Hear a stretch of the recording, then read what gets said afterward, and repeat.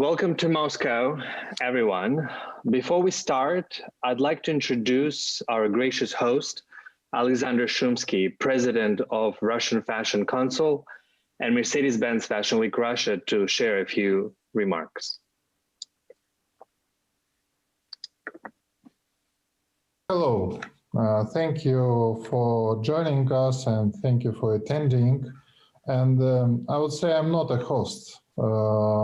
Stefan, you are the host of this session because when we started a few years ago, the Fashion Futurum Forum, it was a physical event. It was, old great days, and almost everybody who is joining us this session were participating here in Moscow. I'm staying in Moscow. But today it's a huge challenge how to make Moscow and other capitals buzzy and thrilling, and how to make the fashion industry working well. Because in my opinion, the biggest challenge now for the fashion industry is that the fashion is depending on the community and on the social networks. And when community is locked down and when everybody is sitting at home and nobody goes to the office, nobody goes to the restaurant, nobody visiting friends and family, the fashion goes down because nobody is buying new outfits. And this is sad because fashion is the most, the biggest and most practical creative industry in the world. And the fashion making the cities and the capitals bright and so on. But now it's changing, and changing very, very fast, because to sell fashion is quite complicated, and for independent designers, it's a huge challenge. And I think that the most important thing right now for the industry and for any creative industry is to inspire and to be more inspirational than more practical. Because, okay, loungewear is not an option for the business and or homeware. So this is what we do here in Moscow. We're just trying to encourage designers to be more creative and more, more inspirational for the audience. Because this audience is not ready to buy a lot right now at this moment, specifically for independent designers. But if fashion industry will keep its inspirational momentum, it will last and will come over all these challenges. And I hope that everybody here, because we have we have so many countries attended this session. We have Mr. Carl Capas from Milano, Mr. Pascal Moran from Paris, John Jorge from Lisbon, Lucilla Boysen from South Africa, Stefan Rabima from United States, Oregon, Paul Owens from London, and I'm from Moscow. So, and thanks to the Fashion Futurum platform, we're just here all together to share our thoughts and visions, how the creative industries and the fashion particularly could survive in this stormy situation. Thank you, Alexander. While we cannot gather in Russian capital in person, Moscow serves as a digital meeting point for our panelists, who represent 6 great cities across 3 continents. So I already know that we will see some complexity and rich possibilities implied in our very own title of this session: Fashion, Design, and Art of the Future, rewiring the creative power of the world capitals. But before I introduce our esteemed panelists, I'd like to invite you to another city for a moment in your imagination, and that is Damascus. Damascus is considered the oldest capital city in the world. Its documented presence dates back 11,000 years. It is, for me, mind-boggling to think about all the things people and changes this city has seen over the course of that time. Major empires rose and fell. Old gods were replaced by new religions. Through Damascus, the famous Silk Road found its way from China to the Mediterranean and changed the history of fashion forever. Of course, then we cue in the internet and the Instagram was invented. Historic milestones mark the life of any city. Cities change with the times, but capitals always attract contemporary movers and shakers, people with vision and ambition. Capitals also dictate style. Today, we get to explore how the global pandemic has affected the fashion map and where could fashion enthusiasts go next, both metaphorically and literally. Let me introduce our expert guides. From Moscow, Alexander Shumsky, president of Russian Fashion Council.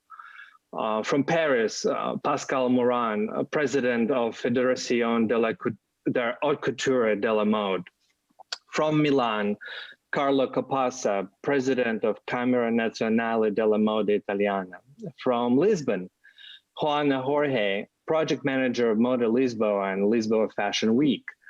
From Johannesburg, Lucilla Boysen, founder and CEO of South African Fashion Week. And from London, Paul Owens, director of BOP Consulting and World Cities Culture Forum.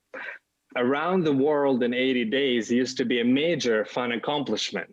With everybody's expertise here, I think we can get around the world in about 80 questions or less. I will start by asking one question to each of you, to each of the panelists, before proceeding to an open discussion. However, if anyone has additional insights to share on a raised topic, please feel free to contribute in the moment. My first question is for Paul Owens. To help set the scene for us in your work with the World Cities Culture Forum, what impact do you see of the pandemic on world's culture and urban centers? Thank you very much, Stefan, and also Alexander, for your kind words of welcome. It's a great pleasure to be amongst you all. It's a pity we can't actually be in Moscow itself. As you mentioned, one of the things I do is I act as a director of the World Cities Culture Forum. We're a network of 40 of the world's biggest global cities, including Moscow, by the way. I'm very pleased to have them involved. So if I just gave you an overview, I would say that the impact has been somewhere between bad and catastrophic on those cities generally, but particularly on the cultural and creative sector. And the figure I would say, what we have to sort of keep in mind, and it varies a little bit across the world. So for example, cities in East Asia, as we know, some of which haven't experienced lockdown at all, or in China where they basically came out of lockdown in May, and also some cities in the Middle East who have controlled it quite well. I mean, for most cities, it's really a terrible thing. And the figure I sort of have in my head that I keep on hearing is basically this year, you're 80% down in terms of your cultural activity, your cultural revenues. Yeah. And you've got to remember that most big global cities, if you think about their cultural business model, if you like, the cultural business model is based on a very, very high volume of people experiencing culture, mostly in the center of the city. You've got a very, very high throughput of people. And then you're dependent on this very large, complex, local, regional, international supply chain or ecosystem of service workers, creative talent, all kinds of things. And of course, what the pandemic's done from a public health and an economic lockdown point of view is it's basically shut down the flow of visitors. And that's had a huge impact on the actual atmosphere and the life and the sort of feel of the cities. It's been really interesting, hasn't it? For those of us, I mean, I live in London, as you say. It's really interesting that you understand the importance of culture and creativity in your city by its absence, you know, just because of just the flatness and the blandness of your existence in a city. That sort of intangible feel, that atmosphere, just disappears, and it makes you realize how important it is. So there's an impact on that side of things. there's obviously a huge economic impact. But I think the other thing this is really sort of thrown into relief, and I think this is very relevant to the discussion today about fashion, is just how important the kind of supply chains and the ecosystems are. And of course, once you have that huge drop in revenues coming, from the consumer, that has an instant impact. I mean, literally within days, that has an impact on the economic condition of the ecosystem. And one of the things that we're finding in London and in the UK generally is, even though the government obviously moved very quickly, and we've got both a sort of general support package for businesses, and we've also got a cultural recovery fund.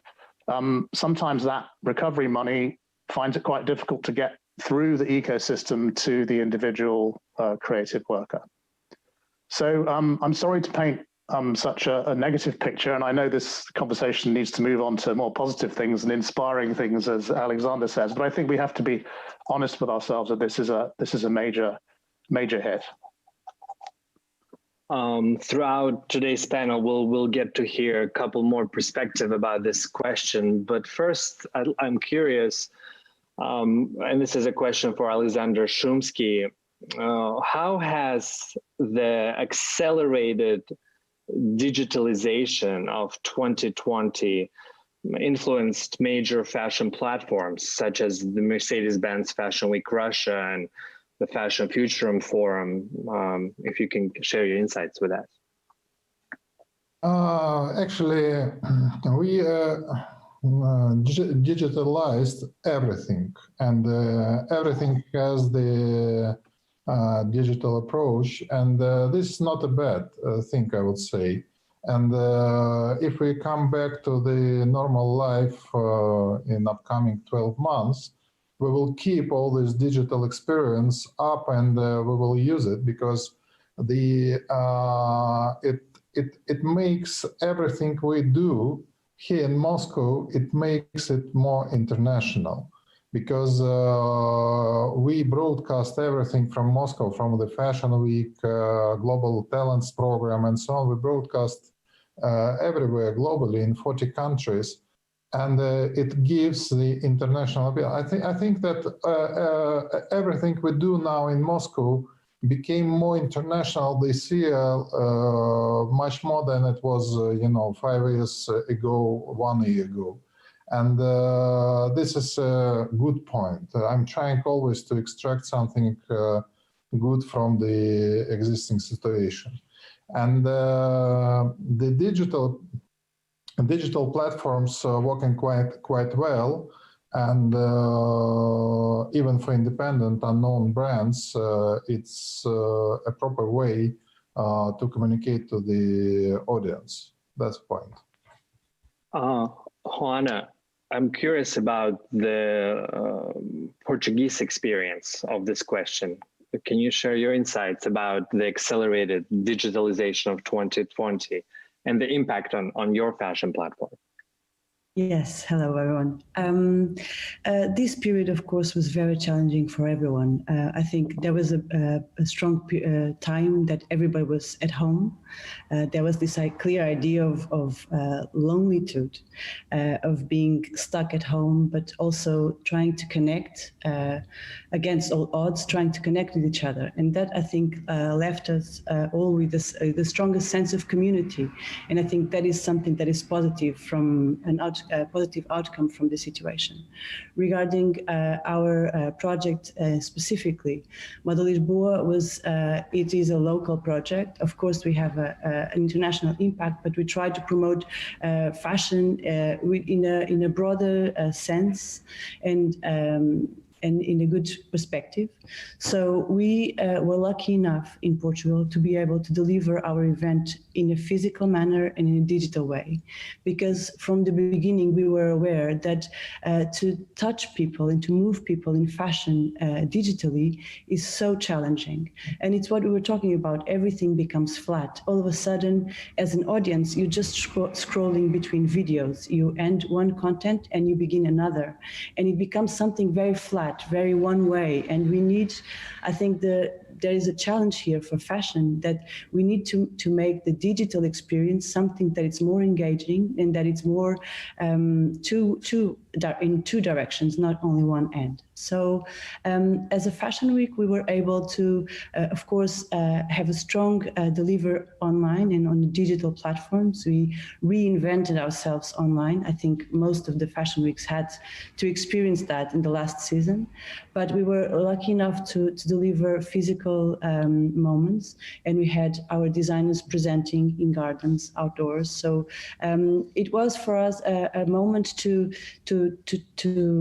consider the system around us and to think what were the right solutions for the challenges we are facing nowadays. So we thought if we can make smaller presentations, we can impact less people physically, but we can make that experience into something that is memorable and that people can take with them for afterwards. And so that was really how we managed the event. Physical, much smaller, but more special, and I think that is the way to go forward. And online, make it different, look at it in a different way. You have to involve other creatives, and you have to think about online and how you stream and how you touch people in a different way. And that is, I think, going to be a challenge for the next following seasons, because I think fashion needs to create new attributes for the digital experience, and that is something that, as a community, we will see that, we will deliver that, but it will be a growing process, I think. Thank you, Joanna. And I'll come back to ask others about their impact and the experiences. But first, I have to ask my next question of Pascal Moran. Paris has come to symbolize fashion in our collective imagination. In what ways does the city continue to serve as the world's fashion muse, particularly given the challenges of the pandemic? Well, I don't know if we still work as a muse, but we do our best to be ourselves.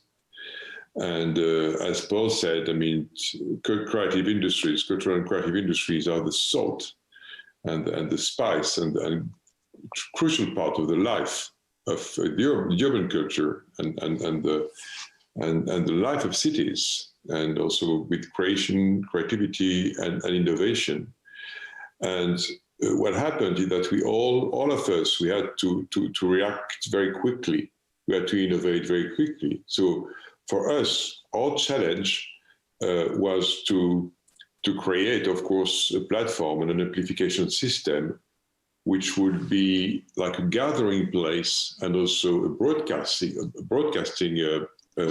entity with the amplification system again, but like with the same values, the same principles, meaning the same selectivity, meaning also on what we did on this platform with the magazine, with events, crossing cultural activities, partnering with museums, some concerts, etc., meaning reproducing the world, our identity on the platform, just talking about that specifically. Now the question is that, of course, as Joanna said, this is not, there is a need of finding another, of transferring, communicating emotionally in a different way. And we know that anyway, whatever happens, when things get back, this is not the same time, the vision is not the same. The nature of the physiological emotion and sensorial experience is not the same in the digital sphere. But in other words, we can also say that what happened because we had no choice, we had to innovate. Would that have happened otherwise, let's say, if things had been normal? Yes, it would have. There has been a true and very quick acceleration. So in a way, my vision of things is that we fully entered in the 21st century. And then another question, getting back to your question, not on specific on the platform, the 21st century, there will be like a complementarity of the physical in-person experiences and digital experiences. And now cities and the players, the actors of the cities, more globally than fashion, need also to innovate and to appropriate things, because living with our times for fashion and creative industries means also that we cannot rely upon heritage and let's say in the case of Paris, the big cultural and cosmopolitan tradition. We have to introduce that, and also the fact that it has been for quite a time the capital of fashion. For make it last, the important point is just to be yourself, but to innovate and to use the digital as a tool and not as a constraint, knowing that we will not get back, and that might be another question, but we will not get back to the former situation. But for sure now, we will even, and we know what's happening, we are glad to talk with each other. It's great to talk with each other by Zoom, and it's a great idea, Alexander, and thank you again. But we would like so much to be with each other now. And that's the same thing, especially for creative people and for artists and applied arts, fashion being also an applied art and not only a business. So there will be the wish to get back again in the in-person world, which we feel so strongly. It is so difficult now for people not going, even the decision was made in Paris now. It will not be possible to go to museum and cultural station as the way it was planned the December 15th. It will not be possible just to talk and to work with each other and to imagine projects in bars and so many places when the people gather. But let's say we have to hold it and to be herself and to be forward and positive. And this is, I think, what all the designers, many designers behave that way, are just proactive and kicking forward. And this is what we want to be at the future. Even if the future is somehow different, it will be a cocktail of the past and of what we're experiencing now. Thank you, Pascal. We are aware that culture doesn't happen in a vacuum. Camera Nazionale della Moda Italiana is one of the most internationally engaged governing bodies in the industry. It partners with other national platforms to promote international designers. Think of the existing partnership with Moscow, Budapest, and other cities. Carlo, what motivates you to pursue these partnerships?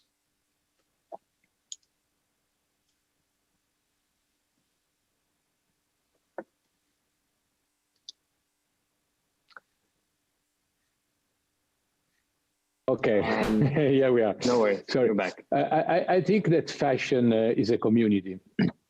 I believe that when fashion is strong everywhere. And what we have to help is to promote the right idea, the culture of fashion. We have to educate people to fashion. So I believe that this works better when we are, I would say, we are more close to each other. We share ideas, we share emotion, we share everything. I believe that fashion is looking more for talent and creativity. And talent, creativity doesn't have any border. It's like an open source for everybody. Obviously, what we have to keep together is the basic values. And the basic values are that fashion of the future, for me, must be for sure an open source, but must be sustainable, must be respecting the difference, because this is very important today, and must be for sure digital, physical, and for sure we have to think that we have a big responsibility, because young generation, they look at fashion like a system that influences very much the society.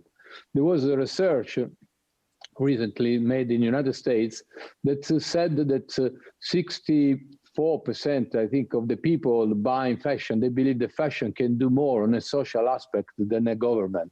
This is incredible. This means that we have an incredible power. And this, we have to know how to use it. And the only way to use it is to use it as a community, to share values, to share ideas, and to share projects all together. Everybody with his own point of view, of course. Paris is different than Milan and London and New York, and any city is different. But we have still to think that we have a big responsibility, that we have to be very aligned together on the bottom side.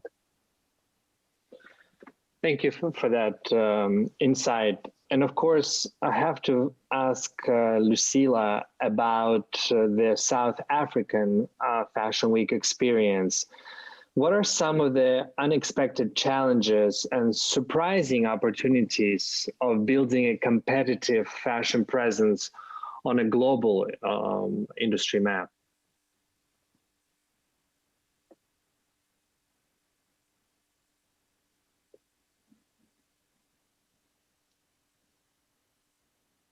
Mrs. Boysen, are you with us? Good day, everybody. No worries. If you need me to repeat the question, don't hesitate. I'm fine. I'm absolutely fine. So yes, just good day, everybody. And I feel really honored to be part of such a distinguished group of a panel. Thank you very much, Alexander. So what we've done in South Africa is very different to any of the other big cities. And we've developed our own sort of system in South Africa, of course. So from the beginning, we were very digitally advanced, so to speak. So the moment we could go onto digital platforms, that is what we've done in South Africa and with the South African Fashion Week.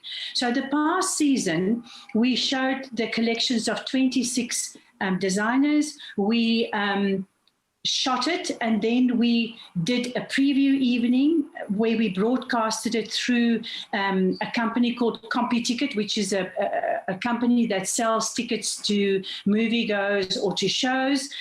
We from there released it on various platforms over 3 months. So we were able to take an event that lasted 4 days with a little bit of a run up in the beginning and at the end, and we turned that into a 3-month footprint, global footprint, which was incredibly exciting. And with that, we managed to get spotlighted by various international communities, and it also challenged the designers. They had to sort of look at bigger and better ways to collaborate. They had to start working with the talent around them, and how they could fuse their designs. They developed new businesses, because they started selling on Instagram and Facebook, which was really fantastic. They learned to connect with their consumers, which is something they never thought was really that important. And they learned, most of all, to weave stories into their social media reporting. They found new ways of working within the limitations, because they had to start printing their own fabrics. And that resulted in an enormous input of culture, because obviously they had to tap into their own culture. And they connected with our natural fabrics. And in South Africa, we have mohair, of course, is very big. Wool is very big. We've got cotton. So yes, the designers were really challenged, but they came out stars. And we generated, just to give you an idea, 326 million rands worth of publicity for our rollout in 3 months. So although, of course, the pandemic was devastating, we see incredible positivity coming out.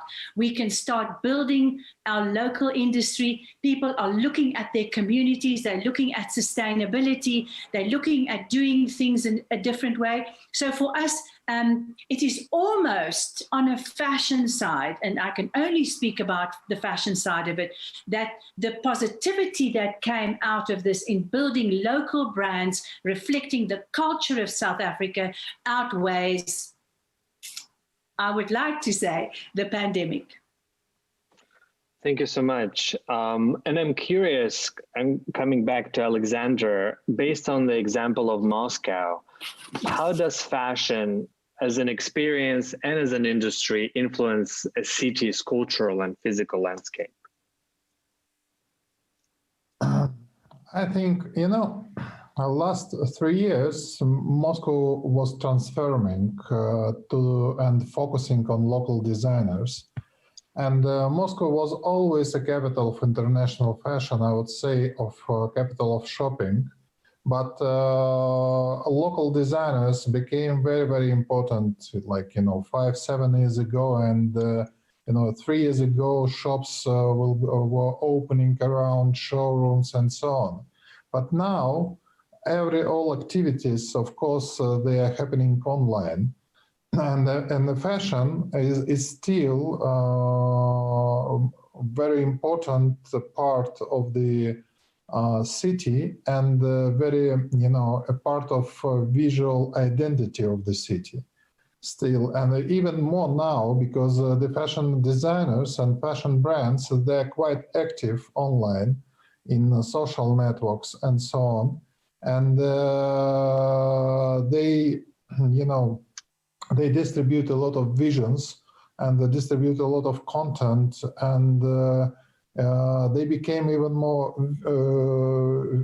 visually exposed in 2020 comparing to previous years. And this is not bad, but hopefully it would help them to survive and to work better, and the designers. And this is the point. But on the other hand, I think economically, of course, it's a disaster and it's a challenging time for independent designers particularly. But in the future, I hope it would be much more easy to establish, business and to develop business in the city when lockdown is over and so on, because economically, the rent pricing is down. A lot of things which are actually bad for economy could be a starting point for fashion brands, I hope. So, and the fashion is still, very, how to say it, very vibrating industry in Moscow, and fashion designers are very active, and young designers are very active. A lot of sustainable designers appeared on the market in this year. So it's quite, I hope it's going to be positive. Thank you, Alexander. And I do appreciate the rising optimism as speakers, as each of you gets a chance to speak. Culture lies at the heart of urban renewal and innovation. Paul, how has fashion impacted the potential future of urban culture? I think very significantly. I just very quickly like to pick up on a point that Alexander made there as well, if I can, before I move on to your question, which Please. is that I think, obviously the big economic hit that these big cities are taking is a disaster in the short term, but it also does open up very interesting opportunities. And if we just take one of the things he mentioned there, which is just the whole idea of what we do with, physical spaces and buildings in our cities. Yeah, the general model for urban development over the past, 40, 50 years has been very, very focused on real estate, on physical development, on essentially getting capital infrastructure into your city. And that's actually had the effect in lots of cities of pushing out creativity, of pushing out culture and creativity. In our World Cities Forum, we have a program called Making Space for Culture, where we've tried to look at this phenomenon and we've tried to kind of suggest strategies that the creative sector can adopt with mayors and with developers on how to deal with this. And I think what we're looking at post-pandemic in lots of cities is a chance to kind of redefine how we use these spaces and how we use these buildings, and and this is where creative and culture will come into its own. where you get, where you're going to have situations where you've got people who own land and property where they won't know what to do with it. Well, there will not be a demand for some of the sorts of spaces we have in the center of our cities. Guess what? There's going to be really interesting opportunities to do things with the cultural and creative sector. And I think that, there's a great book, isn't there? I don't know whether you've all read this. It's called The Warhol Economy by Elizabeth Currid. It's basically the story of how New York rose to become a kind of global cultural capital in the sort of 60s and 70s. And that story really is about access to cheap space in lower Manhattan. Yeah. And I think we're looking at a sort of a chance for that kind of thing to happen across our cities. But just to sort of come back to your question and address fashion in particular, and just pick up on some of the points other people have said, I think that what's extraordinary about fashion as a cultural activity, as a cultural sector, is just the way it sort of blends tangible and intangible activity, the way it blends creativity and business. And I think it's sort of, the thing about fashion is it kind of touches everything in a city. It touches, people's everyday lives, their sort of culture in an anthropological sense, what they decide to wear, how they decide to sort of identify themselves. But of course, it's a hugely important part of the commercial life of a city and the behavioral patterns of people doing shopping and all this kind of thing. So I think fashion will be an important part of that cultural drive to reinvent our cities. And I think, as Carlo was implying there, I think that fashion can also help to drive progressive, creative ideas about how we live our lives and how we want to develop our cities in the future. Thank you. And I want everybody to think about the following question while I introduce it. What will fashion shows look like in the future? But first, let me say a couple words. Of course, the show must go on, and this too shall pass. Of course, someone has to be in charge of optimism here. Fashion has always functioned as a litmus test for global social trends. Are the hems going up or down? The belts, are they loosening or tightening? How broad are the shoulders for the current weight of the world? After months of coronavirus lockdowns, the importance of living in the present got us power dressing from waist up and easing into comfort fabrics 24/7. The future is unpredictable, and the bridges to the way things were have truly burned. The current retail crisis has brought a more in-depth understanding on how loudly the fashion system is pleading for dramatic change.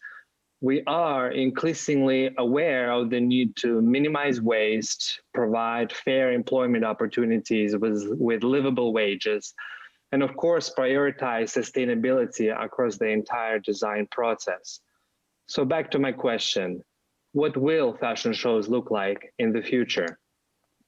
Lucila? We start. I absolutely, thank you, Pascal, sorry. I absolutely agree with you, Stefan. Every single line you've said. But in South Africa, I believe that we're going to carry on as normal, but with more responsibility and with awareness of sustainability. We will spend less and reach more. We will show less and view more. We will charge less and sell more to the consumers or to consumers that actually care. And on a sponsorship side, we will form long-term relationship with brands that align themselves with the South African Fashion Week's philosophy. Pascal? I think that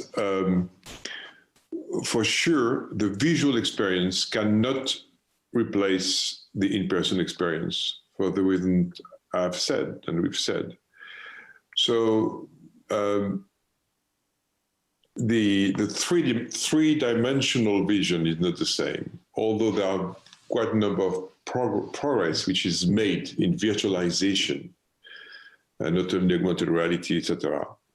So, I mean, it's clear that that two aspects which are intertwined. The one is, let's say, the fashion fashion as an applied communicative art, and the other thing is business. So all this is connected. But concerning the Fashion Week itself, for instance, for all Fashion Week or Couture Week, there is no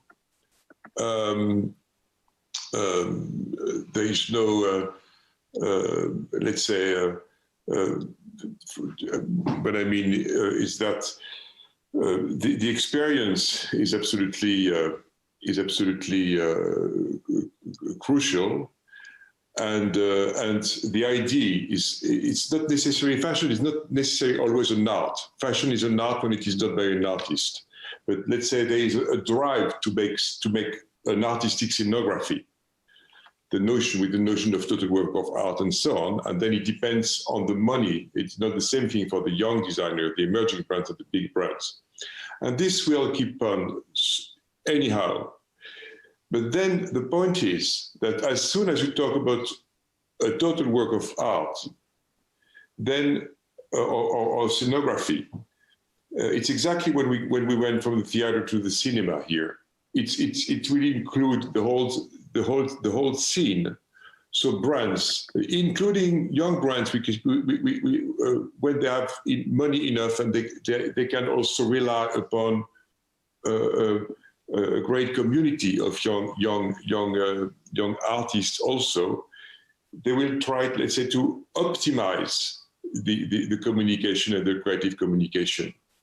The point is that the idea of being somewhere, the notion of being physically somewhere, it seems not to matter so much when you live in a digital era. But on the contrary, you have a balance. So the idea of being there, seeing there, and sharing that, exactly like in a rock concert. You can have Travis Scott is not rock, but you can have a concert with Travis Scott on Fortnite, but it doesn't prevent the fact of the great pleasure of so many people to give Travis Scott really on the stage. And this will continue. Then the format can change, as Lucilla said, the format can change, but it will continue. But the digital aspect, which will be appropriate. There is one thing which is important, which is to break fake news. There has been this attack and this critique sometimes on the fact that fashion weeks are not good, or fashion is not fashion is a very bad industry in terms of the second industry in terms of pollution, etc., and that fashion weeks are not good in terms of environmental damages. And this is just fake news. But we have no time to... I do have to cut it here. Yeah, I know. Only because I have to give a fair chance for Carlo and Juana to add their responses. One word, Stefan. I perfectly understand. One word to say that this is something we have to take care. So this is what we work, and we are not the only one to work, on the eco-design of Fashion Week and scenography. And this matters also for the digital aspects. I'm over. No, I appreciate that. Juana, if you can, in the next 15 to 20 seconds, add anything that you would like additional to what has been said. I agree with the words of Pascal. I think the fashion, the human and the physical aspect of the fashion presentations and still relevant. I think we have to rediscover for whom we are delivering the fashion shows. And I think fashion has an opportunity. It is, as none of the other culture areas, fashion brings disciplines together, and it joins technology and gaming and video and music together. So I think in a way the fashion show of the future, it has to be something that is more cultural. It has to be vibrant. It has to bring different audiences together, but there is a lot of space to create new formats. So I think it is a challenging but exciting times that we're going to live. And Carlo, any words to add to this very insightful? Yeah. I think something important. We started 2 years ago. We were in the Fashion Week. There was only people from the business. The show was for 500, 800,000 people maximum. So it was very, very specific. And from this pandemic, we learned to use digital For us, this last Fashion Week, we had 45 millions of view on the streaming of our fashion shows. That is an incredible numbers, from 800 to 45 millions watching one show. So there is a big, big change. And obviously the audience is changed. Now is the fashion community, the consumers. What will be after that? We cannot forget that fashion is touch and feel, and I think that will be always very important. We cannot forget that we open a door to talk with the fashion community and with the consumers. Probably in the future, those two doors will be a little bit different. Probably we will have some moments that will be dedicated to the audience, big audience, and some other moments that will be dedicated, like the Fashion Week, as we are used to, more dedicated to the fashion people, to the trade. So I think that those two moments, they could be a little bit together, but with the different direction. We have to learn from this situation, to melt what it happened, and to create something new. But I think we are going naturally in that way. Alexander, you get the last word with this specific question, unless you think everything has been said. I think everything was said and all topics were raised, and I totally agree with Pascal, Carlo, Joanna, Lucilla, and Paul. And I would say that from our experience, we did the physical event in October in Moscow. It was not like we did before in the huge venue and so on. We did it tiny with the social distancing, sanitary protocol and so on, and it was mostly for online broadcasting. But the biggest challenge was to reduce the number of attendees, because there were so many people trying to sneak into the shows that I'm absolutely persuaded that the fashion weeks will be the same just in a couple of seasons or right next season after lockdown and after pandemics is over. So, so I think because the physical contact will be never replaced by digital tools. And for the fashion, it's very important to be exposed physically, not only, virtually. So I think this is the point. And for the, exploring the cities, the physical events are very, very important. And the physical connections are very, very important. And that's why we're still working on our events. Thank you. Thank you. And I want to leave you all with this quotation from Irina Bokova, the Director General of UNESCO. A human-centered city is a culture-centered space. Thank you so much for all our panelists for creating amazing culture-centered spaces in your cities and on your continents. Thank you, Alexander, for hosting us. Very much appreciated. Thank you. Thank you. Thank you very much. Take care and goodbye.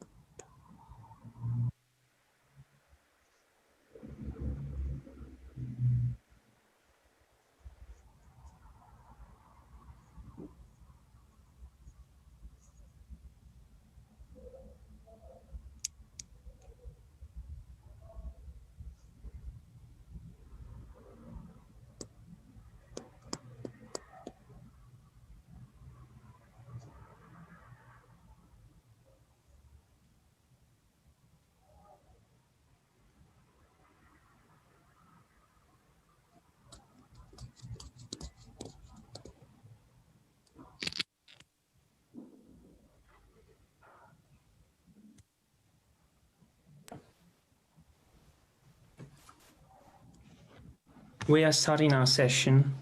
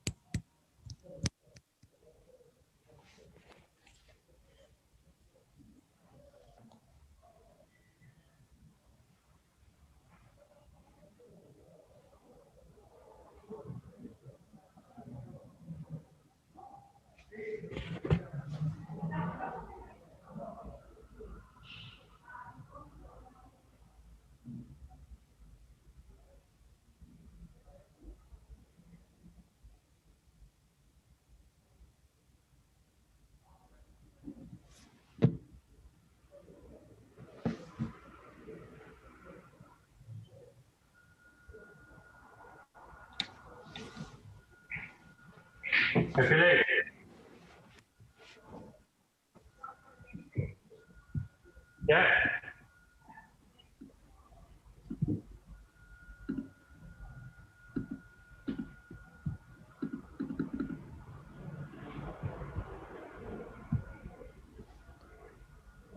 Max, are we starting? Daniel, can you hear me? Yeah, I can hear you, yeah. Start, please. Okay, so hello everybody.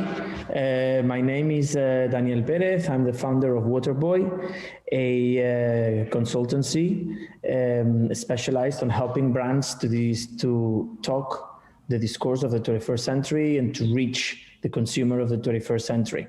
Today we have a session with 4 experts on the area of buying, and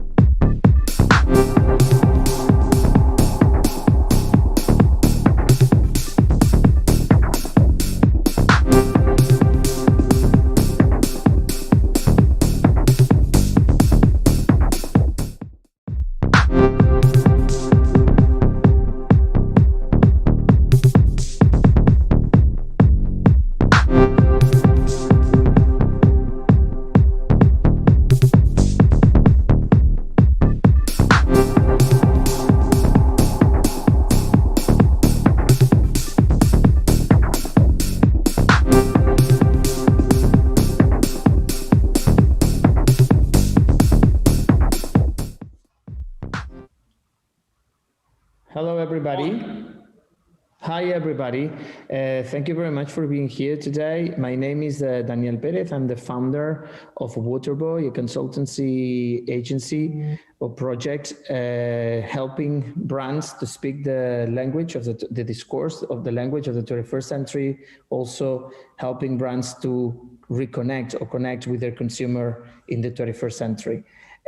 Today we have 4 panelists with a lot of experience and on their fields, focus especially on concept stores, showrooms, buying, and are here to help us, for you designers, to understand more what are the tricks or what are the needs that you need to take into consideration when trying to knock doors on showrooms or concept stores to sell your product B2B.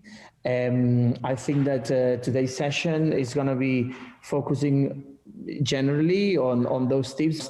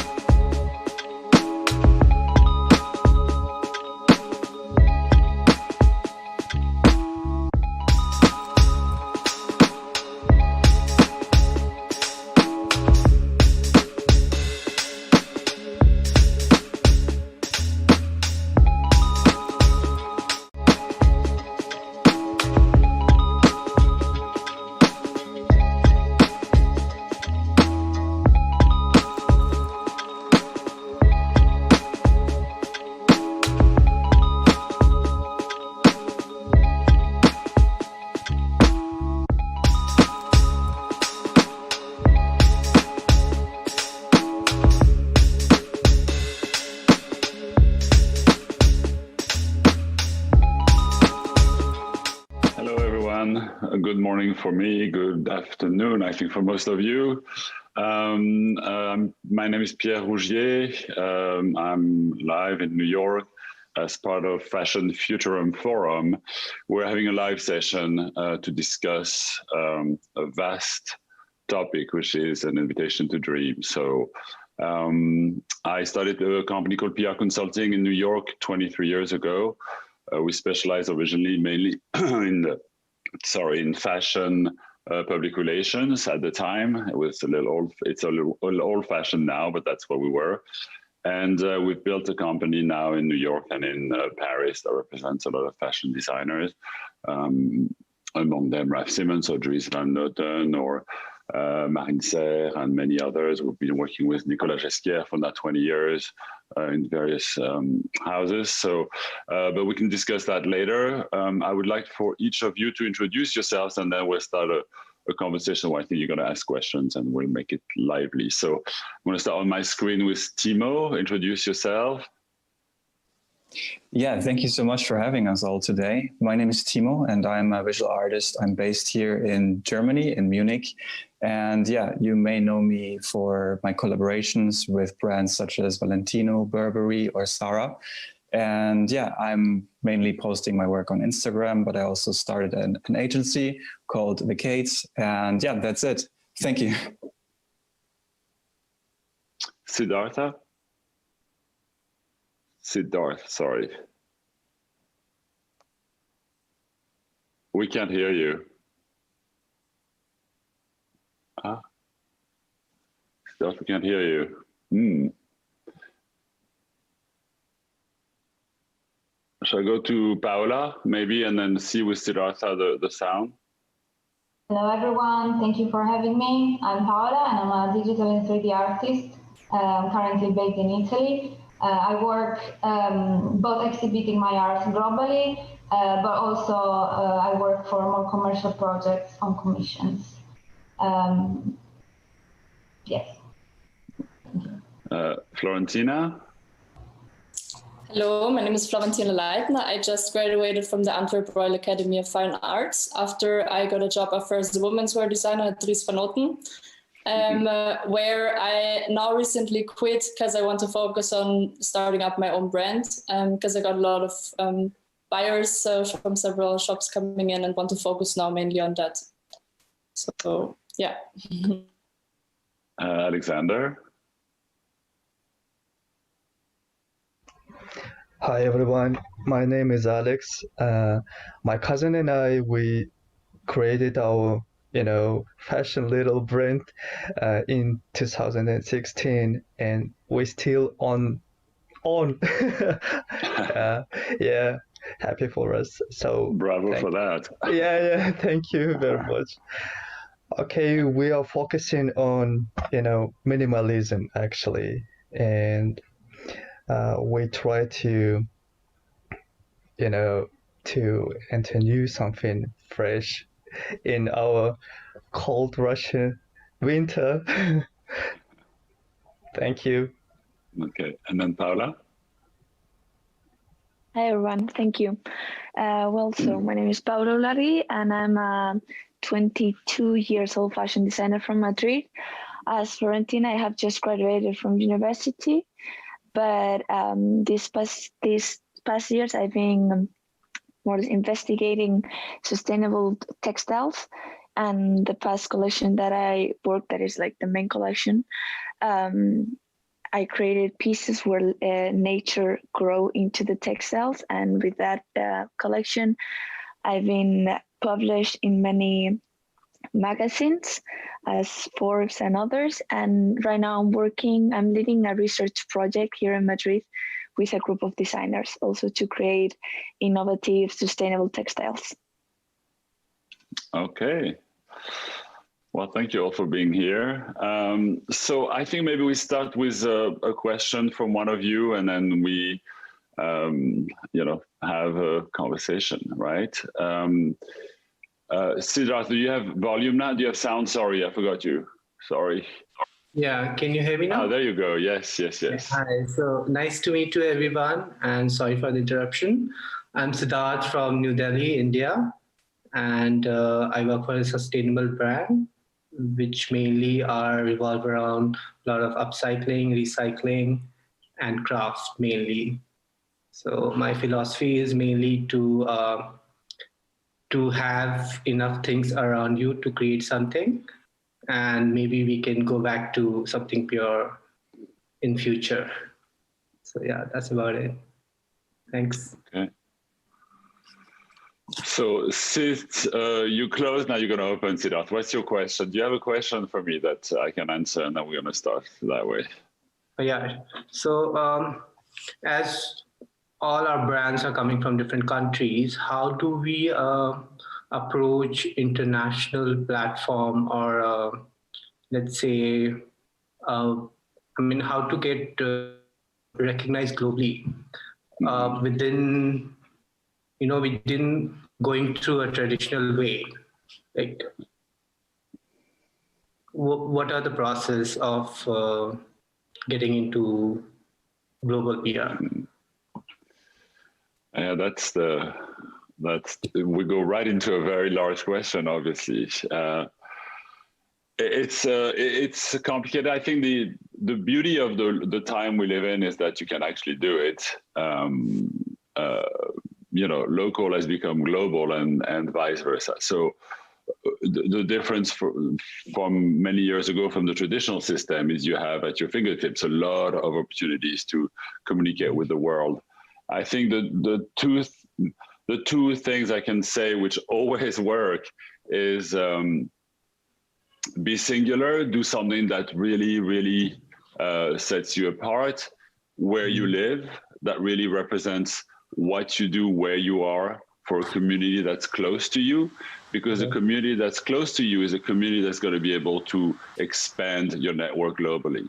And I think that's something that, is really, I think, to me, fascinating now, is when you can, from New Delhi, from Moscow, from Madrid, from wherever you are, if you start by addressing really your community, your peers, wherever you are, and you have to identify them because you have usually a singular voice, and that singular voice is usually heard by first people around you.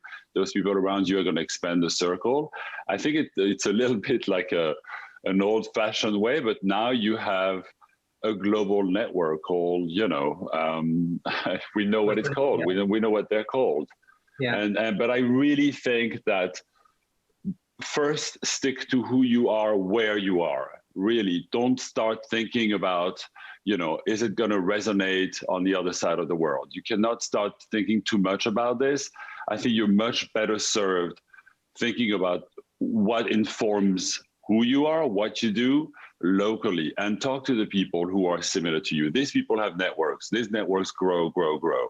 And I think it usually reaches someone, who will have a larger voice and will put you on a larger platform, and so on it goes. Usually when I started the work I do, you were desperate to get like one fashion editor's attention somehow, one way or another. Now, everybody is a fashion editor pretty much. So, but really just stick to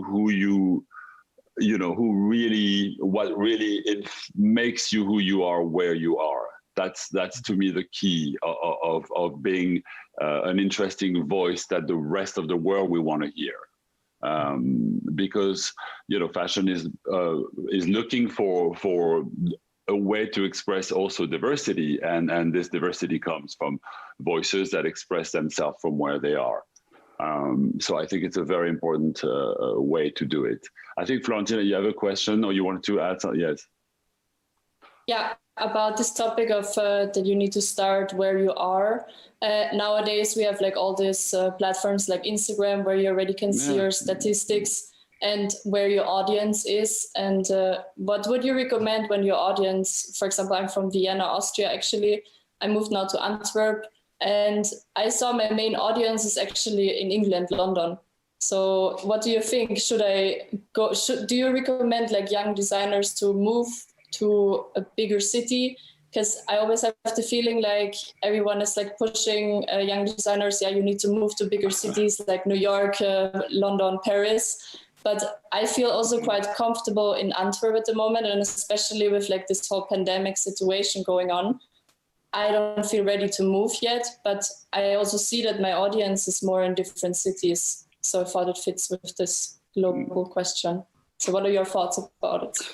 I mean, I'm going to go very basic. You have various examples, in the cities where you come from. Vienna, we have at least one designer that stands out that came from Vienna, and Helmut Lang. Helmut, yeah. Obviously, and then Antwerp is not a bad place either to start, a fashion platform. We have a few of those in Antwerp. So, going back and most of the designers from Antwerp have stayed in Antwerp, except for those who took contracts around the world for, other houses.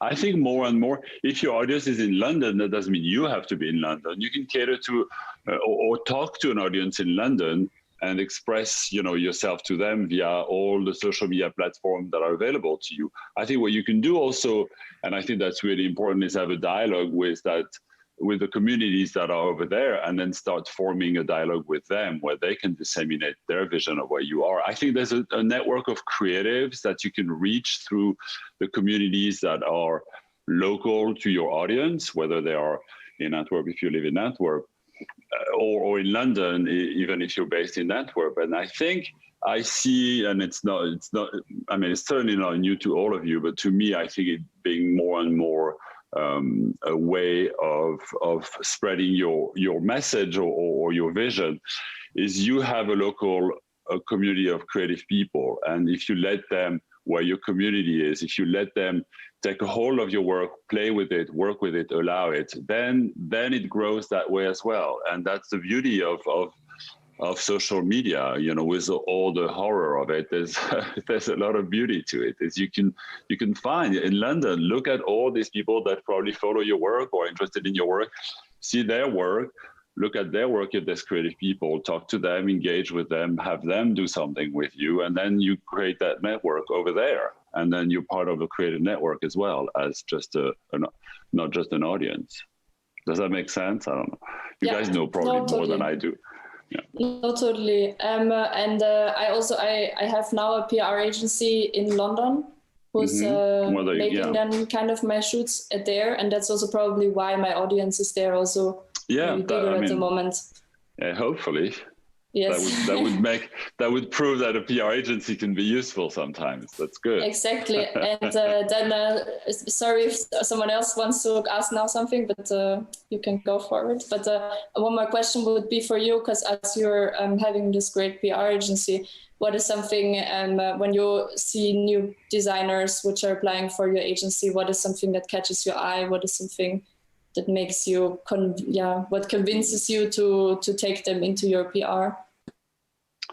I think it goes back to what I was telling Siddharth earlier. I think I started working very early in fashion, a little randomly, but somehow with designers or houses that had a very, very, very strong identity. I worked with, first of all, a house of Hermes, which, was not a fashion house, but, and then I worked with Yohji Yamamoto in the 80s, and I worked with Martin Margiela when he started. So that shaped, because I didn't have such an informed vision on fashion, that shaped my vision on fashion, which was that, fashion houses and the aesthetics that they put out to the world or to the outside are a little world onto themselves, and which is an identity that is theirs, and theirs truly, and theirs deeply. And, when you work with Yohji Yamamoto, especially at the time, you were not really, let's put it this way, you were not exactly allowed to wear a, printed flower shirt, unless, Yohji had decided that a printed flower shirt was acceptable that season, but you were pretty much in black, and you wore a white shirt, and that was that, so there was that was the aesthetic. But then everything that was behind it was completely driven by that vision, that there was a way to present yourself to the world that informed a lot of things about yourself. So I come from that, and when I see a designer or a house, and I shouldn't say I, because I have partners. I have my partner here, Sylvie Piquet-Damem, who has the same background as mine, and a partner in Paris called Nathalie Ours, who worked for Yohji Yamamoto for 18 years.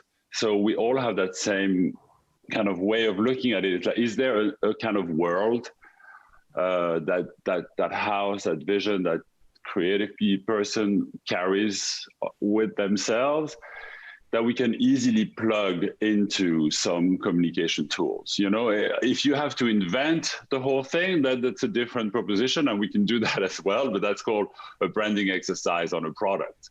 If you have someone that comes to you as a designer or as a creative person, then you have to see how that vision can easily, you know, automatically, I don't know, edit what works and what doesn't work for it. You know, when I worked with Martin Margiela at that time, or when you work with Nicolas Gesquière, or there are things, their world, their vision is so clear or so powerful that things come to you as a PR agency or as a media relation agency, and you very quickly see, no, obviously not. You know, and that kind of like for us informs a little bit how we see an identity, a very strong point of view, etc. So it's a little vague as an answer, but because it's not just a matter of taste. You know, if it was only, you know, what me and the partners in the agency or the senior people in the show or the junior people in the agency for that matter, what we like to wear or not, then that would limit very much, you know, what we can do. So there has to be more than that, and it is usually some sort of a feeling that there's a world there, there's a universe or a little universe that travels with that person or with this group of people or with that, you know, vision. So it's a little vague, but that's what I can say. So Siddharth, I go back to your answer, to your question. It really is something that has to inform who you are, where you are, and that's really, to me, the basis of everything. Okay. I'm gonna go, I can't remember the order in which I started. So Paola, you want to start to ask a question? Yeah, so my question would be from a very, I'm a freelancer, digital artist. I make digital models as well for the fashion industry. And so my question would be from my perspective, because often young, like recent graduates, young artists and freelancers like myself are very trend aware and even cutting edge often, but it's hard for us to catch the attention of big brands. And you obviously work for a lot of them. And I would like to know how, if you see that in future, the process of these big brands working with like individuals like us would be more easier, more fluid, and also more inclusive, because usually like the fashion world feels very exclusive even with who brands work with. So I wonder if soon this will change a bit.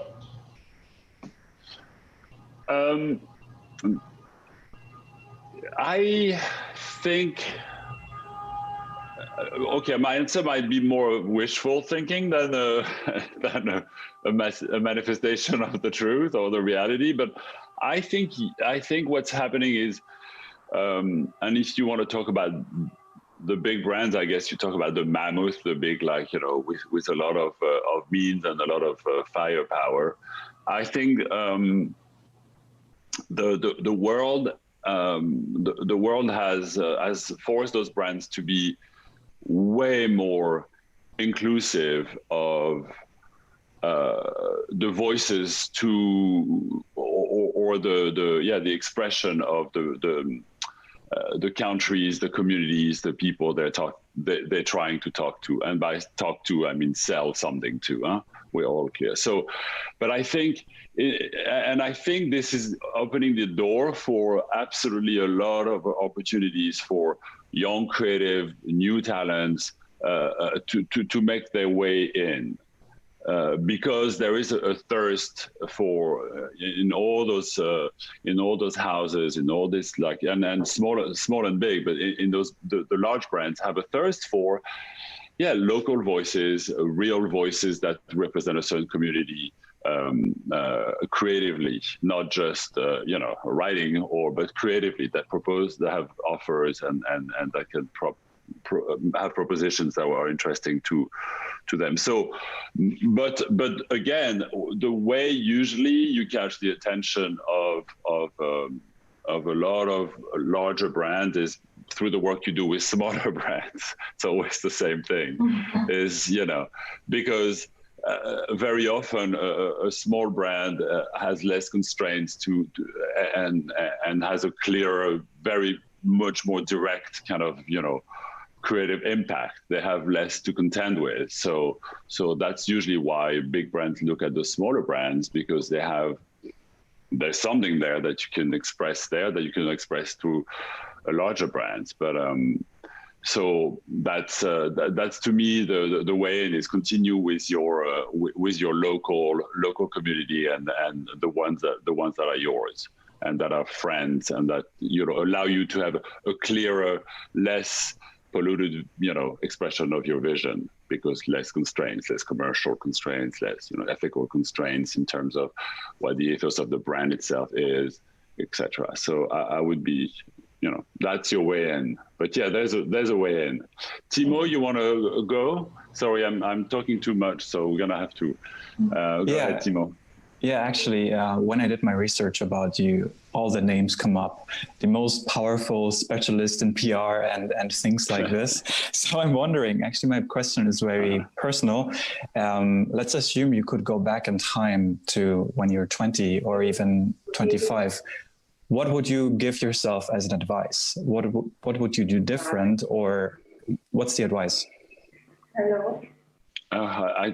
I don't think too much of what I would do different, because then I can't do anything different. But I would just say, you know, don't trust your instinct. That's what I would say. Trust your instinct. Your instincts are usually right. If you listen to, if you can have a clear voice into yourself, or a clear ear into your inner voice, your instincts are usually right. That's what I would tell myself, and I would tell to everyone. Does that answer your question? Yeah. All right. We're gonna, Alexander, you want to ask a question? Yes, I would like to ask you, we're all talking about the local market that we have to focus on right now, you know, after post-COVID time, and because this market is more important to us right now than global, right? Because our customer is near you, right? Than, you know, in the other country or city. And that's why, and now I would like to ask you about how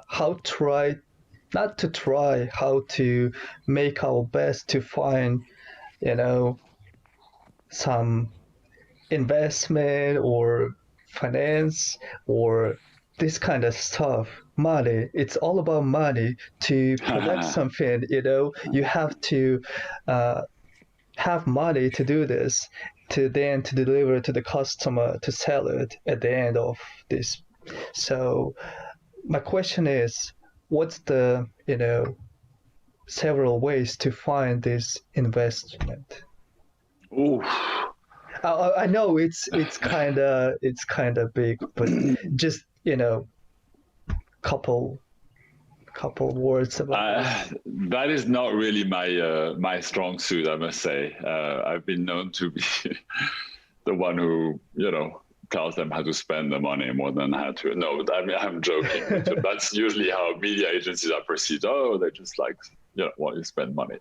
I don't know. I think there's so many scenarios. I think it's, again, stand out where you are, stand out in your community. And when I say, you know, to go back and to Florentina's, you know, when I say your community, maybe it's not local, but it's the community that locally is following you on your social media, if it's not geographically local. So I think that's really your best opportunity, because somewhere in there's going to be someone who looks and says like, wow, this is a powerful voice there. So someone's going to come and look, and hopefully someone will want to penetrate with you this community, or you will be a vehicle to something and they want to invest. That's usually I go back to really focusing on what's at your fingertip and your grasp, and then hopefully the financing part is such a crapshoot. Sorry. No. It's listen. It's the basic question of how you keep it going. Huh? I have one. Paula, you have one question. I haven't had a chance to ask you a question. Paula, you want? Yeah. Yeah, I'm on. Okay, it was more also a curiosity, in fact, because in my case, for example, sustainability is like the main value of what I try to create and design. And knowing that you have worked for such powerful brands, would you say that sustainability is truly being taken into account these days, that there's a change, or that maybe there's some brands that are actually starting to implement sustainability as part of their brand image? I'm going to tell you something about sustainability, which I think is really something that I'm discovering more and more. Whether big brands, big companies, believe it or not, it's kind of, it's grown out of something similar to activism, right? So, and the big brands, whether they believe it or not, if the voice is loud enough and it affects the customer enough, they'll do it. So my answer to this is, don't question the motives, whether they want to do it or not. Just make sure, because you're the generation that's going to push it, make sure that your voice is loud enough about how important it is to you that those brands can't ignore it. That's the only true way of getting in there. And the brands are listening, trust me. All the big groups, all the big brands, they're listening, they're doing it, they're making the effort, but usually because they're like, it's good for business, and there's nothing wrong with that, I think, but you are the voices that can make this go through. Be loud about it. It's activism, and I discover the power of this more and more. Is activism drives a lot of the causes that we are seeing around the world right now, and that's one of them. And I think that's how it's going to get in. I'm so happy to hear about that, because actually they have also the power to make it louder. Yeah, but the power is it starts with you. Be a loud enough voice that they can ignore it. Then they will be the megaphone. They will amplify it because they will have to. Otherwise, they'll be like, we have to. Even if they don't truly believe in it, it doesn't matter. Just don't question that. It's a waste of energy. Just keep going forward and speak and push. And don't compromise on it. I think we have only a couple of minutes left. Each of you, Florentina, you wanted to say something, sorry. No, I just wanted to tell to Alexander about your question with the financing. There's an amazing talk from BOF founder Imran Ahmed. Oh yeah, he's good at that. Yeah. And you can listen to that. I listened to it yesterday, and he's really explaining how to get fundings. And the best way is to win competitions. But that's also a question for you. I wanted to ask what you think about all those competitions like LVMH, and if they're like continuing, because now after this pandemic, or when Corona started, they canceled, for example, already the student applications. And also now, so far, I didn't get any news if they will do it the coming years. I do not know. So I don't have the answer to this, but yeah, those competitions are very important. I think we have a minute left. I wanted you to each of you say, what was your dream? Siddharth, you want to say something? Yeah, so there's one question I wanted to ask.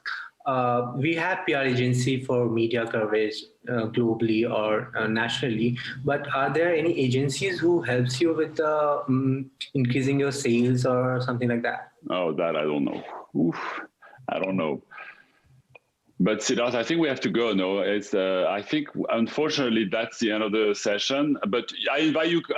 You have my email, so send me an email if we haven't had a chance. And I still want to hear what your dream was. So, or what your dream is. So send me email the dreams. Yeah. Yes, please do. And everybody, thank you so much. I think we have 30 seconds left is what I'm being told. So we're gonna go and. Hopefully it was interesting enough or informative enough for all of you and other people who might have been listening in. But thank you. It was great for me. I always love to hear what matters to you guys. Thank you. Thank you very much. Very, very much. Thank you so much, everyone. Thank you. Thank you. Let's keep it going offline. Yes. Bye. Bye. Bye, everybody.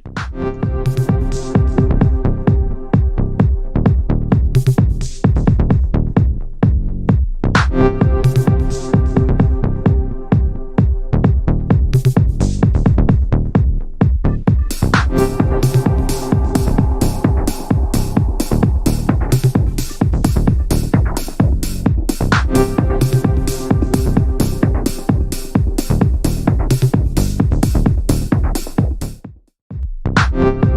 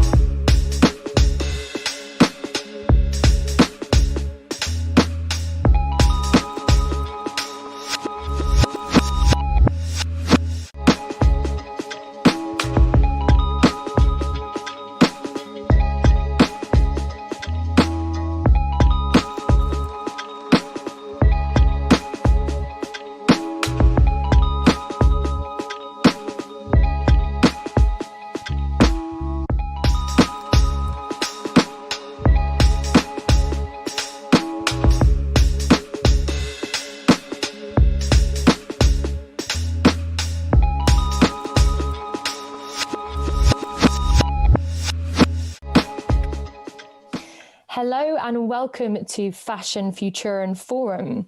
This is organised by the Russian Fashion Council. My name is Maeve Campbell and I'm Deputy Editor of Euronews Living, which is Euronews's environmental lifestyle platform. I'm delighted today to be here to host this discussion around sustainability in the fashion industry. It's a day-long conference with over 70 speakers and 17 sessions being broadcast both in Russia and internationally. So I'm excited to get started and introduce our panel. So first up, we have Carrie Summers. Carrie is co-founder and global operations director of Fashion Revolution in London. Secondly, Patrick Duffy. Patrick is founder of the Global Fashion Exchange and co-founder of Swap Chain and the Circular Fashion Summit. He's coming to us from Minneapolis in the USA. Next, we have Christina Dean.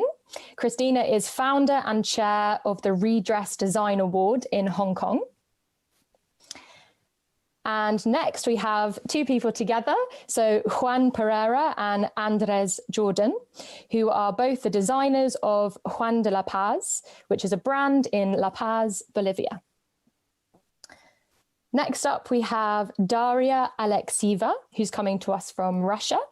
She is the director of the Vторое Дыхание Fund and member of Forbes 30 Under 30 top list of young entrepreneurs in Moscow. Lastly, we have Juliana Garcia Bello, who is the designer and founder of Garcia Bello and a graduate of the School of Architecture, Designer and Urbanism in Buenos Aires, Argentina. So thank you so much for joining me, everyone. Without further ado, I think we'll get down to our discussion today. We're going to be focusing the chat around sustainability and then also touching on COVID-19 and what the impact of the pandemic will do to the fashion industry coming up in future. So in order for this to be a free-flowing conversation, please do unmute yourself when you'd like to speak and don't be shy about chipping in if there's something you want to say to add on the end of someone else's point. So I'm going to start by asking a very simple question, which is, what is sustainability? I think it's a buzzword that's really thrown around nowadays, and it's really, a lot of people don't know what it actually means when it comes to fashion. So I thought we might start with Christina here, as I know you started Redress back in 2007, back when the term meant something different. Mm-hmm. So if you could tell us what sustainability meant then and how you think it's changed now. Sure. Okay, so apparently there are 65 plus definitions of sustainability. Probably there's more. And back in 2007, when I started Redress, if I spoke about sustainability in a China context, which is where I was then based, literally, it was thought that it was green fashion that was the color of green. I kid you not, okay? Yeah, so fast forward 13, 14 years, and obviously huge increase in understanding and lots of boring definitions of sustainability. I'm going to give you one that I think is really good.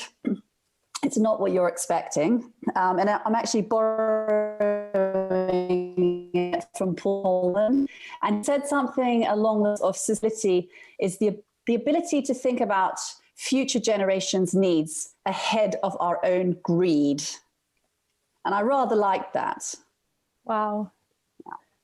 I really like that. So is that a definition you would identify with yourself? No, I mean, I think that's a philosophical sort of ethical consideration. But as it relates to more specifically, if we wanted a definition of sustainability in the fashion industry, if you want a more technical kind of, run of the mill definition, sustainable fashion, and please will you all argue and disagree with me, but the one that I use for sustainable fashion, it's fashion that's produced with minimal environmental impact and maximize positive social impact. So but that means so much. And in answer to finalize my answer to you, I think we probably all agree that it's wildly overused, it's completely understood, and it's also a really boring term. So that's why I gave very different definitions.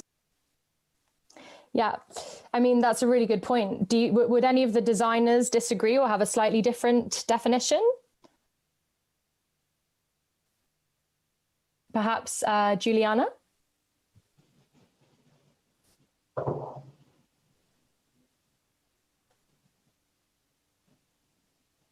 Hi, can you hear me? Yeah. We can, yes. Hello. Okay.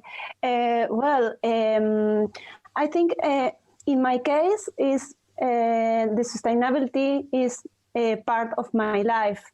Always, I think in this way is a big value when I receive with my family. It's very important thinking about the process in the fashion industry. Yeah, this I think is important to thinking about the values of the people. Absolutely, yeah, and I think that brings me on to the idea of ethics, kind of v sustainability, because I think a lot of brands tend to kind of use them both interchangeably. Do we think that, you know, ethics and sustainability are mutually exclusive? Obviously, ethics relates more to human impact, and sustainability would be more for the environmental impact. But do you think that it's possible for a brand to be ethical but not sustainable, or the other way around? Carrie, perhaps you have a view on this. Yes, I mean, I'd like to think that ethics and sustainability should incorporate both the social and the environmental, and I think that's part of the problem that for far too long we've seen the rights of nature and human rights as being separate, and we have to see them as being interconnected and interrelated. I mean, one example, I've just sailed 2,000 miles earlier this year in the Pacific to investigate microfiber and chemical pollution. And yes, we're seeing the environmental damage, but also what about the human health damage? Because we know that those are toxins and they're affecting human health, they're affecting our fertility, they're affecting our hormones, and that these will accumulate, they'll bioaccumulate for future generations. So I think it's really dangerous to separate out the two. I mean, I've certainly been to see fair trade factories with terrible environmental conditions using like really shocking raw materials, not ones that I'm buying from, but as part of some of my fair trade research. So I mean, I think there certainly was that idea that you know, fair trade is about the social, and it's something I really fought for when I was part of the World Fair Trade Organization, was making sure that there was a really strong and credible environmental element to the new certification they were working on, and we have to see the two in balance. Absolutely. I read that you were actually the first brand, your brand that you used to run was the first brand to be fair trade certified. Is that right? Yes, that's right. I mean, back in 1992, I set up Pachacuti, which is still going. It's a sort of Panama hats, but also a lot of really beautiful artisanally made crafts. And Pachacuti back, I mean, well over a decade ago, traced our products right back to the GPS coordinates of where all of the raw materials are grown. And when you talk about sustainability, I mean, the raw material for the Panama hats, it's this amazing, it's called Coludophora palmata. And once the plants are established, which takes about 3 years, they can be cropped once a month for 100 years. They're grown in biodiverse plantations, they're organic, they don't need any extra water. So when I think about sustainable raw materials, and I think back at my history of sustainable raw materials, I've got a really high benchmark. I bet. So this is quite a good moment to maybe talk a bit more about materials between us all. I don't know whether you want to talk, Juan and Andres, about the materials that you use and you know, why it's so important, for example, to stay away from polyester, and what upcycling and recycling can do to materials to make them more sustainable and have a longer life. Well, actually, that's what we work on, and it's quite a subject because what we do is working with artisans, and they, you know, millenary have been knitting and weaving with natural fibers as alpaca hair. You know, and this whole thing was somehow sustainable in this whole industry, which is, you know, a huge industry, and somehow it gets involved with the fashion luxury system. And for example, this year with all this COVID context, maybe the view about how we treat animals and how we respect our natural sources has changed. And for example, as we worked with alpaca hair in order to preserve our culture and the handcraftsmanship involved in there. And it's really important because the social impact here in Latin America is huge. 90% of the artisans are women, and it's a millenary practice. But nowadays, we have to shift somehow our ethics and stop using maybe natural animal hair in order to produce with maybe organic cotton or upcycling choices. And it's a must by now, you know, even though we have this challenge of teaching the artisans how to use a new material in order to, you know, make this whole planet a better place. But we're willing to, you know, get that shift as a brand, because we believe we can, you know, go vegan somehow. Yeah, that's exactly. This year we were trying with cotton, and we have other fibers like garabata, which is a plant. And also we have this like pollution thing we receive lots of clothing as donations from United States or Europe, and here are resold in massive flea markets, and practically they cost nothing. And basically they do pollute a lot. So what we do is like we're sourcing material from there. Yes. And it's a great way, you know, to find a balance. It is upcycling. I would think that we would take care of our planet and start recycling. And that also provides artisans another perspective of what they can work on, because now they can embroidery on them, on the new textiles, and they can also deconstruct them. And, you know, somehow it also preserves their culture and their craftsmanship. That sounds like a really innovative approach. What would you say, designers and everyone, to someone who said, we shouldn't be making anything new anymore? You know, even if it's coming from recycled materials and upcycling, you know, we should be wearing what we've got in our wardrobe. We should be living minimally in order to live in as sustainable a way as possible. What would you say to them?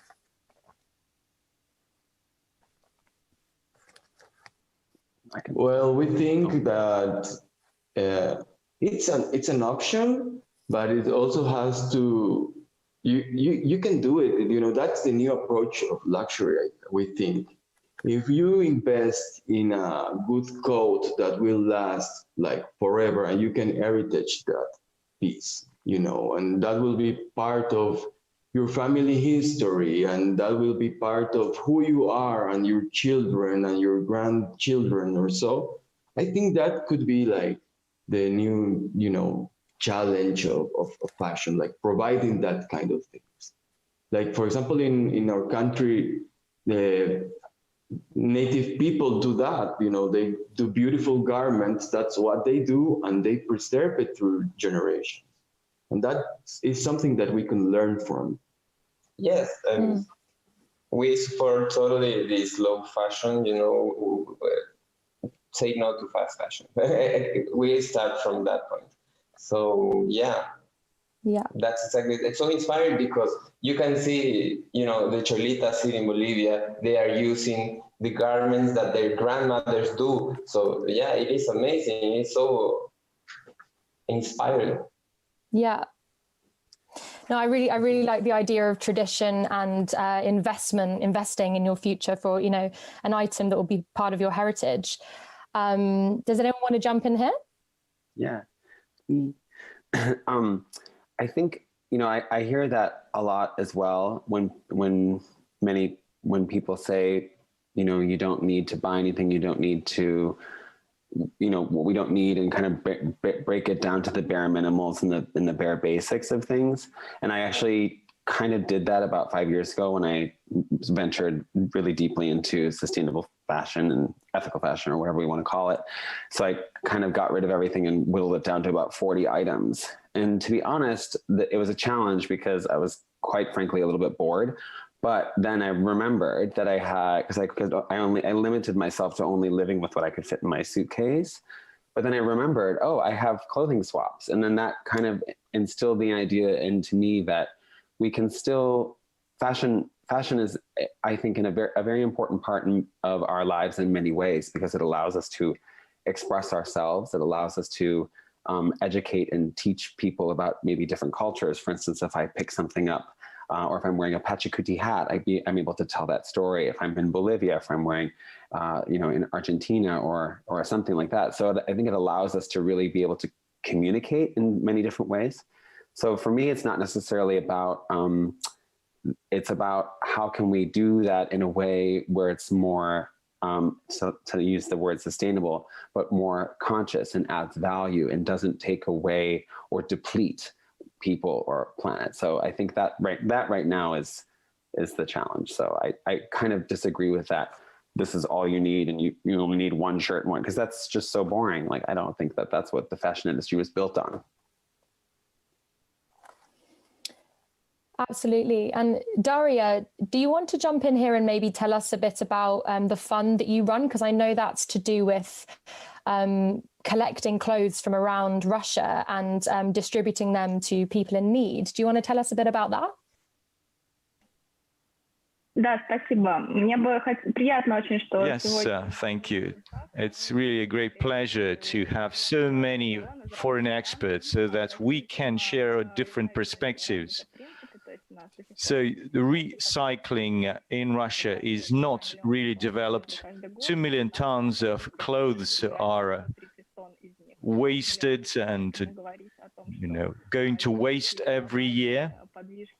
So I wouldn't say that sustainability is really a trend here in Russia. We don't have a source for collecting clothes. Even if we have a technology to recycle or upcycle clothes, we don't have the collection system, the collection network. We still don't know where we can take the necessary amount of clothes. We don't have the right containers. We don't have municipal programs. And this is what our organization is trying to do. So you're asked what to do in this situation. We need to use the tools that we have. Currently, we'll be opening the first cafe in Moscow. It's in the first RFR cafe, and Moscow is has a population of 15 million. So it's a cafe where you can bring your clothes and we'll be able to mend your clothes.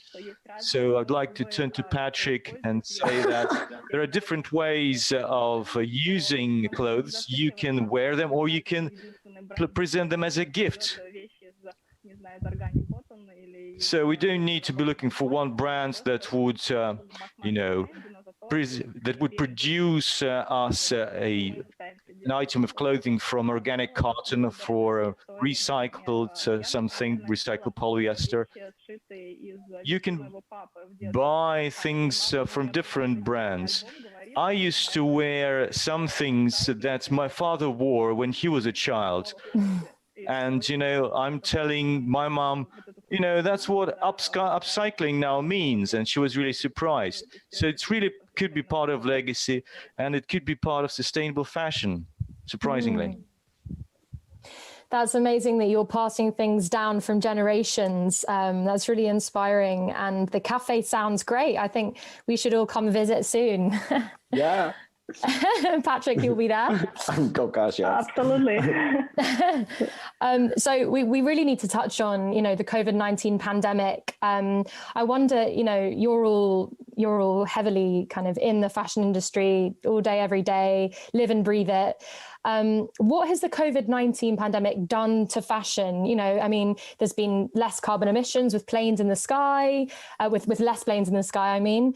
There's been quite a few kind of environmental impacts so far in 2020, but how has it affected the fashion industry specifically? Maybe Christina, you could start.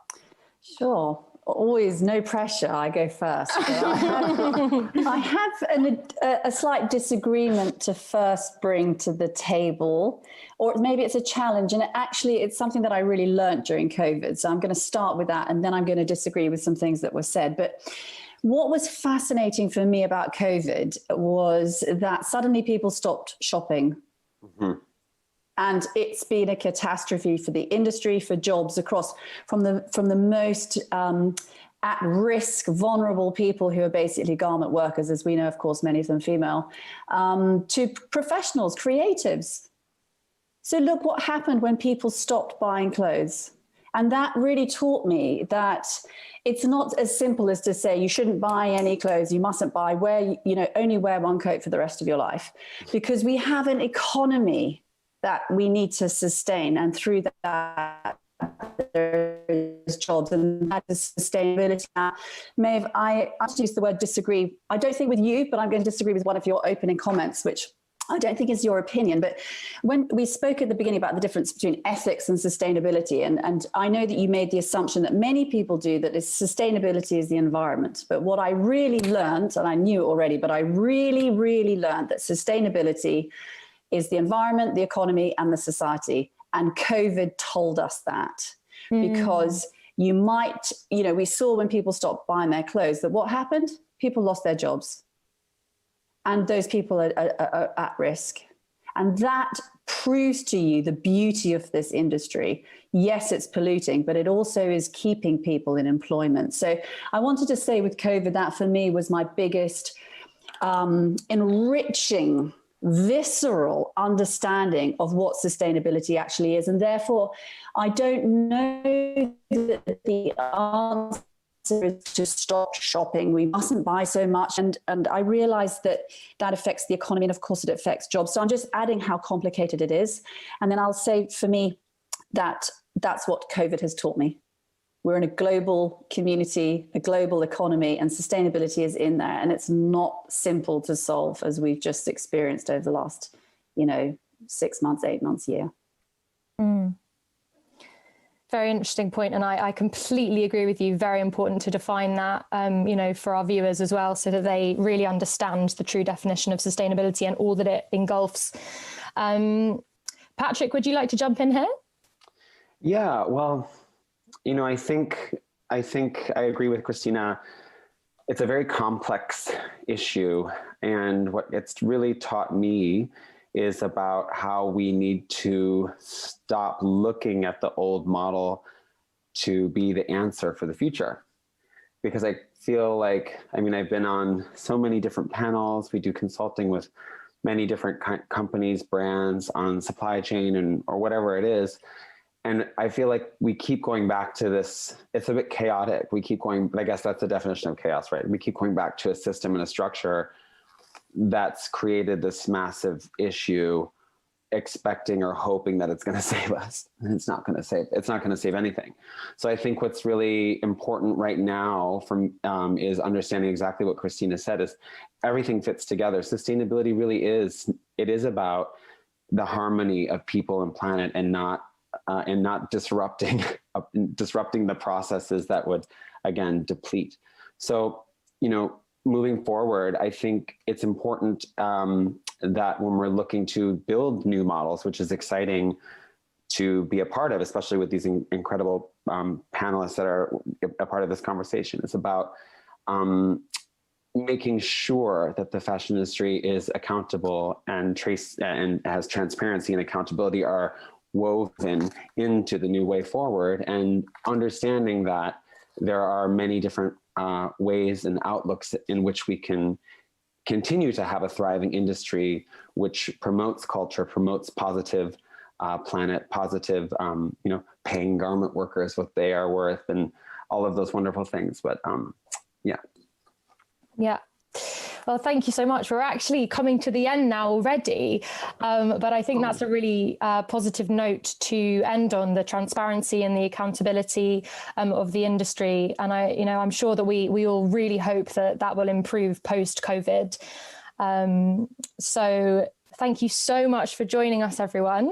And I hope that we get to speak again soon.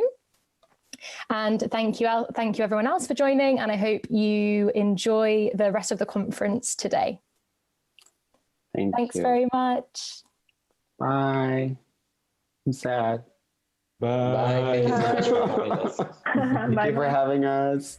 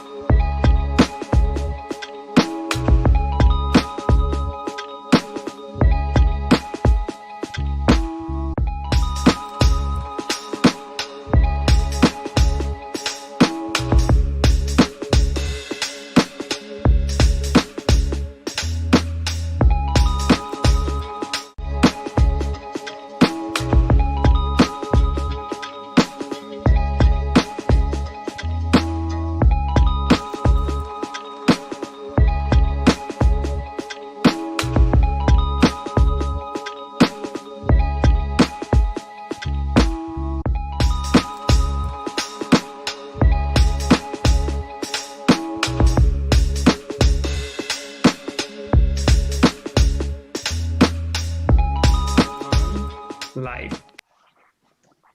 Hello, and welcome to today's panel discussion, which is part of the Fashion Futurum Forum. I'm Mahari Seward. I'm the staff writer at ID Magazine in London, and I'm also the moderator of today's conversation, in which we'll be discussing the theme, the identities of world cultures through the eyes of the designers of the future. So before we begin, I'd just like to extend a very warm welcome to everyone who's tuned into this conversation, wherever you are in the world, and also introduce you to our esteemed panelists who will be joining me to discuss this pertinent topic. So joining us from Dakar, Senegal, is Miss Adama Paris. She's a creative entrepreneur and a designer. We have Ali Charisma joining us from Jakarta, Indonesia, who is the national chairman of the Indonesian Fashion Council and director of the Muslim Fashion Festival Indonesia. Joining us from Lagos, Nigeria, is the creative director and founder of Cute Saint, Femi Ajose. From Seoul, South Korea, we have Won John, the founder of Painters, and also a design professor at Le Rêve School in Seoul. And joining us from Moscow, Russia, is Igor Andreev, the founder of Vereja. And last but not least, joining us from London, England, is Linus Leonardson, who is the founder of his eponymous label, Linus Leonardson. So first of all, yeah, thank you so much all for taking the time to join me today. Just as a little introduction as to what the kind of general theme of our discussion will be, we'll be discussing how today's innovative, independent designers can influence and shape their local urban cultures, which is an especially important topic, today in an environment in which our urban landscapes are changing due to the COVID-19 pandemic. We'll also be talking about how these kind of the respective urban cultures that these designers inhabit inform their practices too. So to start, I guess, let's start by kind of checking in on how you've all been dealing with and navigating this extremely surreal year. I guess let's start with you, Ms. Adama. How have things been for you in Dakar, and how have you been navigating 2020? Hi, everybody, and thank you for this, and hi to all these beautiful people. I think that it's been really hard, like everywhere, but we kind of blessed in Africa that the COVID is not that worse, and we never been in total lockdown. So we were still able to work, but since we are a small country and we depend a lot on France and all the European countries, like the commerce been really close, but we managed to be creative. We create some stuff like a show called Lockdown Show, fashion show, where we send it item and clothes to model. They film themselves at the places and they went viral. So that kind of helped us to still, pursue and have our clientele buying stuff. And, and now I'm also the founder of Dakar Fashion. We're having the show later tomorrow. And in the Forest Baobab outside of the city in a huge place. So, we have to find a way to keep our creativity going. So, yeah, basically how we manage to. Of course, no, it's extremely necessary to, keep creative spirits high. How about you, Igor? Because of course the situation with COVID-19 in Russia has been very different to that in Senegal. How have you and other kind of independent Russian designers been navigating this year? Hi to everyone. I'm so happy to see all of you. I've been a designer for just 1 year. I founded my brand last year, so it was really difficult to enter the market this year because the premium segment in Moscow is down. People spend less money on clothing, on apparel, and this is why they move to mass market brands or the affordable brands. Definitely the Russian ruble, the national currency, depreciated, and the purchasing parity, the purchasing power is down. We don't have fashion shows, actually, in-person fashion shows, offline. Everything is online. And Futurum did a fashion show, but it was a small amount of people. And I had a presentation. These are small-scale presentations at a small store, and there were just a few people because mass crowds of more than like 30 or 40 people, they are banned, or maybe even 10. So a mass assembly of more than 10 people is banned. But we still try to, do some shooting. We film videos and have small-scale parochial meetings. But we definitely want to have something bigger. And how about you, Ali? I mean, what's the situation been like in Jakarta? Yes, thank you for asking me. Actually, our biggest challenge is for the designer, the business aspect. We are a little bit shocked when the COVID come, but on the same time, it make us stronger because we in this during the COVID, we really learning. We need to learn fast how to survive in these conditions. Through the community, we can help each other. Get faster information about positive stuff in many ways, on production side, marketing side, and there is always opportunity behind all of this, but many of us are doing okay. I mean, it's not better, but doing okay. But the positive side is we in the creativity that we try to change our DNA brand to these conditions.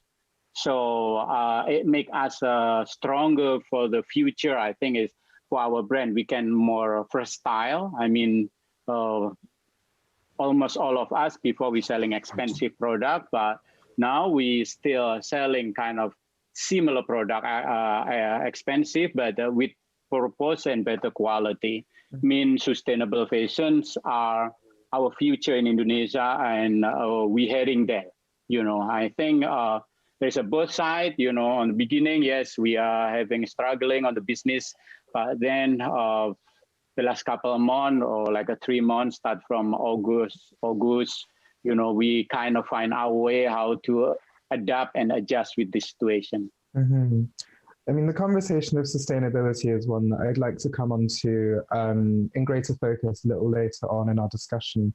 But it does raise a really important point that I think that this year for designers and fashion creators around the world has been a year in which, really crucial conversations have risen to the forefront around sustainability, around race equality, around, a plethora of subjects. So I'd be interested to hear, Linus, perhaps, you're based in London. What would you say are the sort of key conversations that you and other designers in your fashion community in London have been having? Firstly, thank you for being here. It's so lovely to speak to everybody. And addressing your question, I think you actually mentioned several of these. I mean, obviously, Black Lives Matter has been such an enormous topic of discussion throughout the entire year, I think, as well as sustainability, as mentioned previously. But furthermore, I think that actually what I've been speaking a lot about with local designers, which is more fashion oriented, of course, is a newly found appreciation for a slower approach to fashion altogether, I would say, that wasn't quite there beforehand. And it's also something I'm experiencing a lot myself, way more, because it kind of feels like the world has shrunk a little bit when you're not able to travel anymore, right? And in that spirit, you're kind of forced to look around yourself and your local environment in a totally different way. So I think this has really been a topic of discussion with previous or fellow designers, both in London, but also across Europe, actually. And what about you, Femi? How would you say the situation is in Lagos with regard to the conversations that are being had in the local fashion community? It's been a very challenging situation here in Lagos, most especially because of the rate of COVID-19 here. There's been new cases every day. In fact, we went to a total lockdown for about 3 to 4 months. So, and apart from that, there's been other crises here, like the NSAS situation that lasted for about some weeks too. So all these are things that have affected production here and the way of our mode of operation. However, with all these challenges, we've been able to channel in some other processes to make sure that the brand is still running and everybody's still performing the duties right and to serve our clients. Before the end of after the lockdown, we're able to participate in the Global Digital Talents. That's the show that's organized by Mrs. Fashion Week and Russian Fashion Council. So all these are things that we do to make sure that we keep our clients in loop of things that, yes, we're still around. And of course, we're a new brand. We launched last year, so we're barely 1 year old. And so we're just trying our means to make sure that the COVID-19 doesn't put us back, and yet we're putting our best foot forward. Of course. I mean, speaking to all of you, it seems that perseverance has really been a real motif of this year. But also another thing, I guess, that's important to highlight is that as we've experienced the pandemic and kind of watched our cities change on the face of it, cities getting slower, the hustle and bustle sort of drying up. The way we interact with the cities that we live in has changed too. One, I thought it'd be interesting to hear from you on this note, given, what a vibrant and kind of bustling city Seoul typically is. I mean, how has the pandemic changed how you relate to, being a designer based in Seoul, and the way that you relate and identify with being a designer in Seoul? Basically, before now, sorry, Lagos Femi. has a city. Oh, sorry, Femi, that question was for one. Oh, okay. So I think like before the pandemic and after the pandemic, like everything has been really changed fast. So like most of the brand tries to go in digital in presentation ways. Mm-hmm. So like I think, but it has like two negative and positive way. For the sake of the interpreters, is it possible to speak up or to speak into a microphone because we don't hear anything? Okay.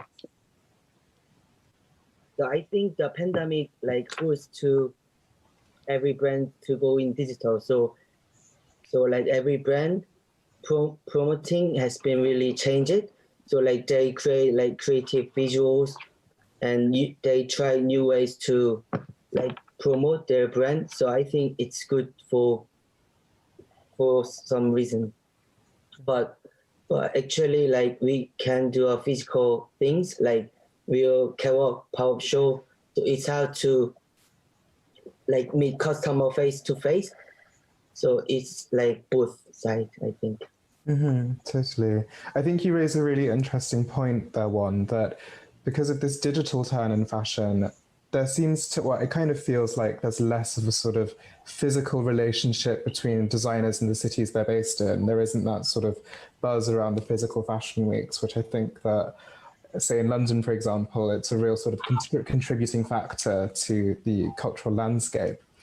Off the back of that, though, I'd be interested to hear your thoughts on, going forward, how you think designers can kind of innovate in how they interact with the cities they live in, whether that's through, collaborating with institutions or even with kind of cities' local infrastructures, or just sort of really changing the way that designers interact and kind of communicate with the cities and the inhabitants of those cities. I mean, is there anyone who has any particular thoughts on that?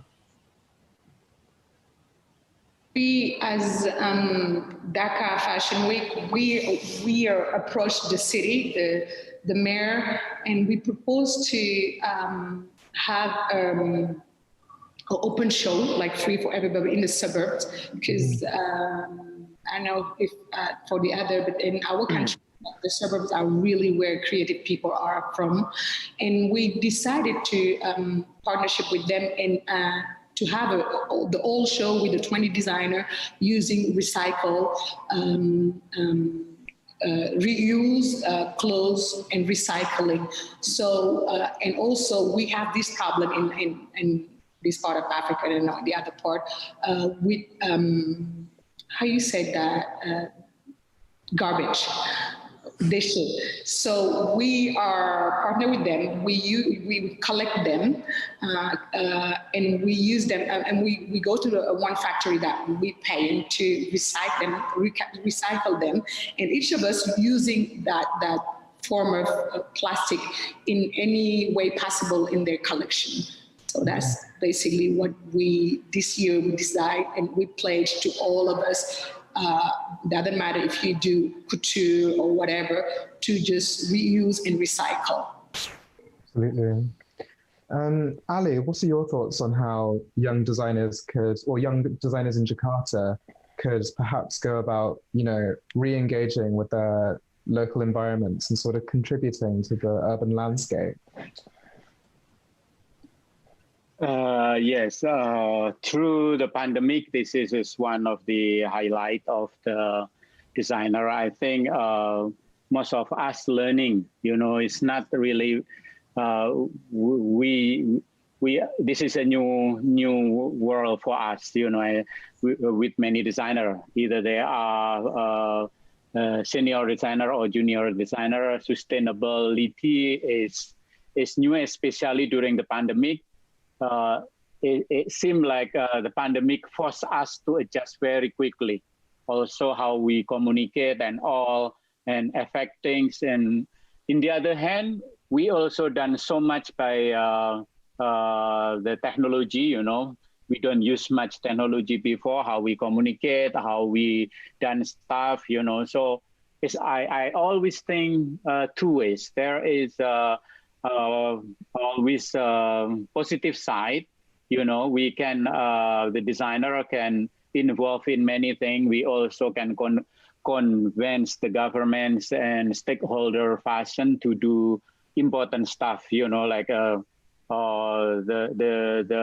activity that support sustainability. We start doing that. And we, at the moment, we have a huge campaign of start loving local brand and local products, and this is also came from us, and the government believe on that, and hopefully the concept of sustainability is really work naturally. It's not because we arrange them very hard to be sustainable, but hopefully if everyone understand what it really means. So I think this is what we feel achieve something that we can convince many different stakeholders to join with the sustainable concept. Not only in our fashions, but we also believe in sustainable lifestyle. So before we do anything in fashion, we convince them to believe in the concept of how we live sustainability. In sustainable lifestyle. That's what we're pushing this time. Of course. It certainly seems like sustainability and kind of more innovative approaches to sustainability have been kind of top of the agenda in many of your local communities. But I'd just like to kind of answer to two questions that we've received from the audience members who are currently tuned in. So the first is, what can a beginning designer do to start affecting urban culture? Linus, I think that you'd be great to speak to this one, just because obviously London has such a rich heritage of being a real hub for young designers who have, informed the city's culture. I mean, what are your thoughts on that question?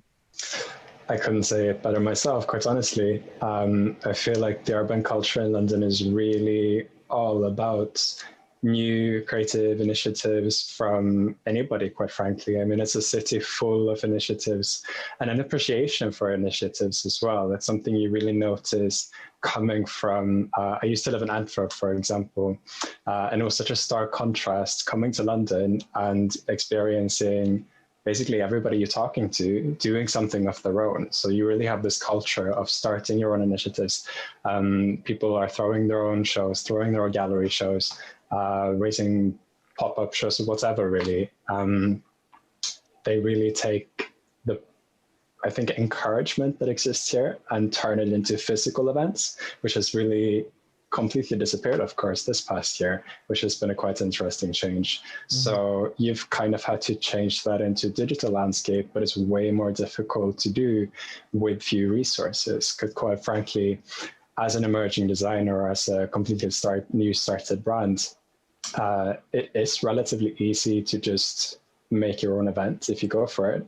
I think in London particularly, because of this appreciation, a lot of people will support you along the way, as long as you actually take the first step and ask for help from institutions, from galleries, restaurants. Any of these kind of bigger institutions are often actually willing to help and perhaps even host you for free, help with the production. And yeah, all along this style, I think it's just about taking the first step and actually reaching out for help. Totally. It's all about that DIY spirit, isn't it? Great. And so the second question from our audience is, I have to adjust my glasses for this, it's a bit of a lengthy one, but it's, so from a beginning designer who's based in a small town, and they say, I've always admired European designers and looked up to them, but during the lockdown, I started to realize that they all create very similar things. And during this pandemic, I really started to love my own small town. So I have some fashion ideas connected to my city, but I'm not sure how to implement them. Do you maybe have any advice for me? So I guess, yeah, like how do you approach bringing your local culture into your work and kind of keeping it sort of contemporary and fresh? I think, Igor, would you like to speak to this one?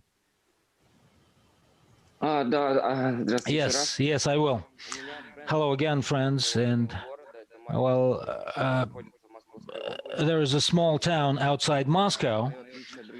That is my hometown, and well, we are different from other designers because what we do is handicraft. We usually do everything manually, and well, we recycle or upcycle, as we call it in Russia, sweaters, as we heard from Adama from Senegal, and I take a lot of motives from the culture of my town. It's not a city, I'm saying town, because it's not a large city, and we will be renovating a square in this town, and I will be designing this square. And then there was a Soviet brand called Veria. They were into producing jeans. Well, I don't produce jeans because I believe that it's not a green approach, not an ecological approach, but still, well, when I went to kindergarten, there were some motives on clothing for kids that I'm using now, and well, Moscow is ready for this upcycling, recycling, making it better. And well, we can take 2 or 3 sweaters that had people wanted to throw out, and you make an absolutely well, completely new piece of clothing. That's great. Yes, that sounds extremely inspiring. Thank you for that, Igor. I guess we're now winding down to the kind of final few minutes of our discussion, but I thought it would be nice to sort of broaden the conversation a little bit and just talk about, you know, what fashion means to the cities that you call home. So I think, one, it would be great to hear from you on this, because obviously Korean fashion is really sort of having a moment, so to speak, right now. I mean, how would you say fashion contributes to Seoul's sense of identity? Like they are really like to following trends. So like they always care about their outfits, like even their styles. So like they really like to buy new clothes in every season.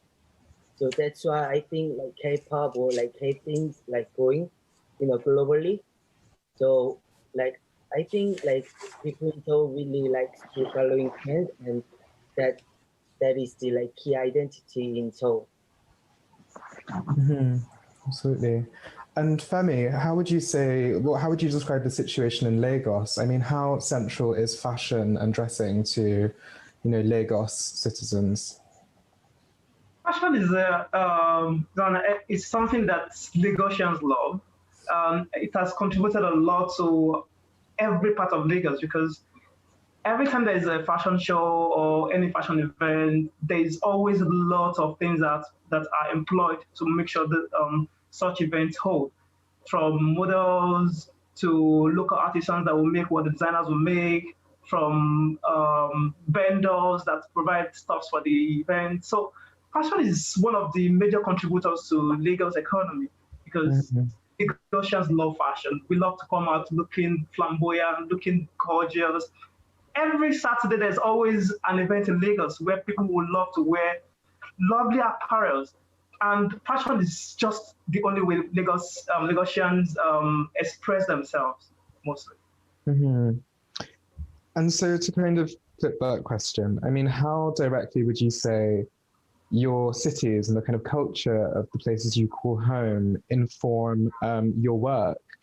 I mean, Adama, from what you were saying, it sounds like, local materials and sort of, local aspects are really sort of crucial to the work that you do. Yeah, actually, as a Dakaroise, and we are like an island. We are like surrounded with water, and we have, honestly, our main issue is the garbage, and plastic. And I'm so proud and I'm so honored to lead this young designer, and that Dakar Fashion Week is leading to just, we all pledge to do our best to integrate in our collection, whether we are accessories and our gown, to just recycle plastic in a way or another. And it's been crazy, because I saw designer doing things that we never thought that we can make with plastic. And I love the outcome, and I love that by doing something good for our environment, we're doing great creative things like jewelry, chair. We start, as clothes designers, some of them start designing furniture. It's just crazy, because, and I love that aspect of our, that the COVID kind of gave us the strength and also the passion, not only for fashion, but the passion for our city and our environment. Amazing. And I think we're now kind of wrapping up. So we've got just about a minute left. Time flies when you're having fun. But Ali, if you could perhaps offer a closing remark on your thoughts on where you hope to see Jakarta's and also the global fashion community, or the direction you hope to see Jakarta's and the global fashion communities taking. Where would you like to see, your fashion community going over the next years? Yep. Look, Indonesia, or especially Indonesia or Jakarta, we actually, if you don't know Indonesia, we have a lot of island. We have a few, we can say 1,000 island in language and culture. So we are rich of inspiration. And 90% of our country is Muslim. So the Muslim wear or modest wear are huge market here, which is, but most of the market is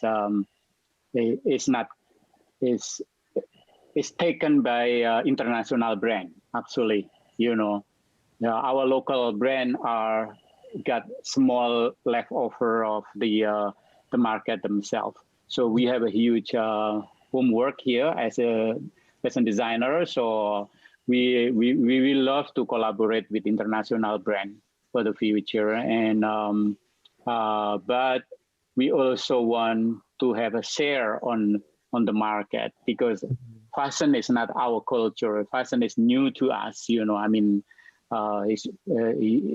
It's from Europe, but we have a batik, as the big brand using Dior just use batik, and local weaving from Indonesia last season. And this means we have very good quality material, and we have a lot of different kind of material. I think a lot of African also using batik techniques, which is came from us, and we also collaborating with the lot of African company to do this. So I believe Indonesia will have our own fashion and hopefully can blend with European culture as well. So that's what I hope the Indonesian fashion grow. Great. Well, thank you so much. I mean, I wish that we could stay and discuss many of the pertinent topics that you just raised, but unfortunately we've come to time. A big thank you to you all for tuning in wherever you're joining us from. And a special thank you to our wonderful panelists. Thank you so much for your contributions to today's discussion. And have a great weekend. You too. Thank you so much for having me.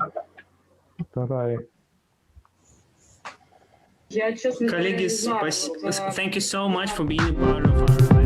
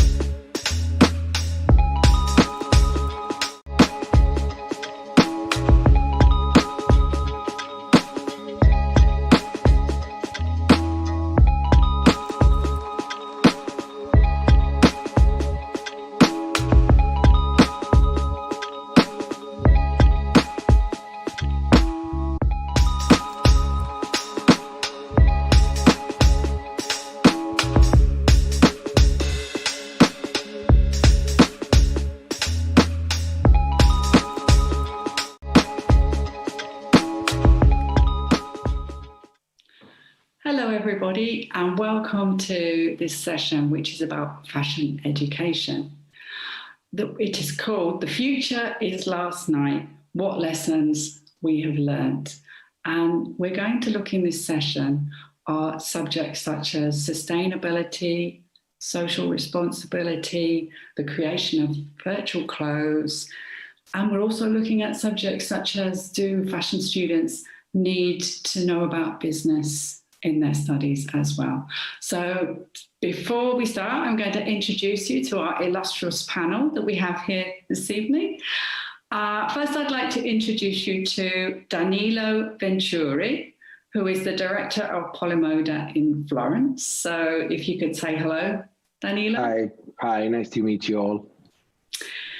Then we have Gloria Varamundo, sorry about that, artist, art director and founder of Kampala Fashion Week, board director of Fashion Council Uganda, Kampala, Uganda. So hello, Gloria.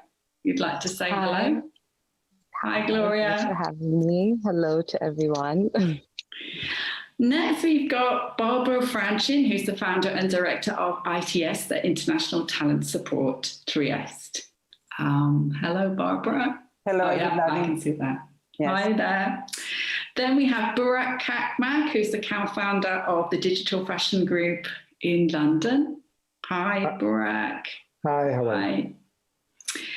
And next we have Anna Cherenik, who's the CEO of Fresh Blood, Development and Support Project for Young Designers, and also head of the design workshops, curator of the fashion design course at the British High School of Art and Design in Moscow. So, hello, Anna. Добрый вечер, коллеги. Добрый вечер. Good evening, colleagues. And then we have Jackie Andrews Udall, who is a sustainability in fashion expert and also works on the fashion course as a sustainability expert at St. Martin's. So hi there, Jackie. Hi, everybody. Nice to be with you. Thank you for inviting me. So we've got lots of questions for you. So we're going to start off about looking at sustainability, actually. So the question is, should sustainability and social responsibility, e.g. inclusivity, be part of compulsory fashion education today? And should it be part of the global fashion education agenda, or actually even in the fashion world itself? So I'm going to ask, first of all, I'm going to ask that question to Danilo. Hi. Well, of course, the answer is yes. But I can tell you also that we already introduced sustainability in our programs 5 years ago or even more. So now the technicality of sustainability is already there. It's acquired also because, as you probably know, Polymoda is right in the middle of a big center of production, luxury production in Florence.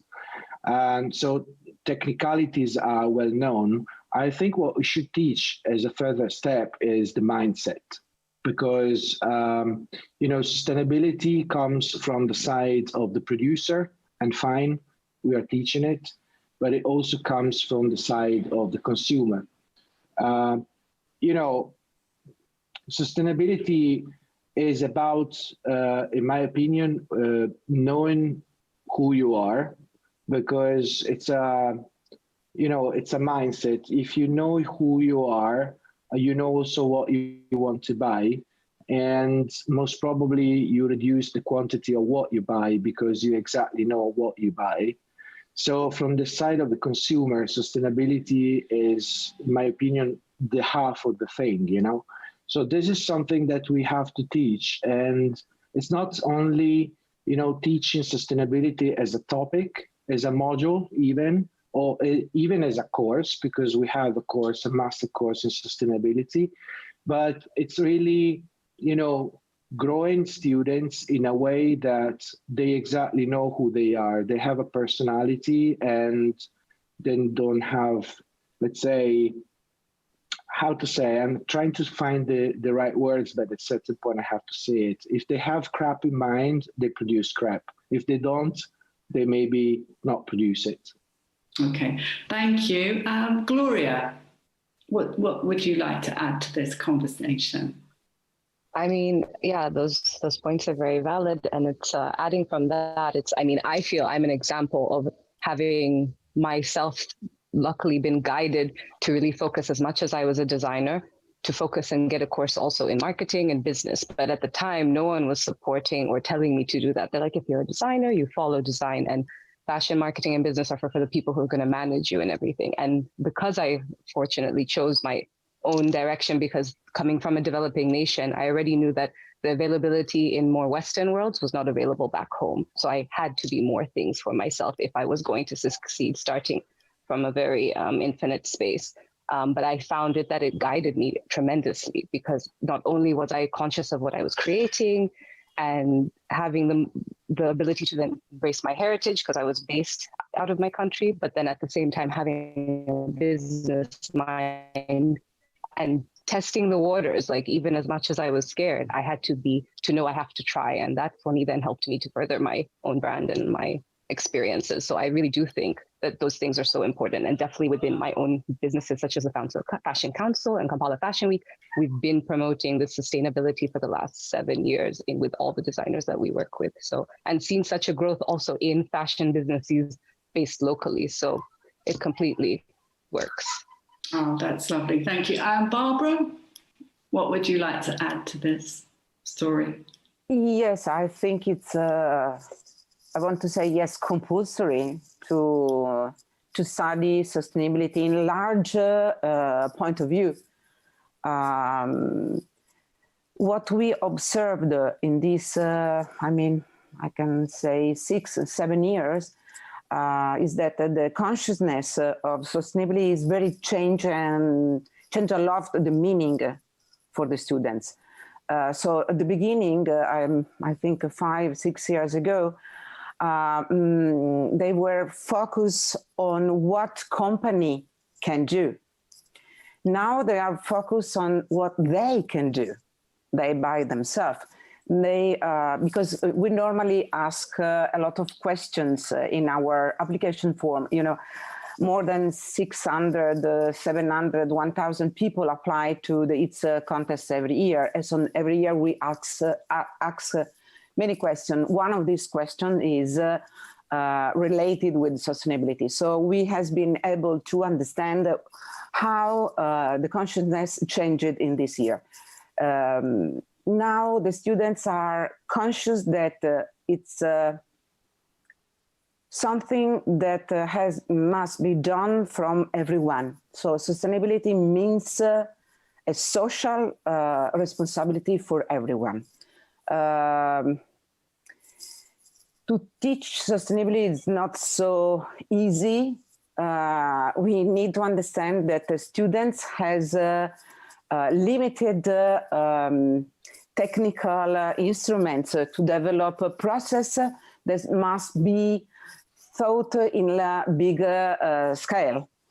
So what they can do is to try to understand how to build a new material for sure, how to apply the upcycling in the real way, but they need to talk with the industry, because to change really the process of production it's a bit complicated. So it's not just a student can solve problems or big problems. They can be conscious, they can project, they can start to think in a sustainable way, but it's a long process.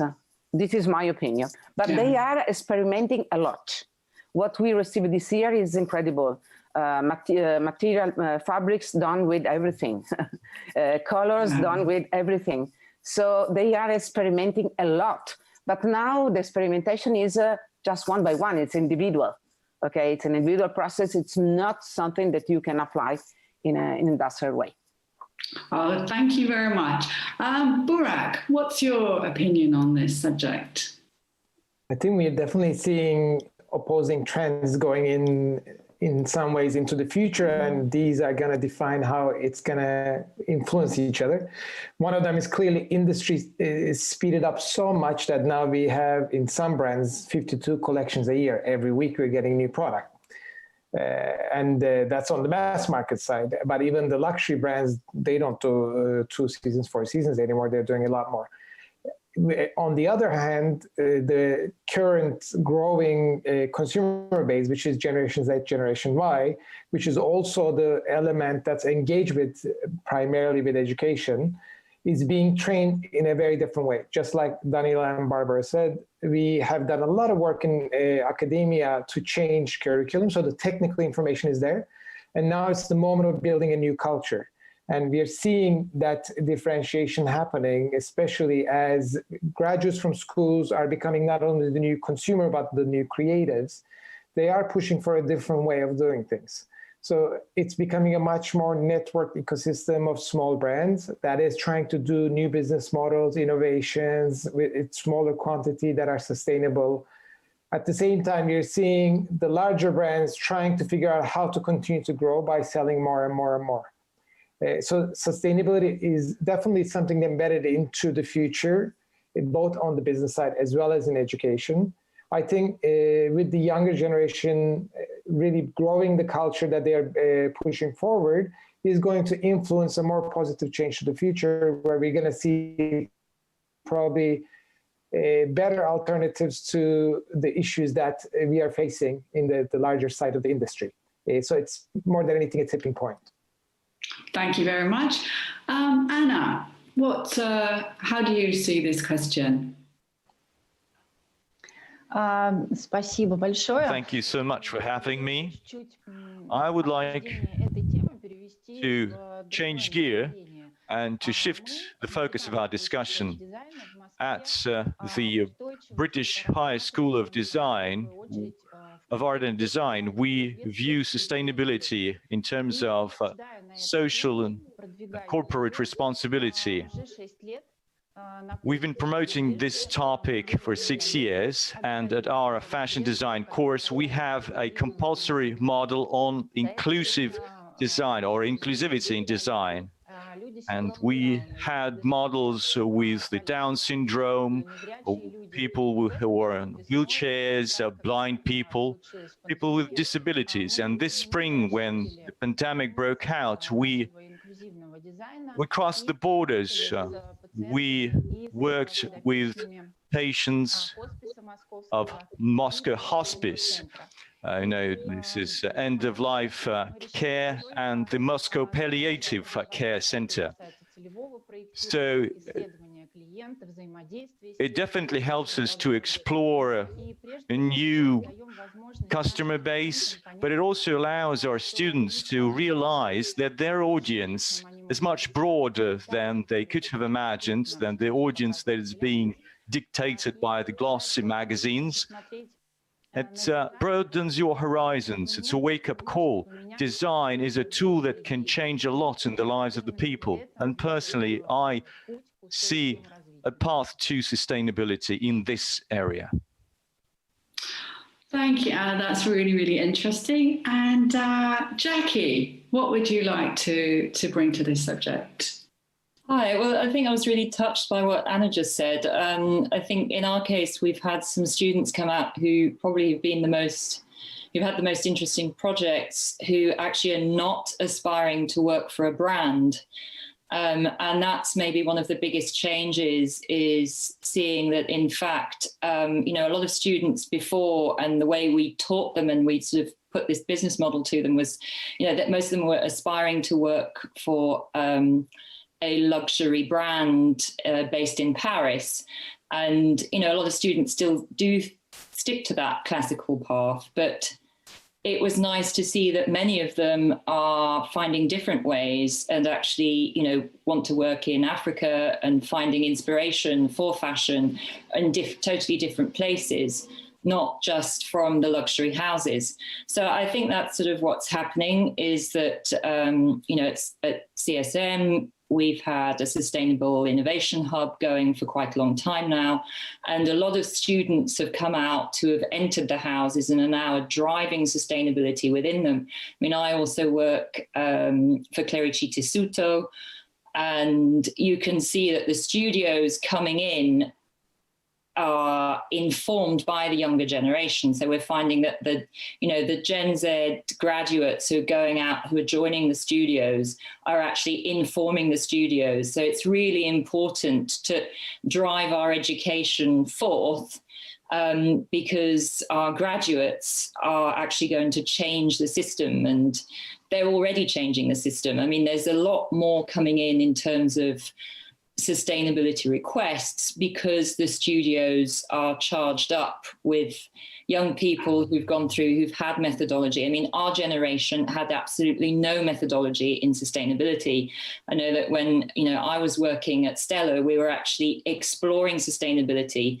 Now you've got several, years of graduates who've come out who have sustainability methodology incorporated, into their knowledge, but it all has to change. It's changing all the time. I mean, the standard methodology of just looking at, zero waste pattern cutting, upcycling, using dead stock, it all has to be re-questioned with the fact that, figures were coming in from the recent UNEP report, which say that, we now fashion employs 86 million people, and only 2 of them earn more than the living wage. Sorry, 2%. What am I saying? Only 3.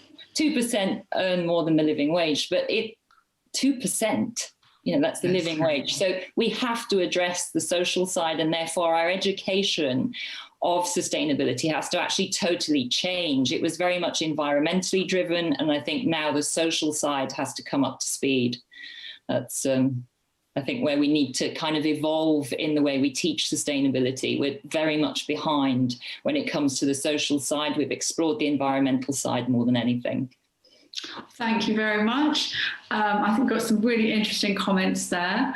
Our next question is, should the creation of virtual clothes, with some working in 3D editors such as Clo, for example, should this be part of a modern fashion education? Should it be compulsory? Why? Why not? Okay, so I'm going to ask this question first to Gloria.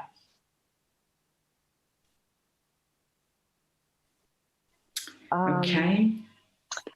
Yes, I mean, I understand why people maybe would argue on the sense of like less waste, because everything's being done on a laptop and being saved compared to maybe the old sense of sketching and stuff. But definitely because I work with all tiers, variety of tiers of levels of where someone's education is, from individuals and artists who are coming from the village to town areas to then a city, and what they've been exposed to and how you kind of bring them up to tier. Unfortunately, we still do need the method of not 3D design. And I feel that it's needed maybe in all areas, but it's still also maybe, I feel sometimes a pressure where we feel like, okay, if we want to participate with more developed and Western brands, we have to evolve this technology. And sometimes, I don't know, I'm in a space where I'm thinking what's more important at this time. And for me, sometimes it's still skills and everything rather than, okay, a 3D, which involves computer and technology, which are pricey. And there's other things that we still need to attain to get our development of our production going. So, yeah. Yeah, I can understand that point of view. Barbara, what would you like to add to this discussion? Yes, I think that they need to study, to have more information, to have to study the digital side of fashion in terms of production, but not only that, also in terms of communication, especially. But without to forget the direct dimension of the touch of the clothes is something that you wear. Fabrics is something that you touch. So I understand that can be an interesting tool. For example, if you have to upcycling different pieces and you can combine the pieces in a good way, But touch is important. It is important. Yes. Okay. Moving on to Burak.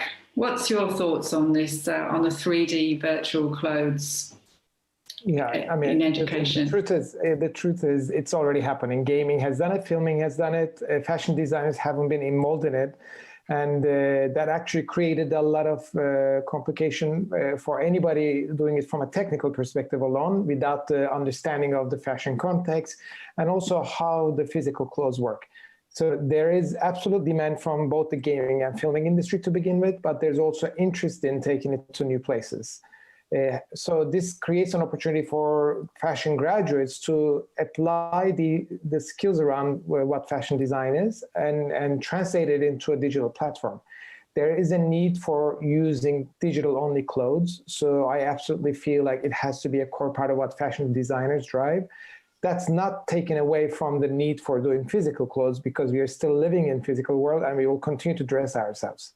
But I think if the fashion designers don't expand into that space, it'll be taken over by other industries. So why not encourage our designers to think more broadly?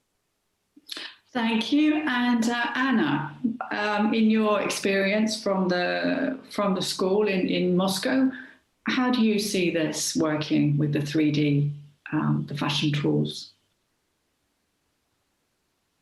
На курсе мы уже 3 года практикуем. We've been practicing technology for 3 years now. We have this SUPER model and Claw 3D application. I believe there's huge potential in it. And in the past 6 months, we've seen that coming to fruition because all of the creative teams were forced to work in a remote way. And I believe that's a good way to continue to keep up our good work. We can continue our interaction, continue our work, to do virtual prototypes and to develop your collection without stalling, without stopping your work. That's one thing. And on the other hand, sales mechanisms are changing, and that forces production to change. Everyone wants to buy here and now. Everyone wants to design and produce here and now. And we need to rethink the entire production cycle, the production chain. And 3D modeling allows you to cut down on the footprint, on the carbon footprint. And it allows you to make custom-made, tailor-made products. So you come up with a collection, and in a couple of days, the customer would be able to get it, to order it, and get it custom-made. Thank you, Anna. And Danilo, how is it with Polymoda and 3D virtual clothes creation? Well, actually, I'm going back to the last 3 graduation shows we had in Polymoda that usually takes in June. So first we had Tell Me About You, and it was about inclusivity. Separate Collection was about sustainability. And the last one before COVID was Supernature. And it was already tapping into this even before, because we introduced 3D design, and so our students can use now 3 techniques, which is draping, pattern making, or 3D. And we don't really care if the envisioning or what the design comes from one technique or another. But I do completely agree with Burak, and also, we all said at a certain point, clothes must be worn. And so the envisioning, the design, pure design is something, and the finishing of the garment is something else. It has to fit, it has to stay on the body. And if we think about fashion and what fashion is, well, fashion is about who is doing what to whom. So senses are involved there. So you cannot completely think virtually. I can tell you also, here again, we have a different point of view from adults and Gen Z, because the same way we still talk about sustainability and Gen Z gives it for granted, the same as with technology. So we are coming from a generation where technology was adopted, so it's a tool, while the Gen Z generation lives in it. You know, they completely, I mean, their house is the home, but when we say home, we say homepage, not even. It's social media, and it's all about that. So what we think is the future for them is the past. I can tell you, during the first lockdown, so last March, we asked our students to choose if they wanted to go virtual, so to create a movie in June for their graduation show, not a film movie, because everything was impossible at that time. I don't know who was in Italy knows very well that we had the army on the streets, you know, so it was all closed. It was even impossible to film anything, you know. It had to be virtual, complete like a cartoon. So we asked them if they wanted to do that or just postponing the physical fashion show, and they said in majority, big majority, they said we want to postpone, but the fashion show must be real, in person, you know. So one thing is filming, which has something real inside. One thing is completely virtual. One thing is the entire design comes from virtual instruments, which we provide, obviously. And one thing is if the envisioning is virtual on your iPad, but then the finishing, the making is physical. So yeah, it's quite complex, but I think as adults, we have been a bit left behind because Gen Z is much, more advanced, and most probably what we think is advanced for them is the past, and vice versa. Okay. Well, thank you very much. We've just now got a couple of minutes left. So very quickly, I'm going to ask all of you the next question, which is, do you think fashion students need to know more about business, fashion management, PR, social media? So if you can all very quick fire answers. First of all, to Barbara. Yes, I think they need to learn more, to understand more. As Burak told before, and the other people are talking about this new way for the new designer to build their career. Now they are going through the factor that they will have a small showroom, small studio. They will work by their own self. They will be the chief of their self. So yeah, so they need to know this. Okay, Burak? Yeah, I think quickly you need to understand how all of these aspects of the industry work, but you cannot do everything because there are a lot of technical knowledge. So it's about creating the network that's going to support you. And that starts in school, and that also highlights the value of education. In school, you're able to find these partners to be able to do amazing creative work most of the time for free, and then build on that to build your brand as well. Okay, and we've just got very, very short time left, so I'm very sorry we're running out of time, but thank you all so much. It's such a shame we didn't get to the bottom of all these questions, but hopefully we will get a chance to have another session so that we can actually get through this, because there's just so much to talk about along this subject. And so I'd just like to thank all of you for this session. So thank you, Daniela, Gloria, Barbara, Burak, Anna, and Jackie. And thank you very much for this. And thank you very much. And thank goodbye. You too. Thank you. Bye. Bye. Bye.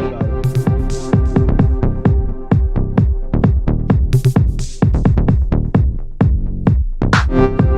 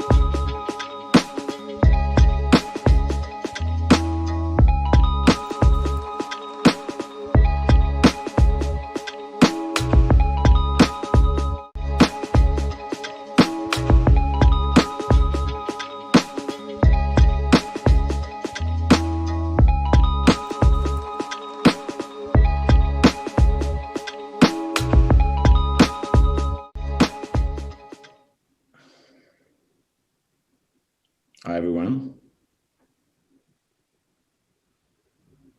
Hi, everyone.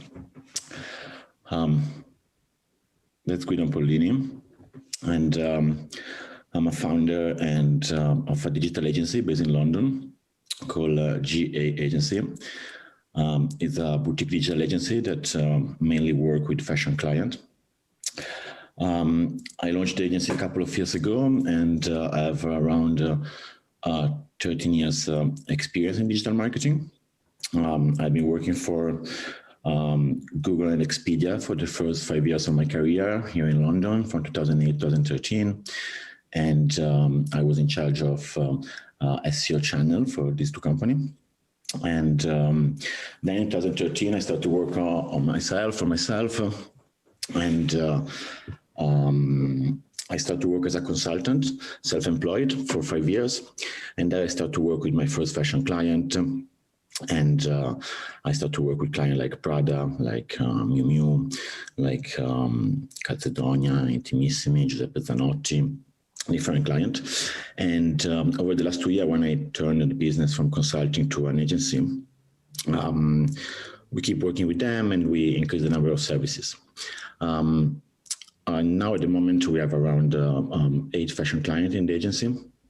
And we provide them different services in terms of digital marketing, from search engine marketing to social media to influencer, copywriting, and so on.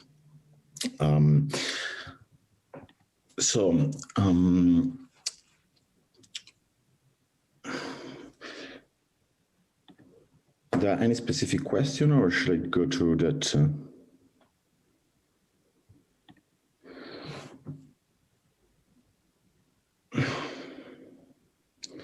So one of the things I've been asked to talk about are the pros and cons of having a digital business.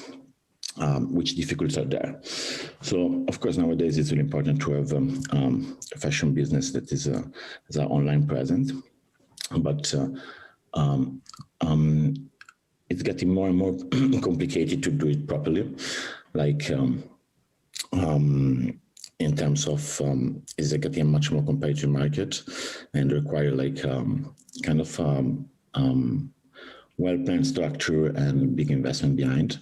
So absolutely, there are big benefits in getting into the digital for a fashion company, but I wouldn't start directly from there. I would start it first from our sales and distribution, and then I would turn into digital.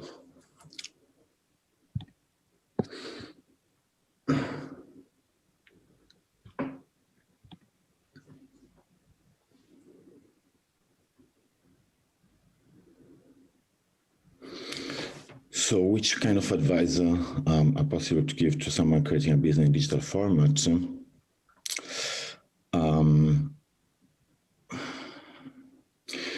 You need to like evaluate many different aspects. Like it's not only about marketing. You need to take in consideration like all the parts related to creativity. Sorry, I got a question.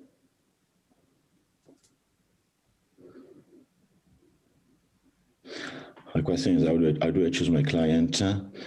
And do you have like any choosing system? Because there are a lot of different companies among your clients. And I was just interested, why exactly did you choose them? Well, it's more the client approaching us, and we evaluate if we can deliver a result for them, and if we see that it's something feasible, based on different criteria. That probably the most important one is the budget that they have, and also like the in-house capabilities that they have to like deliver. So basically, the client approaches, and with our team, like we look at them requirements, and we put together a proposal. And then if the client is satisfied with the proposal, we go ahead and work together. So it's more the client approaching us and choosing us than the client, us choosing the client.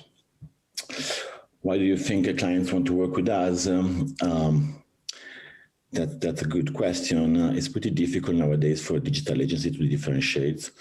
Like there are more and more competition, and the industry is getting more structured, and so you need to find a way to differentiate yourself. So for sure, like having expertise in a specific vertical, it's really helpful.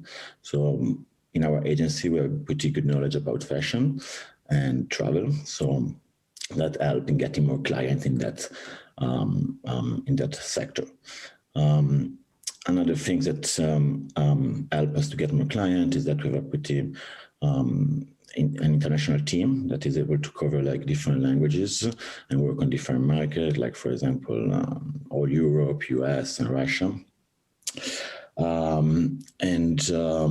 Yeah, so I'm mainly would say expertise and finding and then able to work in different markets.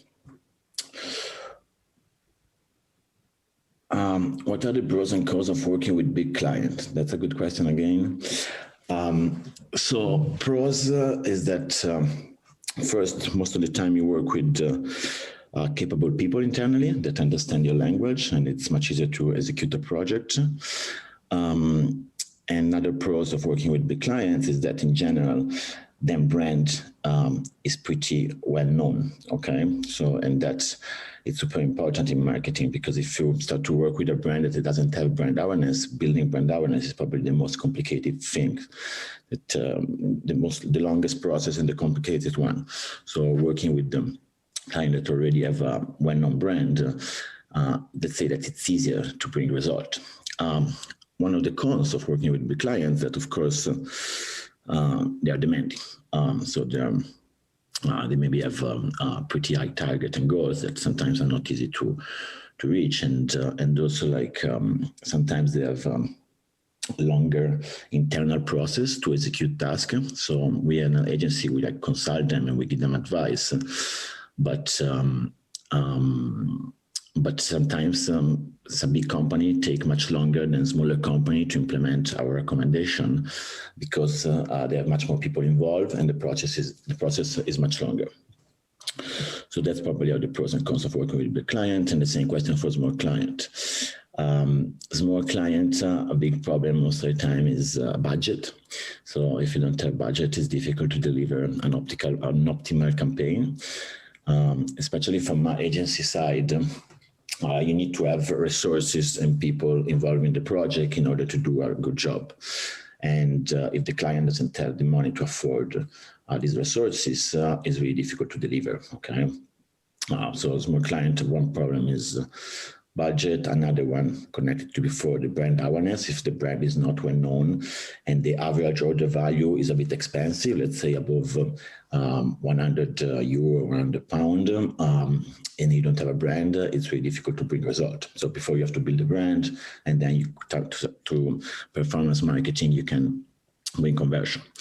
A good thing with working with small client is that it's much easier to deliver project and execute and get things done. Which one I prefer? Let's say I prefer cool startup if I'm small, and big clients, yeah. Sometimes the problem with small client that again, they don't have budget, but also they are demanding, and then it became really difficult to work well together.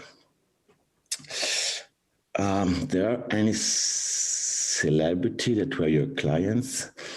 Can you tell us? We didn't have like exactly celebrity as a client, no. We don't manage Instagram profile on our agency. Like we do more paid social advertising on Instagram and Facebook. Therefore, we don't manage profile, so we don't work directly with celebrity. We work mainly with big brand. What do I like most about my job? I'd say there are two parts. One, I like a lot working with my team, motivating my team, giving them goals to grow together, and seeing them excited about what we are doing. Also, I love to build a brand together, you know, and see like people are recognizing our brand and are talking about us, and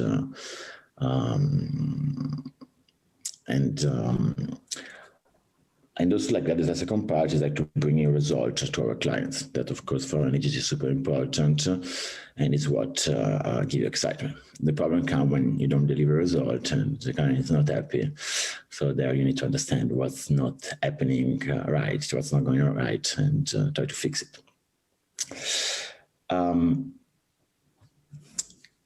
Yeah, someone is commenting about going to my website. There are a strange variety of clients from Prada to a Coldwell to companies in different business.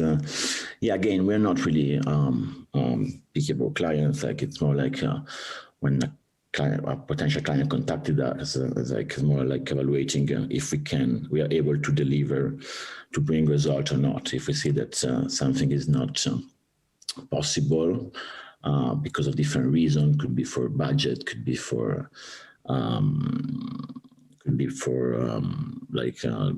not enough resources internally in the team of the client, or like the product that we don't think is like good enough. So in that case, we prefer to not work because we want to be able to deliver what the client is expecting. But for the rest, if we see opportunity, we tend to work with different clients, like in different sector. We have clients also in real estate. We have clients in cosmetics. We have clients in design and furniture.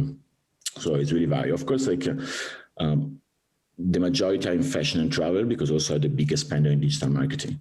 So I think the fashion and travel, if you take the whole company together, is basically 70% of the overall digital marketing spend worldwide. So that's pretty natural.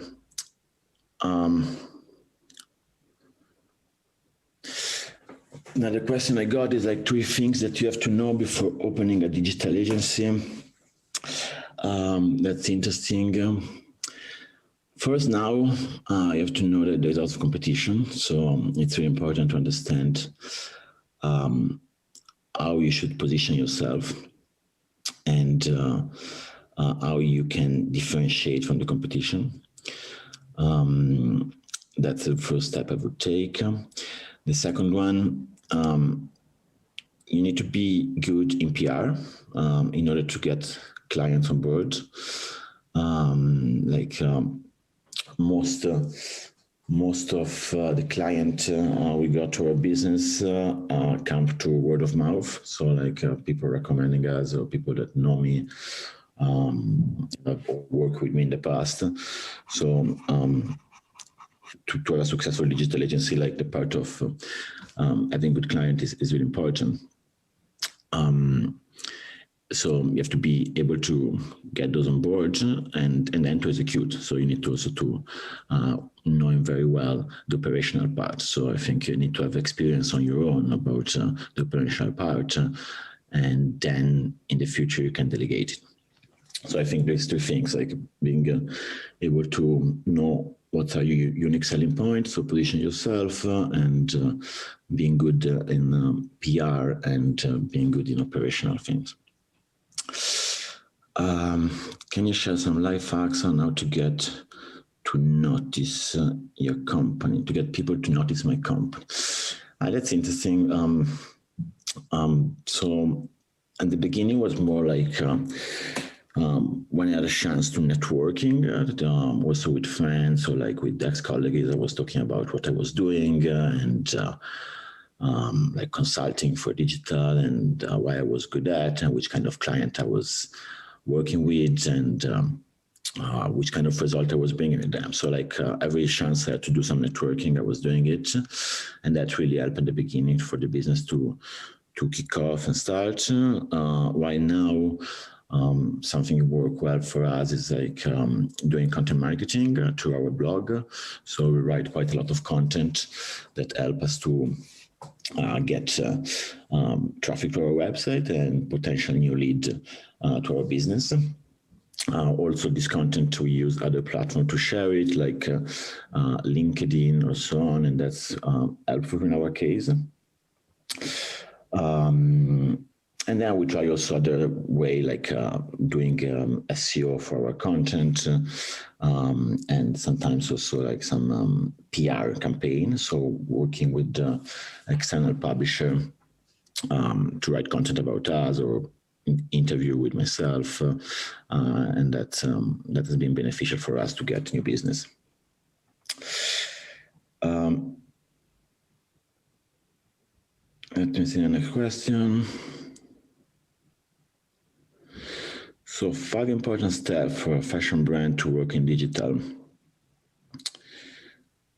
if you don't have a supporting digital agency. Okay. So my first advice for a fashion brand is like give product away to influencer. That's easy and it's still working, and it's still effective, and probably is the best marketing tool at the moment for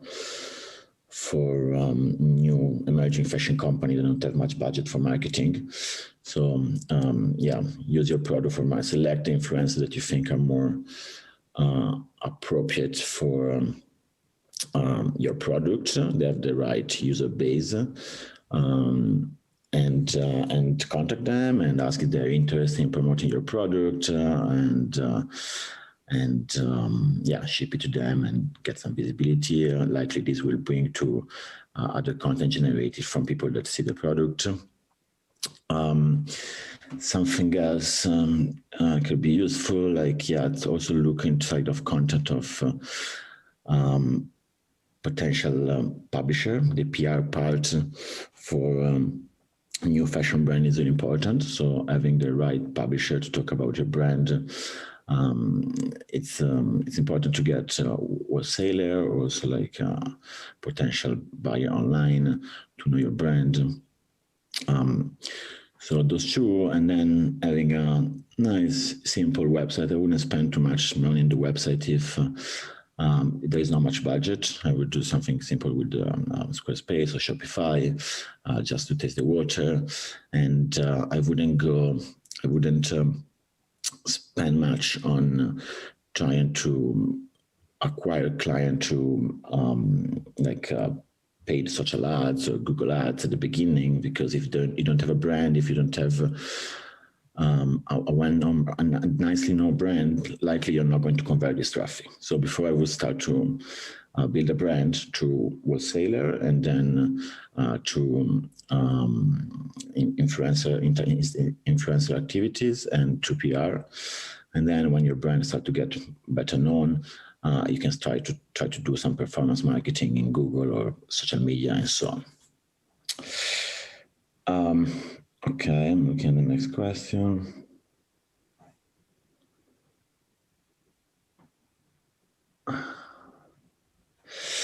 So someone asking about our work with a cold wall. It's been a great project. It's a cold wall is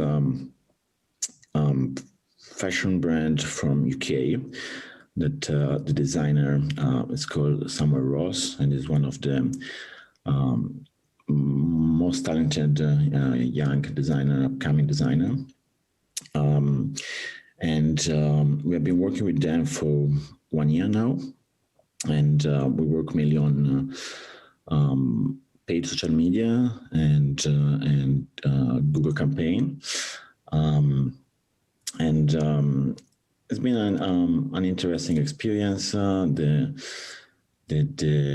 brand is pretty well known, although it's young, because I think it's a 3-4 years old brand, but he has like something like 700,000 followers on Instagram, and it's doing well. They're doing well, especially with the capsule collection, the collaboration they do with other brands. And we're supporting them in promoting this kind of collection, this capsule collection mainly. Again, to the channel that I mentioned before, so social like Facebook or Instagram or Google mainly. Let's look at the next question. Would you change anything in your career if you had a chance? That's a good question. I never asked myself. No, to be honest, I'm pretty happy with my path and where I am now. And yeah, I don't have anything specific I would like to change. I like what I'm doing. I wake up in the morning, I'm excited about what I'm doing. And yeah, that's, I think, the most important part.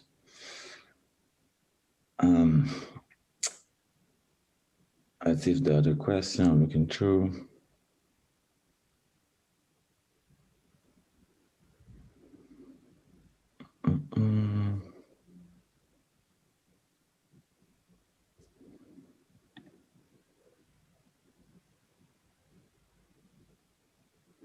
One of the questions I got is like, how did the pandemic affect digital businesses? So of course, the pandemic has been beneficial for digital businesses because it brings many more customers to buy online. Also, customers that before they were not used to purchase online, they find themselves like kind of like they had to buy online because they didn't have any other option. Okay, because retail were closed. Therefore, like the number that we're seeing this year on our client for e-commerce has been great. Enormous, like the growth compared with the previous year are huge. So digital business, of course, like got come out as a winner from this pandemic. But the one that got most out of it are the one that were prepared for that. So I've been already investing in online over the last few years. I've been like believing in the channel, and when this pandemic happened and the traffic increased and the conversion increased, the number of orders increased, they were able to deliver. Okay, while some other businesses maybe believe less in the online before and invested less. When this phenomenon happened, they had a problem. Like company that had really based much on retail, and they were not doing any kind of omni-channel activities, are the ones that suffer more from this crisis. So yeah, and we are seeing the same trend during this winter, like the growth of the online and digital is enormous, and it will continue next year for sure. Another question I got is, please tell me some example of your most successful campaign. Pretty difficult to say, and also I cannot maybe share too much details about our client campaign. So I prefer another question, please.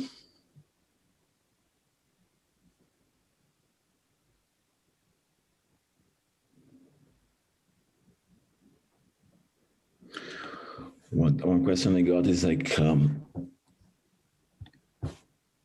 do you have any prediction on what the future is like for brand owners?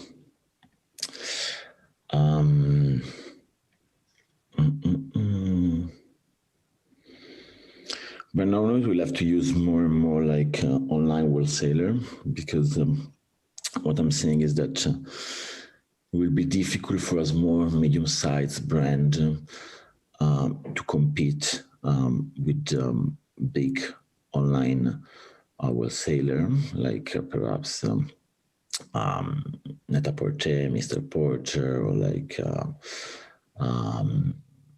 Yux, Amazon, and so on, because the kind of service they are able to deliver will be pretty difficult to match from small and medium-sized brands, okay, through their website.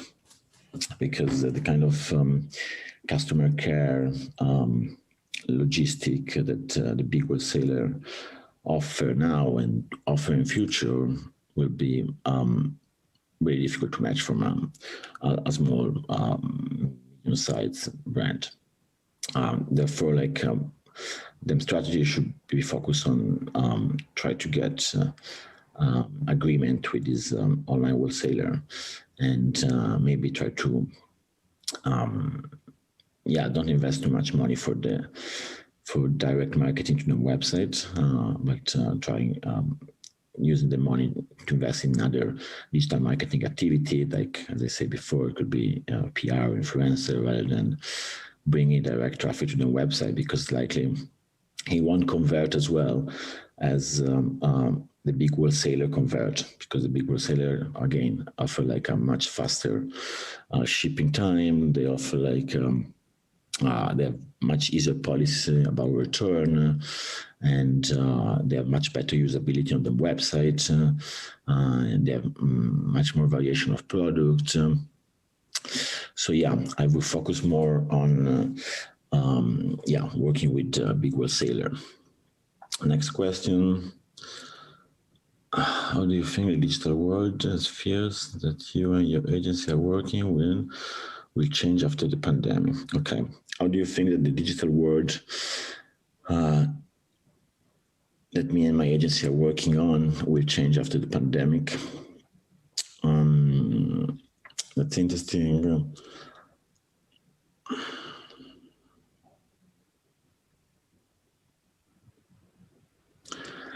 I think there will be, like a lot of industry, people will get more and more used to manage a project remotely. So there will be much less need of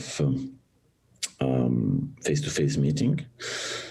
There will be much more demand from client. So the investment in digital marketing in the coming 5 to 10 years will grow drastically. Therefore, there will be more competition, but also more opportunities. So yeah, it's going to be interesting year ahead for digital marketing and digital businesses. The next question.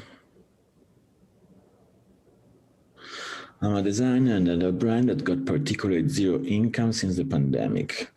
Although my Instant page has totally improved, still not so much clothes is being sold. Where am I wrong? Does actually this story with bigger social media, bigger money works? It's difficult to say where you're wrong, without seeing the product and without knowing much about the brand.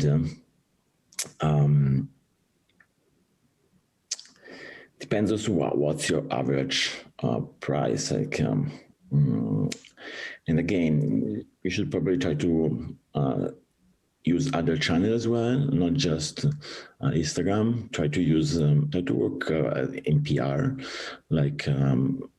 if you know someone is a journalist and work for certain publisher that are related to your business, try to get in contact and try to see if you can get an article right about your product. That for sure is another channel that you can activate and can improve your conversion and revenue.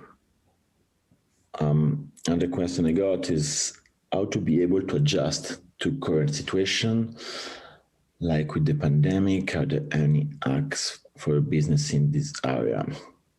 That's not entirely clear. How to be able to adjust to current situation, like for your business or for the business? I think in general for your business, to adjust to the situation, of course, the key is going digital as much as possible. Of course, there are some certain business that is more complicated to do, but for sure we'll see a trend also after the pandemic is over that I think will happen around spring, summer next year. The digital channel will still growing and retail will suffer more and more, and people will get more and more used to buy online. What keep me motivated in my business? That's a good question. I would say result, bringing result to my customer. My team, lately I get much amount of motivation from my team, seeing them inspired and excited about work. That's something really motivates me.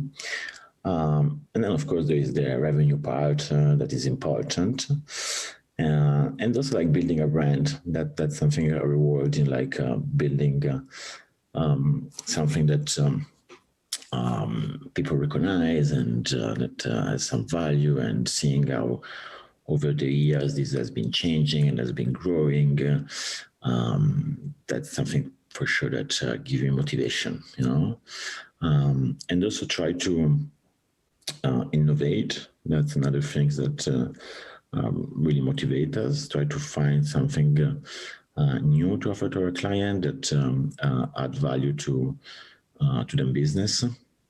And that's a tough part, but it's something that I think, especially working in digital, it's really important, like understanding what's the next trend, what's happening next. Like perhaps now we started to work more with new platform like a Snapchat or TikTok, and that's it's something that it's interesting for us. We are learning something new. At the same time, it's interesting for our clients because it's a new platform with a different targeting, and they appreciate that we can offer this service. Okay, like next year, we're going to offer a service based on improving conversion to our client called conversion optimization. So basically, trying to understand which kind of tweaks we can do to the UX in order to have the traffic to the website.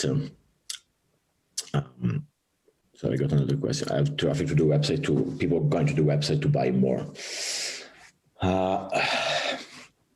Last question I got, I think this is the last one. We are running out of time. So two questions. One, how do I choose my teammates? So my team, that's super important when you're scaling a business, like being able to choose right your team and being able to put together a solid interview process is fundamental. Starting from writing a proper job spec that correctly describe the job. And then what we started to do with my team is like, the first interview is me after we review the CV and half an hour with a person to understand if it could be a good fit. And then we ask to do a task, and a task that is not an easy one. Task it could take 4 or 5 hours, but there you can understand like the level of knowledge of a person and also like the commit they have to get the job. And then we review the task, and if the task is good, it's going to have other 2 to interview with some of my colleagues, and then we decide if it's been employed or not. What I really suggest is like to hire slow and fire fast. Do you have a favorite quote about my business or life creator maybe? No, quote about my business, I don't have it. Life creator, I believe in, it's important to give yourself like goals of what you want to achieve. And I try to give myself some clear goal every year about where I want to go that year. It can be goals of different aspects, not just for business, social life, or like personal development and so on. I think it's the last question, this one. What do you think about TikTok, and what social network should be independent brand build the company? I think the way you choose your social network, I think, depends a lot from who is your buyer persona. Okay, so if you're targeting like young people, I would suggest to look into TikTok and Snapchat. Okay, those are kind of good platforms that tend to work well for younger people. That they have more, they are more used for younger people. While if like your business is more like a corporate or B2B, for sure invest on LinkedIn. So I think like having the clear idea of which is your target and your buyer persona, then will make you understand which social media you should focus on. And unless you have unlimited resources, I would suggest to focus on just 1 or 2 social media. Like perhaps we as an agency, we are just on LinkedIn. We are not on Instagram or Facebook. We don't see much value on being there, and we don't want to invest our resources in spending time in that. Okay. Yeah, I think we're running out of time. I want to thank you all. Like, if you have any other question, feel free to send me an email, add me on LinkedIn, and write me, and I'm happy to give you more information. Thank you so much, and have a good day.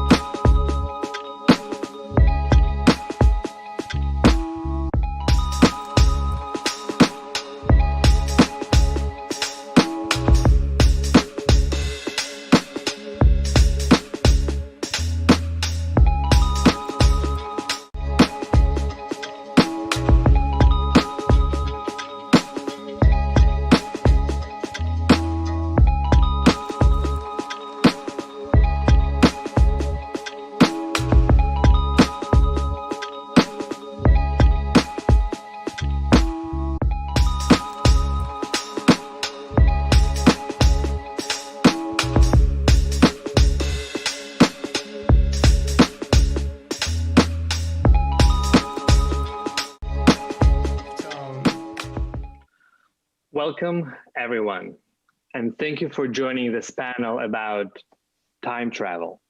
We begin at the 1997 MTV Music Video Awards, and the video of the year goes to Jamiroquai for his hit song, Virtual Insanity. It claims that future will be made of, well, virtual insanity. Fast forward to 2020. We work online, socialize online, shop online. Online is the new normal. We have discovered that there is a method to the madness in virtual reality. Even the Oxford Dictionary chose Zoom bombing as the word of the year. Given the global health event now, more than ever, people could really do with an escape from reality. Ladies and gentlemen, I suggest 2020 is humanity's first virtual year. Fashion has always been at the vanguard of social change, and now is no exception. Within a short time, virtual fashion went from a wild card idea to a booming segment of the fashion tech industry. But what does it mean for your wardrobe? Every era has its visionaries and prophets. Our panelists today are the people who define what the future of fashion looks and feels like. From Los Angeles, I introduce Daria Shapovalova and Natalia Madianova, our co-founders of DressX, the first digital multi-brand fashion retail platform. From Amsterdam, Amber J. Sluter, as the founder and creative director of the first digital fashion house, The Fabricant. From London, Jonathan Chippendale, the founder and CEO of Holition Agency, which helps brands engage virtual reality. He is on the digital advisory panel at the British Fashion Council. And also from London, Jennifer Drury and Dana Connell are founders of Brand Lab Fashion, which works on virtual showrooms and bespoke digital fashion experiences.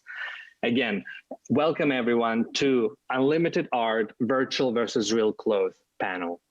With everybody's expertise, I think we can get a proper 360-degree look at our topic today.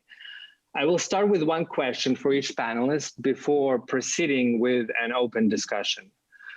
We are familiar with ins and outs of traditional fashion industry. So first, I want to understand some differences between fashion as we know it and virtual fashion as it is developing now. So my first question is for Amber. How does designing digital garments differ from creating physical clothes? Wow. Yeah, that's a very new, beautiful frontier. Because basically, you're able to do anything you like. You're no longer limited to physicality. So anything you can create, you can do that by putting in any type of fabric that you like. And for me as a fashion designer, I come from a traditional background. So I know what it's like to make real clothes and design real clothes.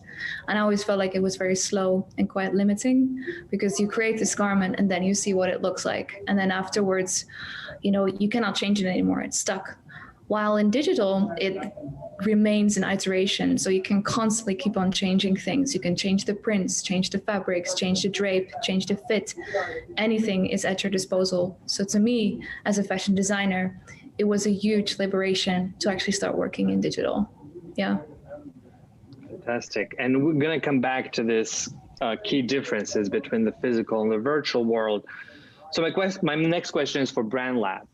How is the showroom experience different for virtual customers?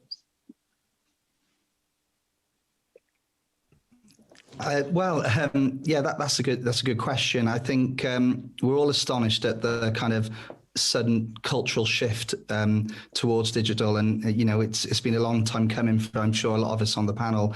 I think what we do in Brand Lab is not necessarily design the products in digital, but design the environments that the products can be purchased in and transacted. And we found it an incredibly enlightening year in terms of what we thought would perhaps take 3 to 5 years is happening now.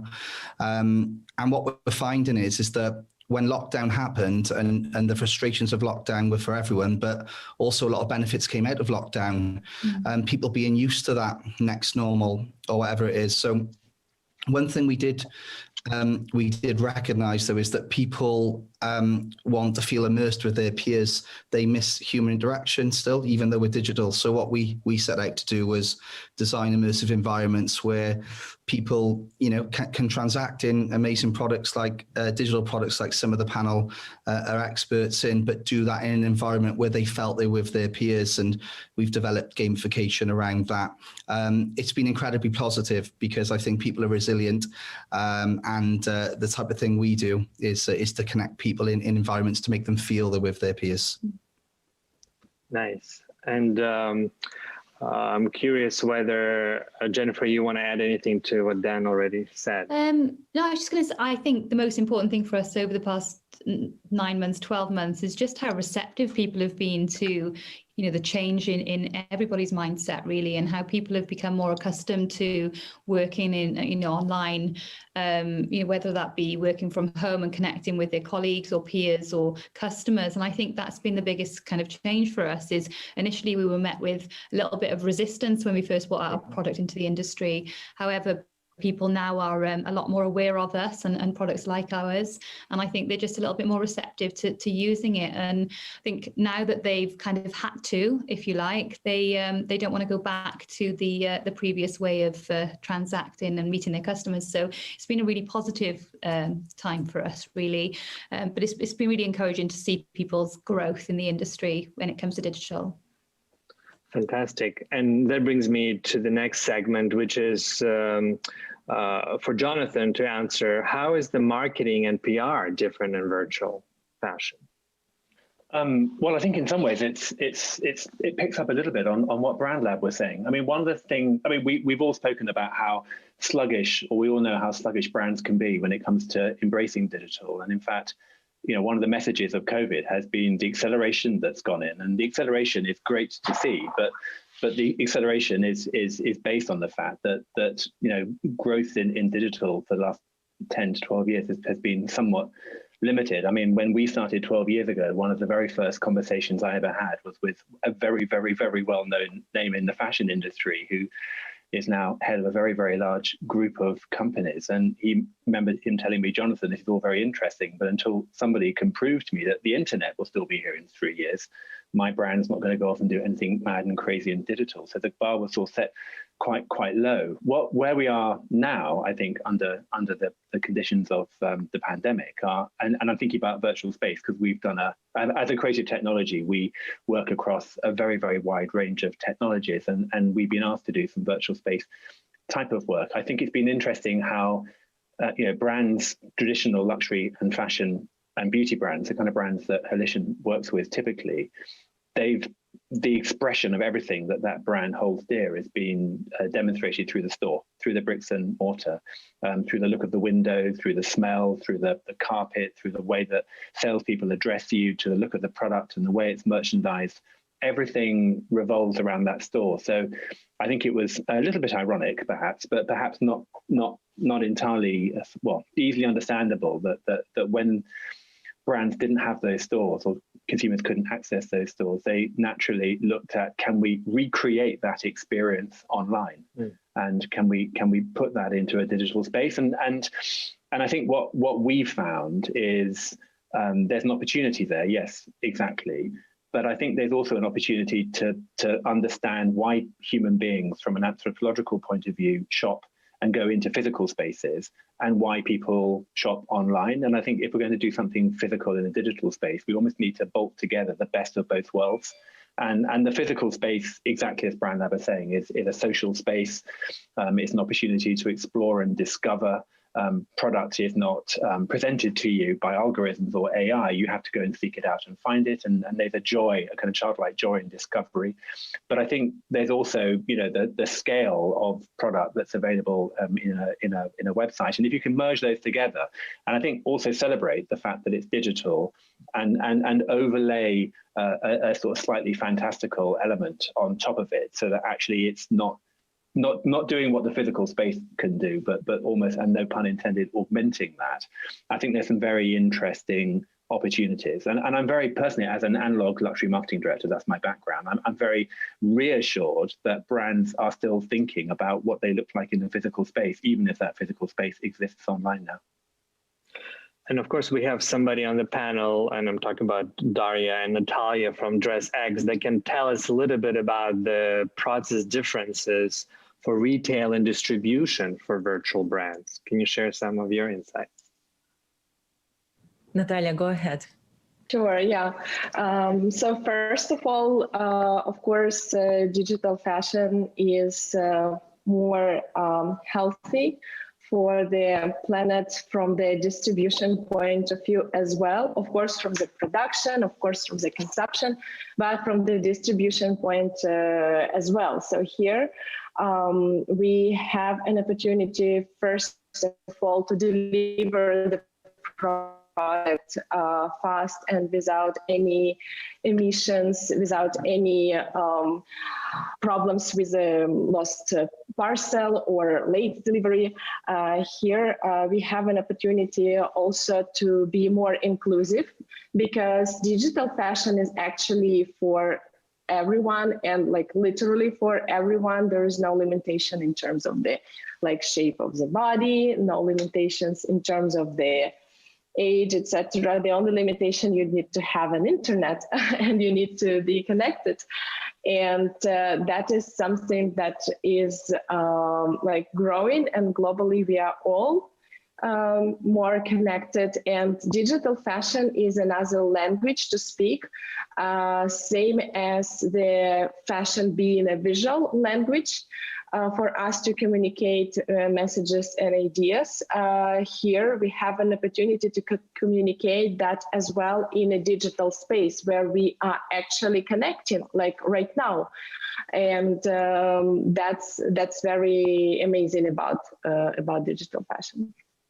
And I will just quickly add that it's such a revelation for all the customers to be able to wear anything they ever wanted to wear, but didn't have an opportunity or an occasion, because it can be a couture dress, it can be something very fantastic. And we start from the notion that all of us became the avatars of ourselves on social media, let it be Instagram or Facebook, LinkedIn, any of those, because we're kind of a little bit different than in the real life. And that's amazing. We just want to support this creativity of people, and we all become creatives on social media, and it will only continue growing as we started our discussion with the lockdowns and the new state of things. And some of the habits, they will stay, those habits that we kind of learned, and we just started to do everything during the lockdown. Some of those habits will remain with us for a long time. I have a gut feeling that some of the most prophetic words are being spoken today on this panel. Amber, I'm curious. I can see how working with digital clothes can help unlock their imagination, but should all designers learn how to create digital clothes, and why? I think it's a valuable part for the future. I mean, I think all of us, right now we're on a video call, and we are being filmed as a person. But I think in the future, it's going to be different. Like, we will have virtual representations of ourselves. And, this can be in the form of an avatar, or maybe even in the form of actually wearing digital clothes later on your body, whether you can see that with a lens or with glasses or anything like that. I think it is essential for the future of fashion, to actually understand these technologies and to see what it can mean. Because the thing is, as a designer right now, if you're still investing in physicality, I mean, it's going to disappear. And I really hope personally that it will be less physical clothes and more digital clothes. And with that digital product, we're actually able to express ourselves within any sort of minutes differently of how we feel, because right now we're stuck with one look, right? It's like if you cut off your hair, in reality, it's cut. You can't go back. And I think in the virtual space, you're able to explore your identity. You're able to create all of these different expressions of yourself and change that within a minute. So I think that for designers, it's essential to step into this world, because it is liberating the identity, and it's actually also creating a closer connection to emotion and how we feel as humans. And it can actually become more of a language that we want to speak to each other, more so than it is right now. So I would say to every single fashion designer that graduates right now, it's like, invest, because a lot of companies are investing in it. So a lot of big fashion brands are looking into it right now. A lot of names are using it.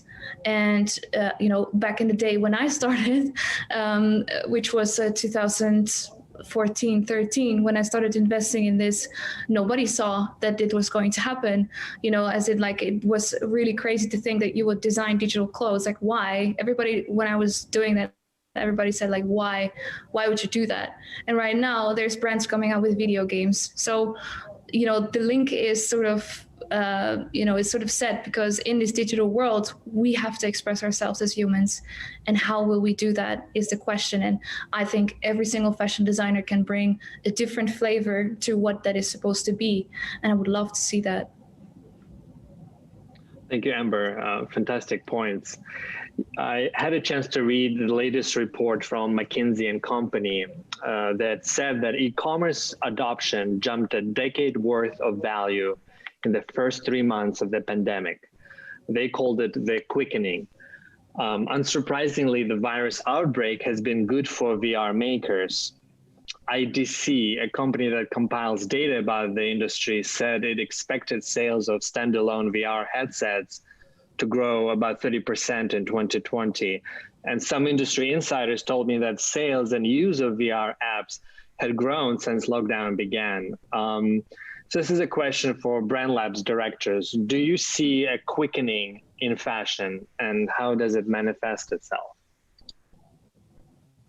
Yeah, definitely. I think the reason perhaps all of us here on the panel are in business in digital fashion is because perhaps we recognise that there's an inevitability to progress to the stage where it's used more and more. And I just think what's happened with COVID and the pandemic is that it's just quickened that inevitability, really. But I think the key thing is, and especially something picked up on something that Amber said about the expression, how you can change things. I think that's really important, because if you think what we do in creating virtual environments and virtual stores and showrooms and things, there is no limitation to square feet or size or where you're going to have a showroom. You can have a showroom in outer space. You can promote your swimwear brand on a beach or golf brand on a golf course. And I think the key thing is, though, the renders, the digital science, everything is getting better and better and better.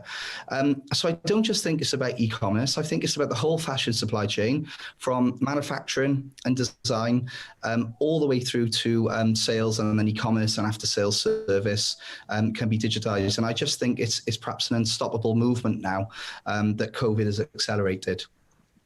What do you think, Jen?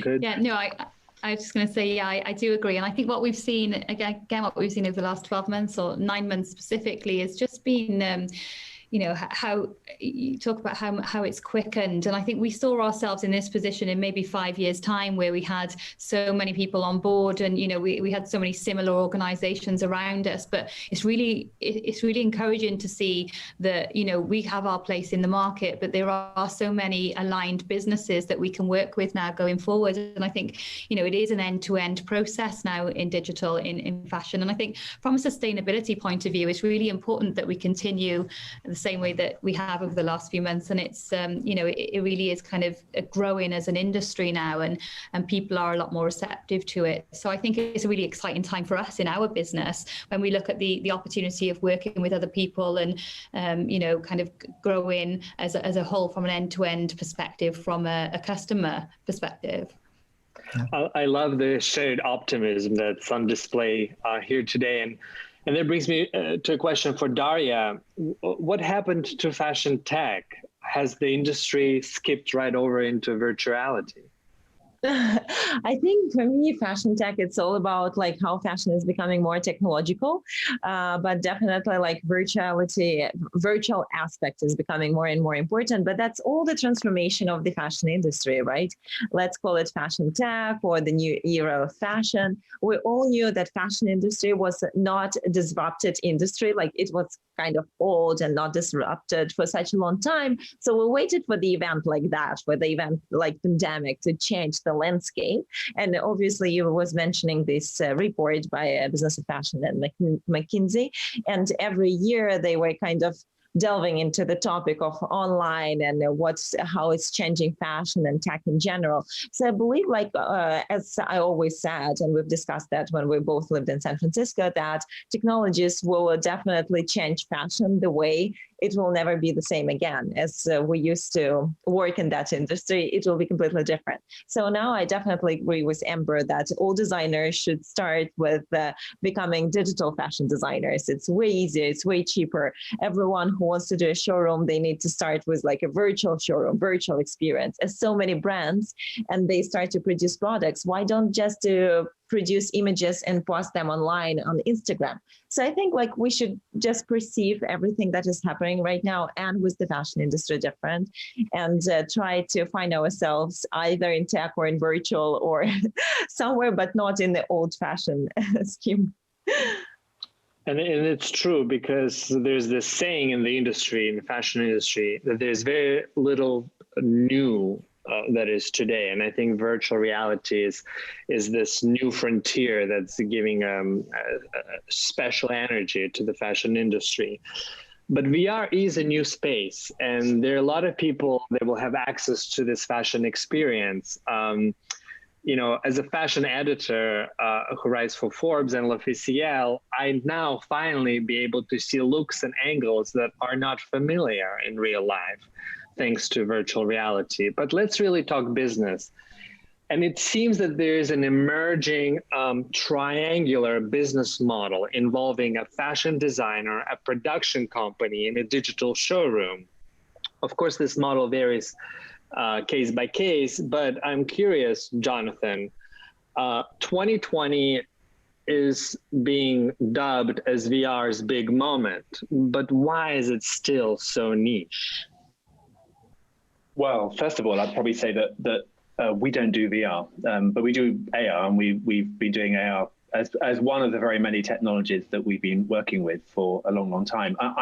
Jonathan is a big fan of VR, but Halation as an agency is not necessarily a big fan of VR yet, only because I think, and this is a personal view, I think some of the technology is held back by the hardware. So the notion of a virtual space I find beguiling and interesting and stimulating, and an amazing canvas to draw fantastic environments and create beautiful experiences. But I find it disingenuous to interact with that by putting on a heavy rubber sort of thing. So we do work. We do a lot of work in AR. I think. I mean, I'm very interested in what Daria was saying about fashion tech and the question you asked there, because one of the problems that we've seen over the years is that actually the reality is that the fashion industry, up until COVID, up until 2020, has been a terrible industry for any entrepreneur to get into fashion tech. And the reason is that the fashion industry, by definition, is constantly reinventing itself. So the technology side of it has been what's hot, what's new, what can I use? So if you look at the catwalks, one year it's been about holography, another year it's been about wearables, one year it was about drones, then it was about AI, then it was about AR, then it was about VR. And it takes ages and ages to kind of fine tune and perfect the technology. But the next year, the technology is being thrown away because they want something new. And it's only now, I think, that some of these technologies are being seen as being scalable. And actually, the tipping point, we always said over the years, the tipping point is going to come when actually the projects are not being commissioned by the marketing directors who have marketing budgets, who are always looking for something new, but actually from the merchandising teams, because then you know that the merchandising teams are seeing a value in what you do, and the fact that the money to pay for your project or your technology is coming out of their margin. And if they can accept that margin, they know you're going to be selling more, and therefore it's a viable and sustainable project. And that's definitely happening this year. I mean, in the AR work that we're doing, augmented reality work that we've been doing, we were just seeing huge take up.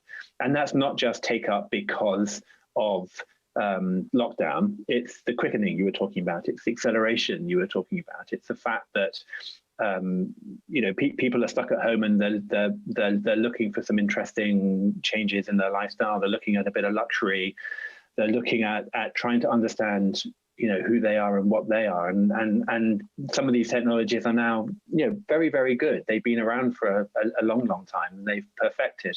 And I think there's something else here which I think Amber was alluding to. I mean, when we think about digital fashion, I think the whole thing is predicated on that tipping point that all of us, we have a kind of online, we have an offline persona and we have an online persona, and actually increasingly that online persona is becoming more valuable, much more valuable than our offline persona, and that online persona, it therefore is a commodity, and there are people that want access to that commodity. Digital fashion fits in very neatly there, particularly as Amber was saying, your online persona is a place where you can explore different sides of your personality. It can be fantastical, it can be allegorical, it can be completely different than you as an individual. It's a place of fantasy, and I think that's where we get to with this link between gaming and fashion. There are a lot of similarities between gaming and fashion. There are a lot of dissimilarities too. I mean, both are tribal, both inspire huge loyalty in terms of their followers. But then they're not easy bedfellows either. I mean, gaming can be quite a dystopian place where you explore slightly darker areas of your life. And by the way, gaming is also about taking control and making your own decisions and moving through the world in your own place and calling your own shots, and brands are all about control. So I think the brands that are doing better in this space are the ones that are letting go a bit, and the ones that are recognizing that actually they don't necessarily have to control all of the narrative. And that notion of control versus freedom, flexibility versus rigidity, I think is, that's where the battle is. And I think if brands can let go a bit, then actually a lot of this area is going to unlock. If brands try and retain control, then I think it's going to retain quite a kind of niche look. Jonathan, you've given me a great segue into our next question. And I just want to say we only have a couple of minutes left, so I would appreciate, Amber, as you answer the next question, to be as succinct as possible. Is symbiosis of digital and physical clothes possible? When can we expect augmented fashion? Oh, I've been hoping for this, and I've been saying it's coming. I think 2016 I said it's going to come within the next 10 years, and now I think it's going to come within the next 5 years, at least. And I think the technology needs to be ripe for it. The thing is, technology is not there yet. What we see in iPhones right now, the LiDAR technology, for instance, that is in our iPhones, those kind of things are the things that's going to drive the innovation. And it needs to come from the tech, because all of the ideas are already there. Our holographic garments are ready to go, right? It's just about the technology that needs to exist and it needs to develop. But this will happen. And I think the more we invest in it and the more that we want to go into it, the faster it's going to come. And I know that it's possible, and I know that technology is there. It's just being developed, and it needs to become faster, and all kinds of things are going to help. But I think it's going to be I hope it's going to be the next 5 years, if not earlier. Yeah, that would be fantastic. Thank you, Amber. Daria, very quickly, 5 seconds. What is the next big step for virtual fashion that you see coming in 2021? Of course, virtual fashion on videos. All sorts of programs. Nice. What about yes. No, great. And what about Brand Labs, the team? Can you share, what do you see as the next big step for virtual fashion next year? Oh God, it's limitless, isn't it? Gamification, hologram technology, most definitely, and even ways of touching and feeling fabric in a remote way via sensors on gloves and things like that. It's just so exciting, the possibilities. Thank you, Dan. Jennifer, anything to add to that? Any of your own predictions? No, I don't think so. I think Dan's more or less summed it up. But yeah, just again, kind of more developments in virtual reality and kind of more augmented experiences, and just kind of following in on the last few months. I think it is very much about being where everyone thought we were going to be in 5 to 10 years' time, maybe in 12 months' time. So the acceleration is really exciting. I want to leave everybody with the following quotation from Charles Laundrie's book. Digital technology is a revolutionary force, and it needs a guiding picture of what we want from its power as citizens. And this needs an ethical anchor to guide us with our policies and investment, which really should be about solving the global and local problems that really matter. I would like to thank our panelists, our pioneers, for helping us understand how virtual fashion will influence the industry and our wardrobes. It makes me feel enthusiastic and optimistic about the future. And that alone is a great accomplishment for 2020. Thank you, everybody. Thank you. Thank you so much.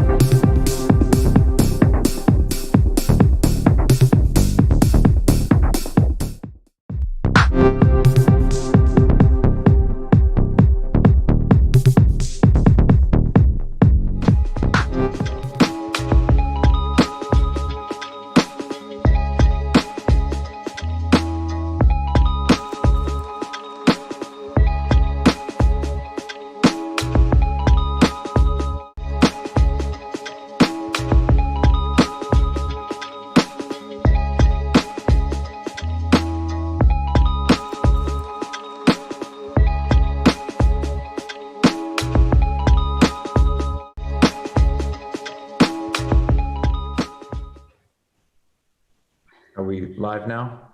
I guess. Okay. So what should we talk about? We're supposed to touch Should on. we like meet each other maybe for a sec? I think that.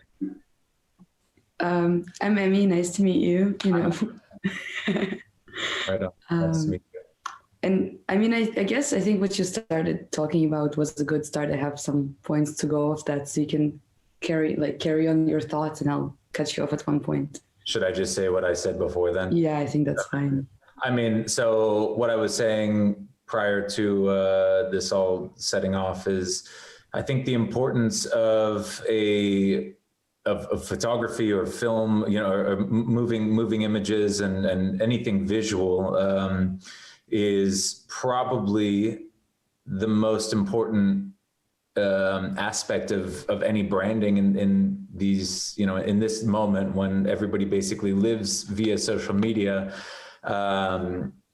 where, you know, I mean, there's so many brands in the world, there's so much shit, there's so much garbage, so much stuff that arguably we don't need. So if you have a brand that you feel like is doing something different, that's fantastic. But the end user, I think that the majority of the way that people view things is via social media or print publications and online publications, blogs, etc. If you don't have a strong visual story to tell through strong imagery, whether the photography is actually good or whether just the concept behind the photography is good, both of those are equally valid, then you're able to set yourself apart from other brands potentially making the same shit as you, or something. I think what you said before, what was interesting was that the imagery you build around the company is maybe, and I think definitely more important than the product itself. Yeah, I think that really works in our time because there's such a surplus, but also because since a while, it really has been that that we've been selling like the idea and the ambiance, like the vibe, whatever. We're no longer really selling products, you know, because there are just too many companies competing for the same thing. And I think in the 90s with photography, there was a huge shift in that where people started selling like the lifestyle. And it's funny how some people still don't get it. Like I find that, I don't know if you ever run into this, because I mean, your work is quite specific. So I don't know exactly how you interact with clients, but I run into this a lot where brands really want images to be really focused on product. And I think that's like a huge mistake. Yeah. It's so boring. Yeah. Yeah.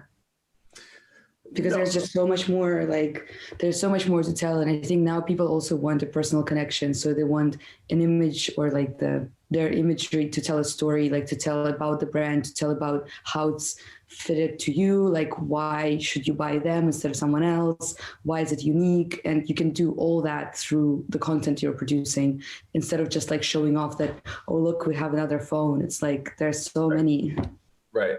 But I mean, if you treat your product like, imagine your product is like a celebrity. It's like celebrities are only as valuable as like now at least. And since tabloids were invented, like we only really care about celebrities due to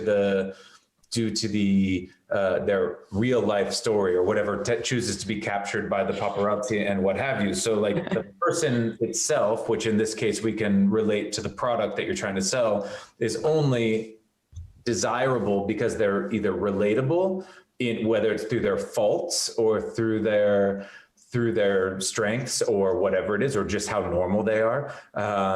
You know, and like, we don't like, it doesn't matter if they're the most beautiful person in the entire world or the most fit person or the best actor or the best singer or whatever. It only has to do with the fact that there's a story behind it. And like, you know, I mean, when a celebrity becomes a philanthropist, for example, arguably they become much more interesting because now there's a story where it's like Angelina Jolie has adopted all of these children and like, you know, and it's fantastic. And she's, you know, helping people all the time. And like, I'm just using her as an example, but and in the same vein, her father, John Voight, is a horrible person due to being a major right-wing conspiracy theorist and what have you. But although he's a fantastic actor, nobody cares about that because of the story behind him. So the images become the story behind the celebrity, and the celebrity is just the end product that the user consumes via their music or their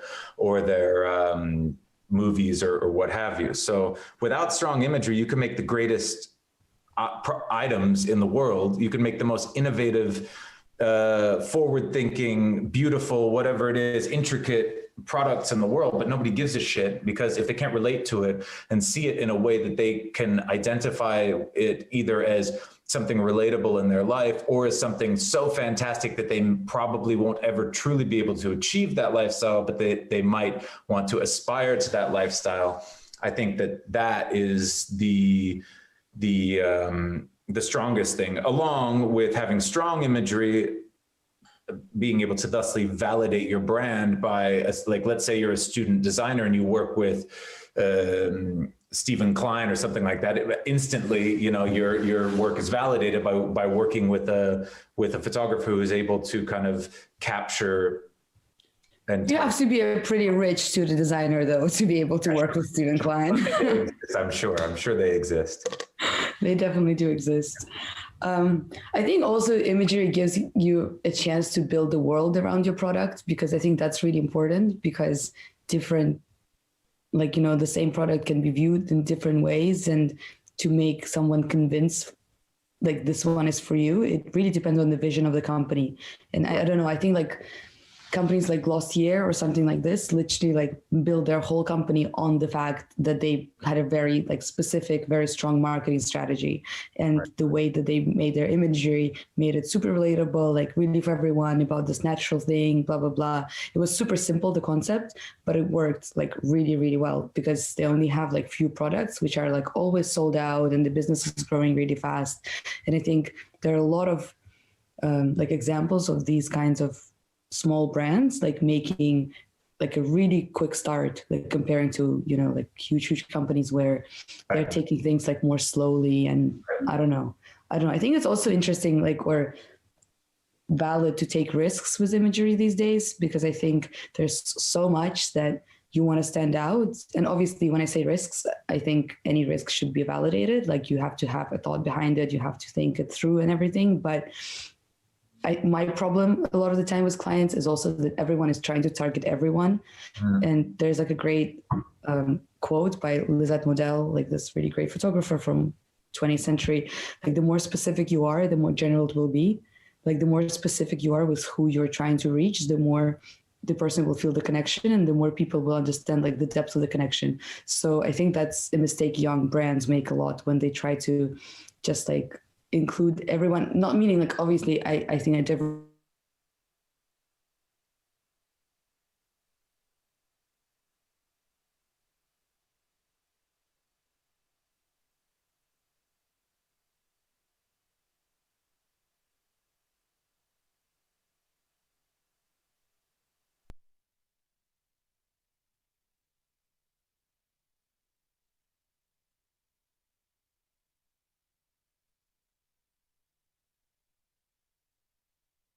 unique or whatever. Whereas like if you gear it towards a more focused demographic. Yeah, like you have to know your audience, like you have to know your focus group. And also like, you're not going to be the second H&M, you know, just because it's different time now. That's not how, like, they made their head start, because like them and Zara, whoever, like those companies, they made their head start because they did it at the right time. Like now is not the time for that, because they already took the market. Like, I think now the brands that do well are the ones that make a very specific, like choose a very specific direction, have a very specific target audience, and like really stay true to themselves. I think that's also important. Like the idea of always like having a point of view and sticking to it. Like, I mean, I don't know. For me, when I buy clothes, like even to step out of this, but to go to a, like the consumer side, because I think about this a lot. Like whenever clients ask me to like show the product, I always think like, have I ever really like bought something because I saw the product? Like, no. Like, but I bought stuff from like because this campaign was so genius that I was like, wow, this designer is really cool, because to think of that was super smart. For sure. I mean, there's two ways to think about it, where like, if you think about it from like the social media base, like arguably, don't you think arguably like with the social media base and like the Instagram viewer, the vast majority of people would probably engage with the most basic kind of imagery, as anything a little bit too cerebral or too conceptual may fall on deaf ears. Whereas like if you're doing editorial or a campaign or whatever, that's not primarily geared towards social media, but may be seen on billboards and blah, blah, blah, where, you know, I mean, I just constantly am fighting with the fact that like, whenever I post what I feel to be, talking about Instagram, for example, when I post an image, which I view as like one of my strongest images, which let's say, for example, it's the perfect composition or the perfect light or the perfect, you know, gesture, what have you. And then you post it and the comments that show up underneath that are like, oh my God, cute shoes, where can I buy them? And I'm just like, die. Like that's not what any of this is about. So like, don't you think that if you took, you know, in a lot of the situations, besides things going viral and like Kim Kardashian validating something by posting it or what have you, don't you think that like an image that's too conceptual or too abstract might fall on blind eyes? I don't know. It's complicated. I think it really depends on your goals and what are you trying to do. And, you know, if your goal is really to be commercially successful and that's like the end, and you're trying to make like the most valid strategy on that, that's one thing. Versus if your goal is to make a product that is commercially successful, but maybe like not the most commercially successful, but also makes you feel good about yourself. I don't know. That's different. And, but I totally understand what you're saying. Like when you post something like work that you really love, and then you're like, okay, this is not the reaction that I expected. I totally get that. But for me, it goes both ways, to be honest. Like, but I think this is just like this thing that artists have a lot. Like for me, if I post something that then gets really good feedback, I'm like, well, this was actually something really important and smart, and too many people thought it was just cute. Like, this is wrong. And then I'll post something that is really smart also in my head, and then it doesn't get much reaction. And then I'm like, no one really got that. Maybe it's not that smart. So I think that's just like an artist complex. Right. Yeah. I mean, okay. Yeah. It's a conundrum, like for sure. Like, I mean, in this day and age, like obviously, but okay, sorry, going back to what you were saying before, like, especially with like, let's, since we're supposed to be talking about new designers or young designers or local designers, I think that the number one thing that needs to be thought of, and it's very difficult, especially when you start off without like a good financial base or without a good following, for example, I think the number one thing is what you were saying before, and this relates to it, is maintaining integrity, which is kind of lost in this day and age in a little bit. Like it's so easy for people to just throw away integrity in order to see a financial return. And I think that people need to, I think that the most important thing and the thing that matters the most with integrity is not thinking about what's going to go into your pocket today. Like, let's say, yeah, it's like 30 years. So like if you sell like 1 million of the hottest shit right now that nobody needs, like in 30 years, are you still going to have a business, or can you have a little bit of cachet and integrity? And like, I mean, brands like Louis Vuitton and Christian Dior and whatever didn't just like start and like just be like commercial entities. They were like, all right, we're going to make this, and it's going to take some lady sitting in a room under a light, like 7 days to make this one small thing. And that's our brand. And they're like, yeah, we could have it done in Bangladesh for a fraction of the price. And yeah, they'll probably still look the same, but there's not going to be the story there. And 100 years later, are we still going to have a business model? Whereas like still, when there's a Dior haute couture show or a Chanel haute couture show, and they have like Les Sages doing all the embroidery, and that dress is going to be like $400,000 and one woman is going to buy it, maybe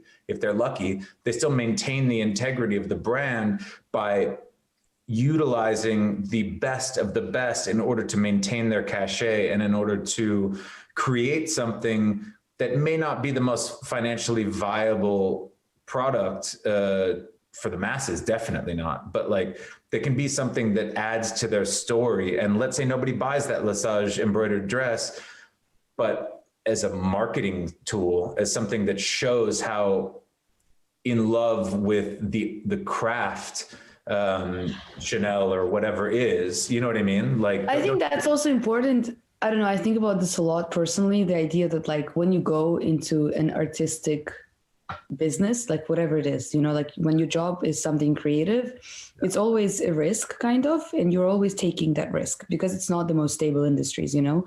And for me, whenever I catch myself like making some decisions that, you know, like when I'm putting money first or whatever, I'm always like, you took this risk, so you might as well like carry this risk on and actually use it for what it is, you know, like give it your all instead of then sabotaging this integrity like that you're talking about. And to be honest, for me, I've thought about this a lot again, like none of the projects that I've done where I went and compromised with myself really gave me that much feedback, I guess, like in the long run. And then the ones where I really like was maybe a pain to work with, but like stated that, no, we talked about this, we're going to have to stick to this plan. Like, this was important. This is important. This detail is important. We have to do it exactly like this. And the clients or the magazines, whatever, were supportive of it. Then those were the projects that went like viral or like whatever, you know, that gave a lot of feedback. So in the end, I think if you're taking like, if you're being honest, it does pay off. Maybe just not instantly or maybe not quite as easily as you would like, but in the long run, it's much more important. Yeah. And I find the same actually with like little brands. Like, I don't know how, but even from Instagram, for me, it's funny. Like I notice sometimes certain things and I save them and it's nobody, you know, like I have a lot of friends who I follow who are like design students, like at St. Martin's or something, who are like second years or something, like really young. And then you notice something I'm not really paying that much attention, but I just remember saving this thing. And then 3 years later, you see them doing like super well. So I think when people stick to who they are, it does work. Right. Yeah. You have to be very like stubborn, but also very, I don't know what the word is I want to use, but you have to like talking about like your photo shoot, you have to hold your guns and like not really budge it's all about integrity really in the long run. And like don't compromise with yourself. I think that's important. Obviously you have to compromise sometimes for like costs or whatever, like there are logistics, but there are certain things which you feel like it's a compromise with yourself, not with, you know, like the team or whatever, because that's also important. Like a lot of the time or almost always it's teamwork. So there are other people and their opinions are valid and you have to remember that. But if you know that you're really not doing something that feels right, like you probably shouldn't be doing it. Yeah. And another thing that I always like to kind of reference, going back to like the big fashion houses and integrity again, is like, I remember back in the day when I first started, you know, doing what I do professionally, and like I was able to, my rates were quite high. And then some kids came along and they started doing very similar to what I do, maybe not at the same quality level, but that doesn't matter, for let's say 10% of what I was charging at the time. And I was like talking to my girlfriend at the time and she was like, and I was like, should I bring my rates down? Should I be cheaper in order to get more work? And her response was like, no, you never want to be the price guy. And I was like, well, what does that mean? Like, what if I don't sell, you know, what if I don't get hired because I'm too expensive?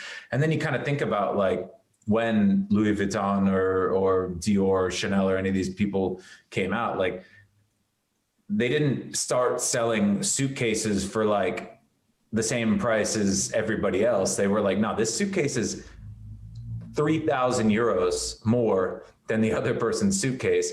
And you know, they didn't slowly like increase their prices. It's like when Karl Lagerfeld increased the price of the timeless classic like Chanel bag. He was like, this is how much this costs. If you want to have this bag, it costs this much, and like that is what it takes to carry this bag. And that's a bold move to like, but it's one of those things to where like that also validates. I'm not saying that things should, I don't think a Chanel bag should cost $6,000, but But you understand what I'm trying to say. It's like, yeah, if a Chanel bag was $250, nobody would want a Chanel bag because everyone would have a Chanel bag and it would be passé. Like, I think this also relates a lot to, I mean, I think this would work with brands too, but I say this a lot because I teach at a university, like a photography school in Moscow sometimes. And I say this a lot to my students, like not to start working until they feel like their work is really worth paying for and they feel happy and they feel like they can charge well for it. Because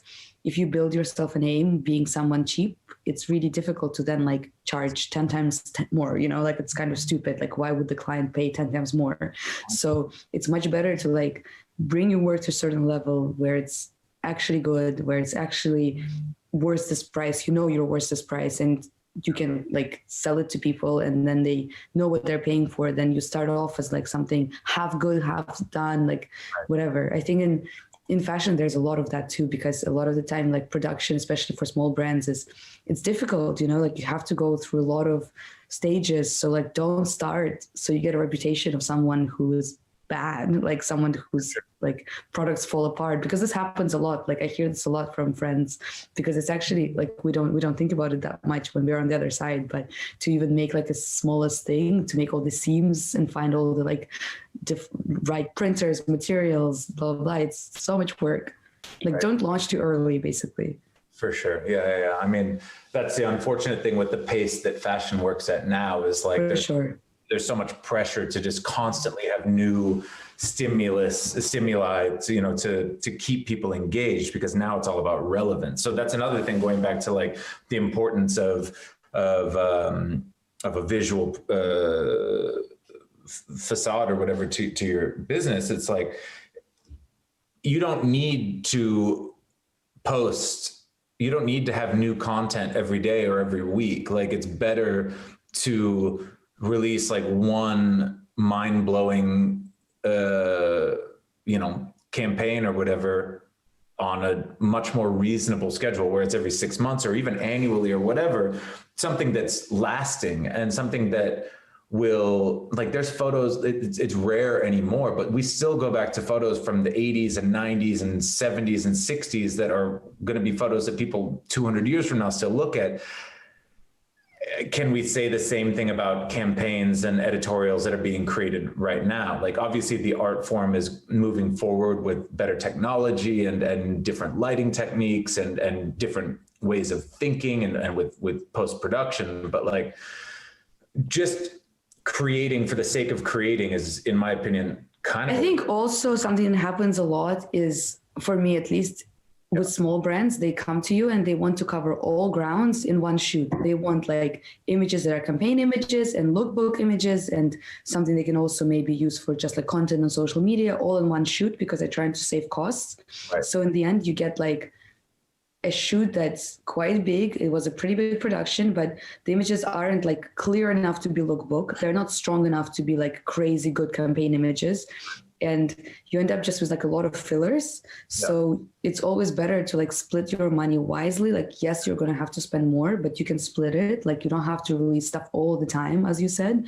And it's better if you shoot like a clear lookbook that really shows the product. And then you only shoot like, I don't know, 3 campaign images, but they're like actually amazing, because it's really difficult if you have 60 looks to make them all like incredibly amazing and interesting and also show all the details of the clothes, you know, like it's actually impossible.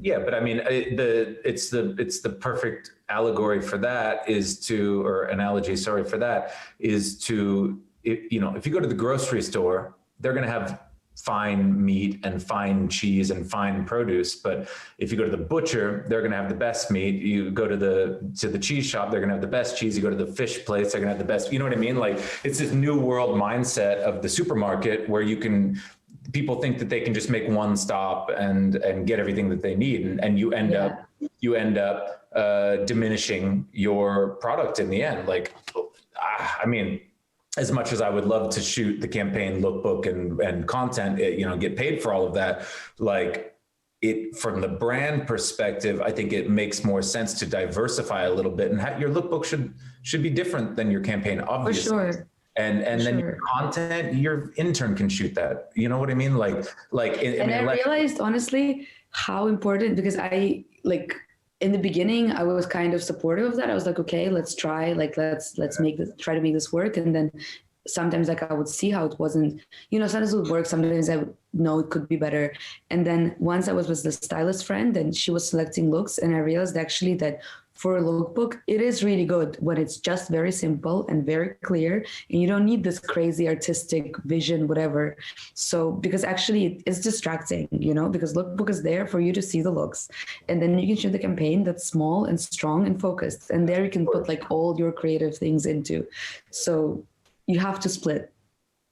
Yeah, and also if you sit there shooting 60 looks front, side, and back like e-commerce, and then they say, okay, let's go do something creative right now, you're gonna be burnt out anyway. So like, for sure. So, I mean, yeah, it just depends what you want to focus on. But again, I think going back to what we started with, I think that just focusing on the story of what you're trying to sell, like forget that you're selling clothes.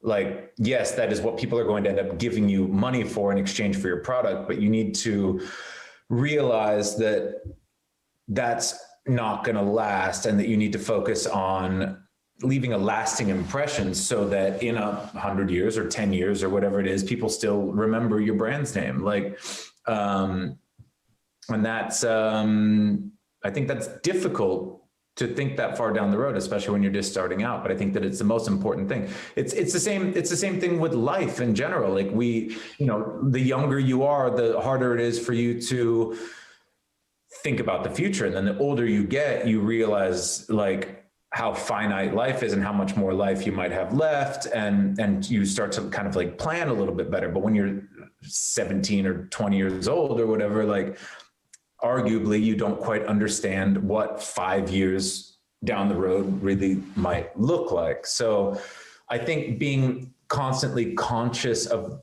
a timeline, being organized, and like just always like projecting your brand like 5 years into the future, and like knowing that if you invest, it's like with any business, if you invest now into the infrastructure, which would be in this situation, the creative infrastructure to build a strong story today, like right when you start out, versus doing it in 10 years. And then everyone's like, oh, this brand has just had a transformation. It's like as much value as that might have down the road, like how much cooler would it be to just always have been the shit, and like to have always. I also feel like, to be honest, it's rare, you know, unless you have someone like really backing you up, that a transformation really works. Like, with this kind of business, I always, especially if we talk about like one specific market, be like at the local market or a global market, at each one of them, you get kind of one shot, to be honest. I feel like if you screw up your one shot, it's very difficult to rebrand. Like you have to invest same amount of money to rebranding. Like you might as well just start a new company. Like a celebrity, like if you get caught for overdosing sure. or whatever, you're done.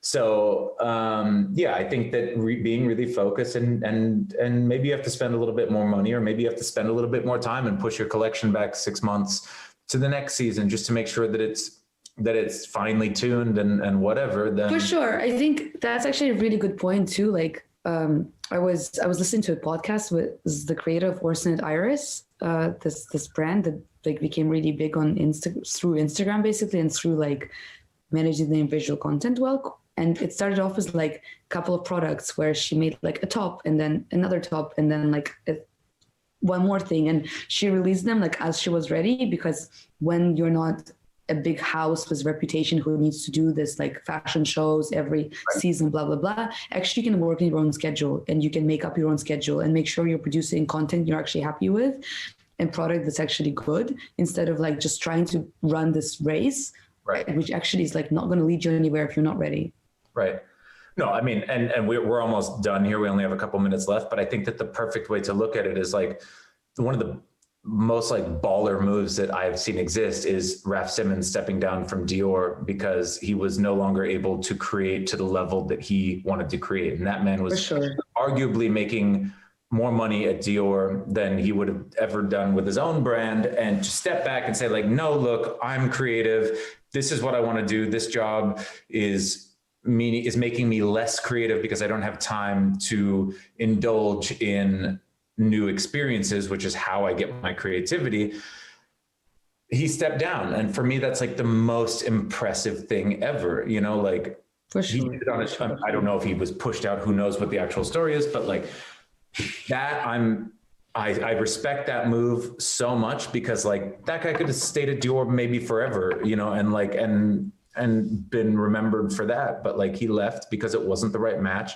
And for me, that like, always loved Raf Simons, but for me, that was like the coolest thing in the whole world, because he stayed true to what was important to him. And in the end of the day, when he's on his deathbed, he will know that he made the right choice. And that's the thing that you have to think about, is when you get to the end of your life, you look back and you want to make sure that you left something behind that matters, whether it's to you or to other people, doesn't matter. But like, just feel like you did something that like left a little mark, right? Instead of just creating shit. Sorry about all my language, by the way. Anyway, I think that's a pretty good story to end on, honestly. Like this idea of like looking back on your life and being like, is this what I want people to think of me? So I think that's a pretty good ending note. Okay, well, cool. Nice to talk to you. I think that was pretty good conversation for a yeah, I mean, for us meeting for the first time and like not having a brief really. So cool. All right. Спасибо большое. Bye. Bye. How do we sign off here?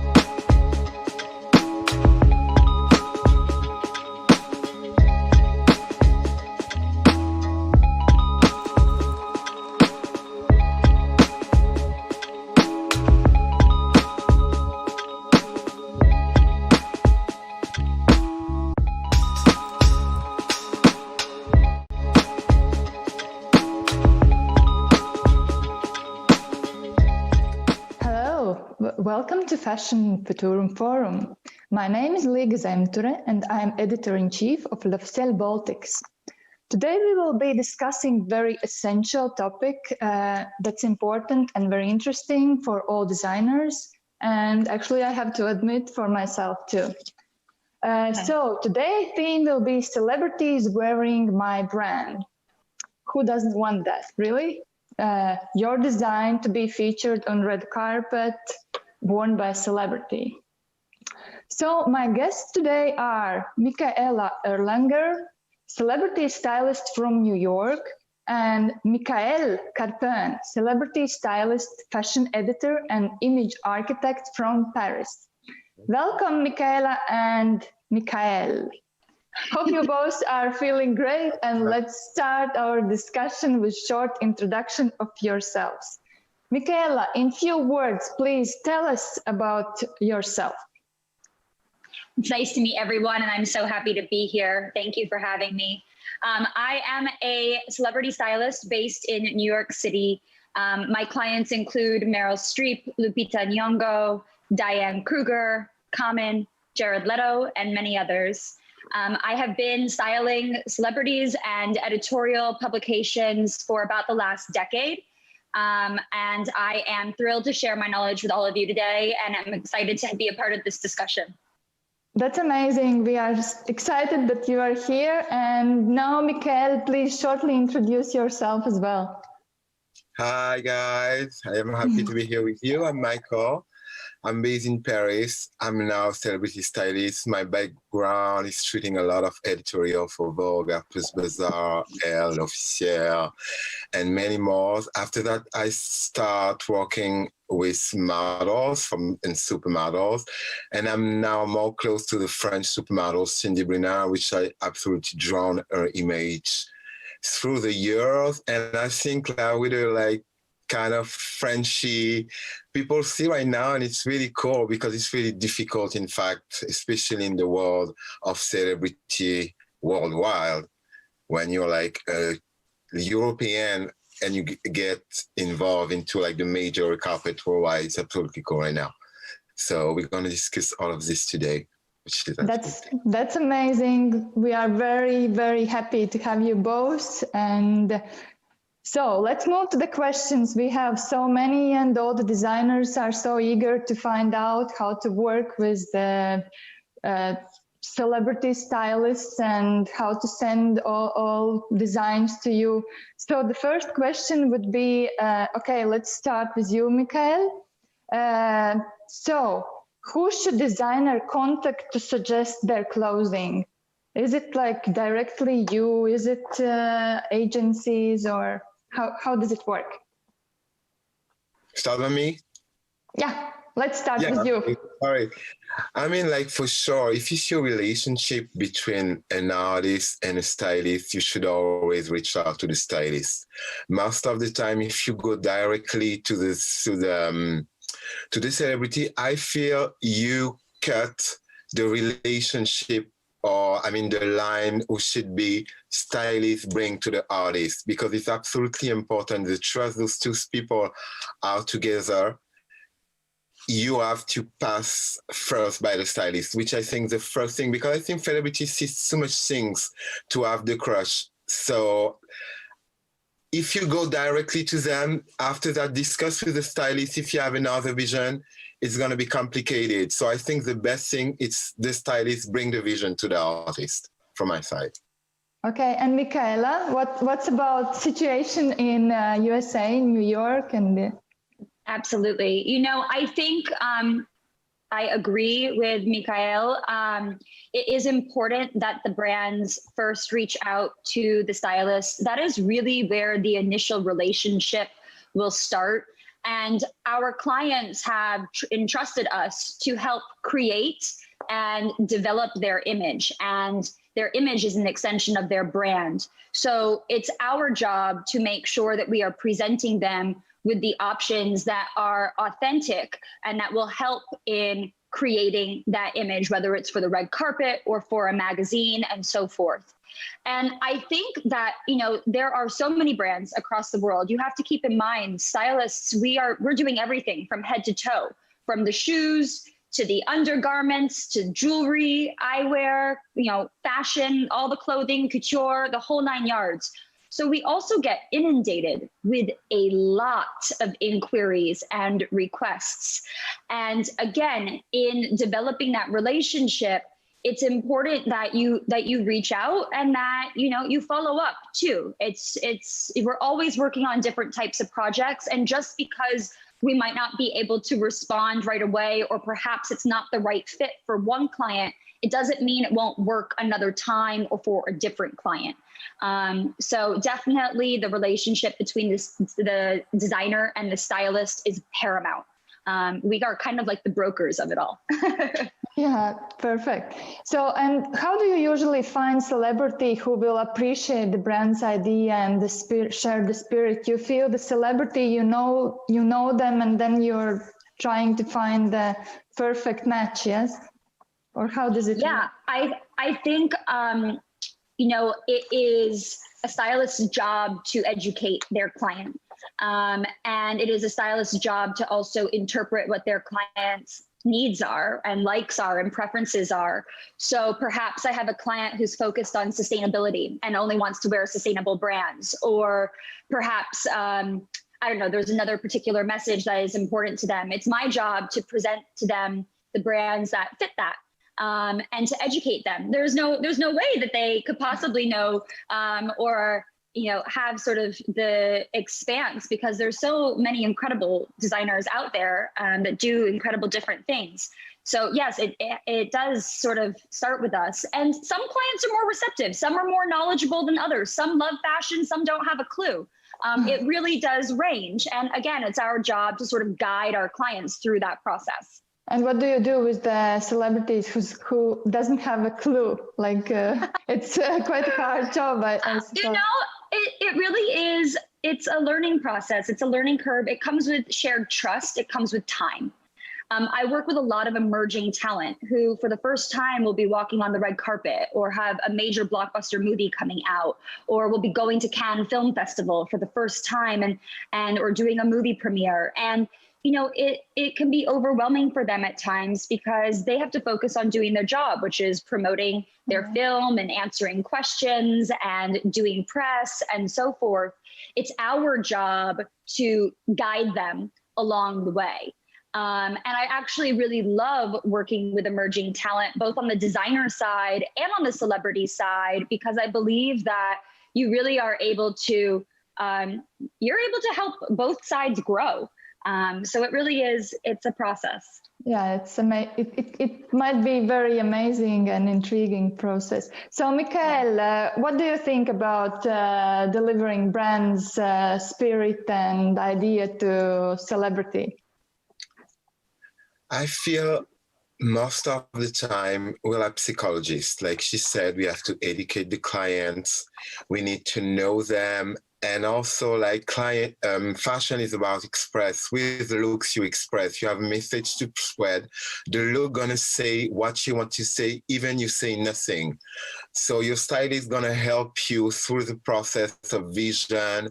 When someone know you, he's gonna bring the best for you. That means like you're gonna understand exactly what you want to say this day, at this moment, on this red carpet, at this event. And this is what I call a relationship between celebrity and stylist, because reality is we're like a relationship when we clip. When we work with emerging talent, it's absolutely different, because for sure we bring them maybe where the stylist, the others already gets. So they have to also, we have also to educate them through the process, because you're not arriving to the top, the step, there's a road to follow. And we're here to guide you. Even like not everyone can be Lady Gaga when you arrive on the scene. So we're here for that. We need to canalize all the energy, everything. So yeah, for sure, I feel with psychologists through the vision, through the heart, through a lot of things. But when we understand each other, it goes really quick. What you want to say, we're going to understand and bring the message without you talking. Yeah, Michaela, I hear you have something to add. Well, I'm nodding in agreement because I mean, it is so true. You really, every time your client is photographed, you know, those photos go around the world. And there really is a lot of weight in what you wear. So you really are making a statement, whether or not you're saying something or not, to Michaela's point. You really are sharing a message. And at least in the States, you know, these days, there was, you know, there have been, the red carpet has kind of evolved, and what you say, I think people look to what you're wearing in order to communicate that. You know, we have seen the Golden Globes when everyone wore all black versus people who are wearing sustainable fashion or vintage or whatever it might be, to support whatever message, let alone maybe the message of their film or whatever it is that they're promoting or what is important to them. So there is a lot of weight in what you wear. Yeah, and actually how you find the contact with celebrities? You both are amazing stylists, but I think it's a way for you as well to find this with whom to work. And Meryl Streep, it's like, oh my God, or Lupita, it's amazing. So what's the process, or like how do you click with the clients, or how you find them? Well, you know, in my case, at least it works one of two ways. Either the clients reach out to me, and stylists have agents. So we're represented by agencies that negotiate, you know, our fees and also our bookings and our schedules, and help to make sure that everything runs very smoothly, because sometimes we have to travel with our talent, and it can be a logistical situation. But either the client will approach you, or the publicist that represents the celebrity will approach you and say, I'm interested in, you know, having you style X, Y, and Z, and can I set up a meeting? It's kind of like dating. You know, you have to click. There has to be a natural synergy and relationship and a level of trust. And the other way it works is sometimes I'll approach talent and I'll say, oh my gosh, you know, or my agent will reach out and say, are they looking? Michaela loves so-and-so and would be delighted to work with them. And sometimes it happens that way. More often than not, though, the publicists will reach out when there is talent that is looking for a glam squad, right? The hair, the makeup, the stylist, the whole package. And it typically will happen around the promotion of a specific film. But the goal is always to create a long-lasting relationship. Celebrities don't want to have to change their stylist or their hair and makeup team 100 times. Yeah. You want to find the right fit, because when you have that level of trust, you can also really grow together.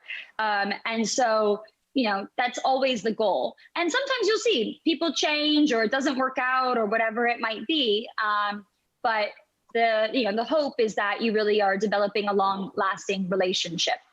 And you mentioned that these are agencies. I think that for many designers, there is like always this big question. Okay, I want to send my design piece to, and then he like kind of stops and he doesn't understand what it's kind not of the agent. It's not the agent. It's not agencies. It's like stylists, directly stylists. Yes. It's the style, send to the stylist. Okay. The agency is only our representative to handle our, you know, negotiating our fees and our bookings and our schedules. They represent a lot of stylists, so it's a great resource. If you need information, if you need an email address, you can reach out to the agencies and they might provide it to you. And they represent a lot of us. So, but I think nowadays, is it like good approach to write you, for example, on Instagram, or it will be lame? Yeah, absolutely. I check at least for me, I don't know for other people, but I check that's how I discovered new brands. Instagram's an incredible resource and tool. I check my Instagram inbox just like I check my email. So I'm very responsive on it. I think, again, there's no hurt in reaching out to people in whichever way you are able. If you don't have someone's email, then that's a good place to start. But I mean, I've discovered incredible brands, especially new brands, for the first time through Instagram. So yes. Me too, for the magazine. Yeah. I'm always looking. Great.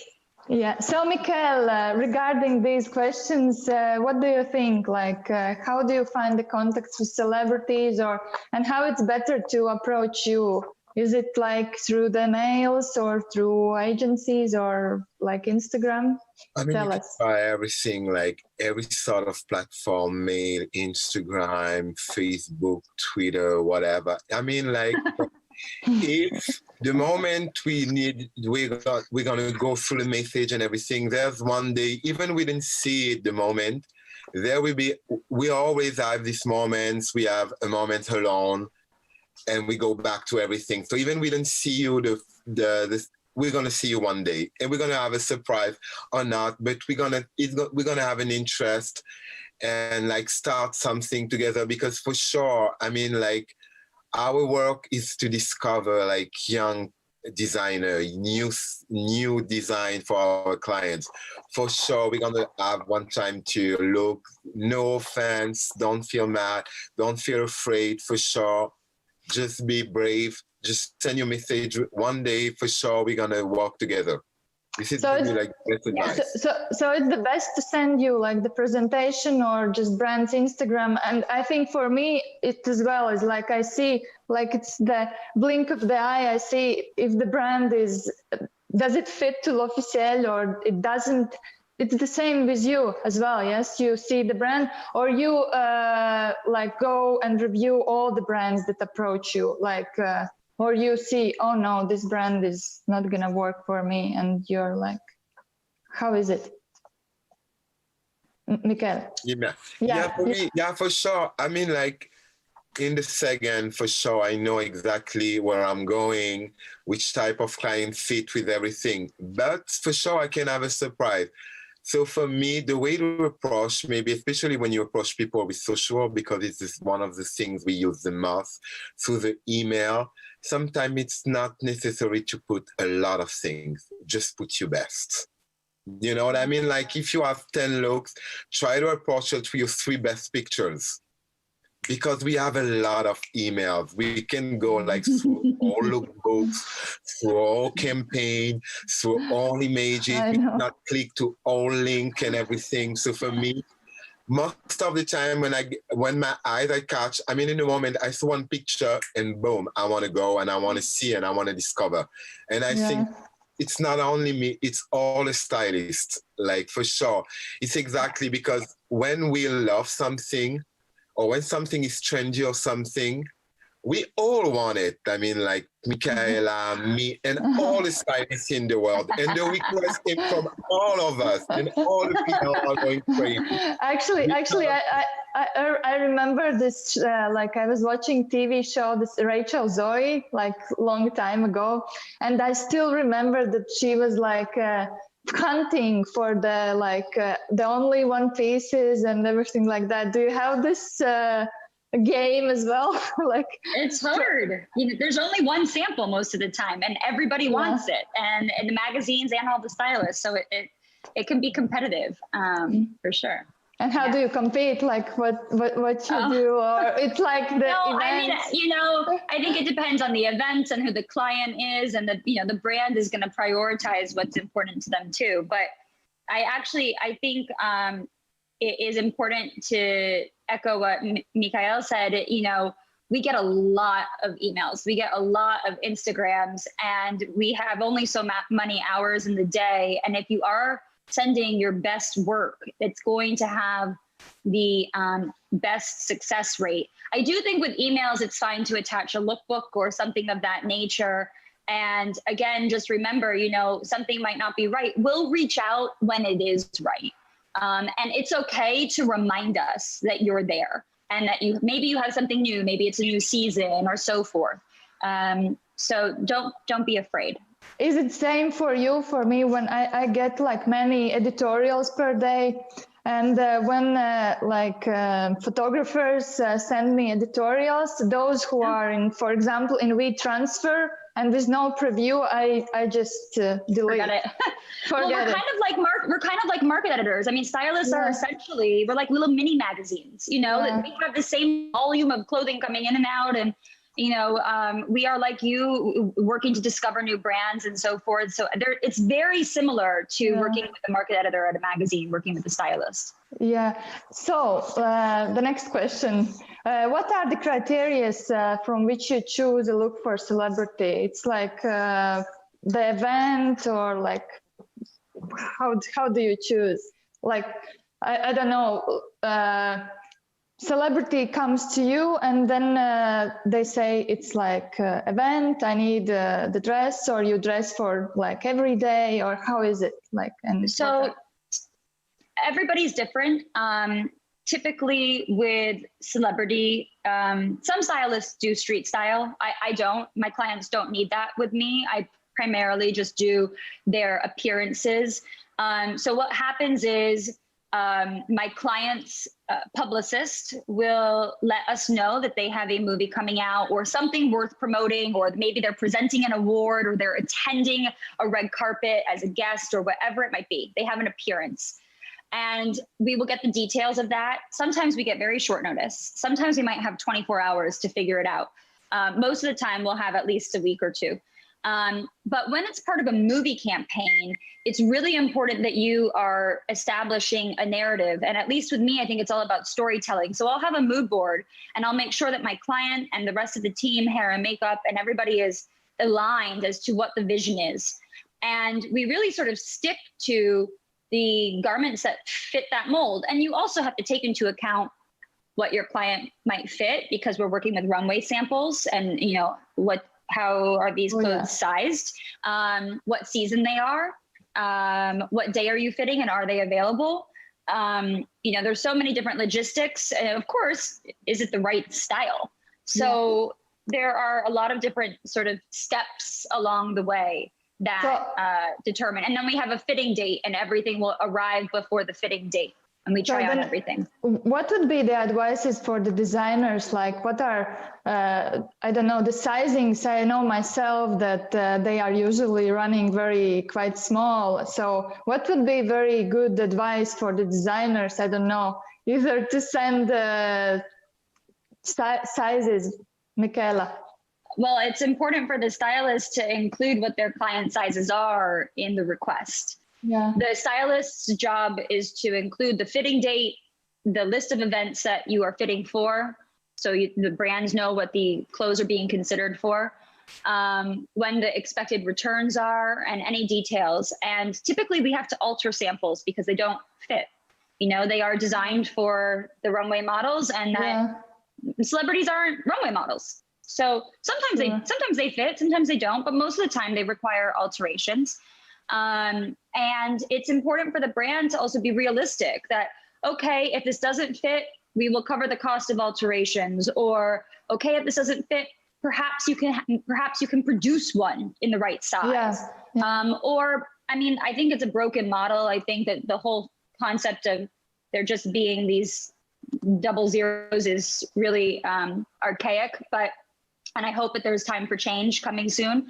But at least for now, it's what we're working with. But I think, again, having a dialogue with the stylist, because it's not worth it if the clothes aren't going to fit. You might as well not send, and you might as well send to somebody else. So really having a transparent conversation is important. Okay, perfect. And Mikael, what's regarding your clients? I think it's the same process. First of all, depends on the personality. Also, it's exactly the same process. All the clothes are from the runway. Most of the people don't fit those outfits. They need alteration, as she said. So if you really want to work with a celebrity or something, or like you want to create something, when you reach out to the stylist, you're going to have all the measurement, everything. More you have information, if you want a surprise, for example, you get the stylist last minute, you can analyze, try to find, because now you can find a lot of things. So if there are alterations after that, not that, there's like last minute things people can do. But I feel the first things for sure is to have a relationship, talk, try to prepare everything in amount, because like, I mean, between the moment the clothes are there and the event is probably during the fitting, most of the, especially now, everything goes so quick. We talk about before COVID, maybe now we're going to have, after that, we're going to have more time through the process of things coming. But before, everything was going so quick. So fitting, straight after you have like the event man, the red carpet or something. And I mean, like, you lose chance. The thing is, you're going to lose chance. Is it good idea for the designer to send you, like, if you have chosen one dress and then they send maybe something more you even haven't chosen before? Is it, or it is better for designer to send exact piece you chose, and how is it? So I think it's important to ask, because sometimes it's very helpful and other times it's just extra work for us. And it's like, we have so much clothing coming in and out that we are responsible for, and it's just extra work. It is, but there are times, there are exceptions to that. You know, there are times when it's incredibly helpful. And I think, again, if you have a dialogue, if you say, I'm including some extras, the stylist has an opportunity to say, no, please don't. Otherwise, feel free. You know, I think, again, having the communication and the open dialogue is really important. And also to offer sending extra fabric or to send things that have seam allowance in the seams is really helpful too. Again, alterations are huge. I don't really know anyone that doesn't have alterations. Yeah, okay, we already touched this question now. Like, what's the like biggest mistakes designers are like doing when sending or communicating with celebrity stylists? Or you, Michaela, and I think expecting things to work out the first time.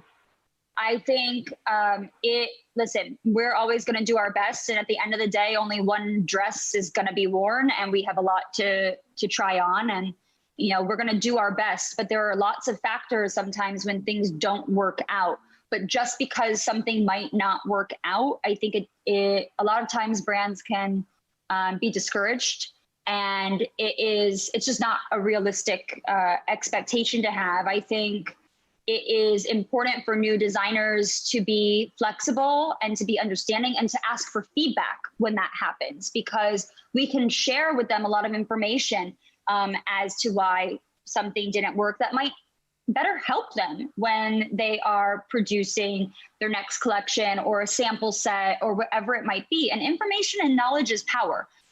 So again, I think it really is about establishing trust and a relationship with the stylist, and knowing that this takes time too. Yeah. And Michael, did you have like any, when there is like something goes wrong completely, designers send you, or some mistakes they do? What's in your opinion? I mean, the mistakes is never send a backup when it's not a first option.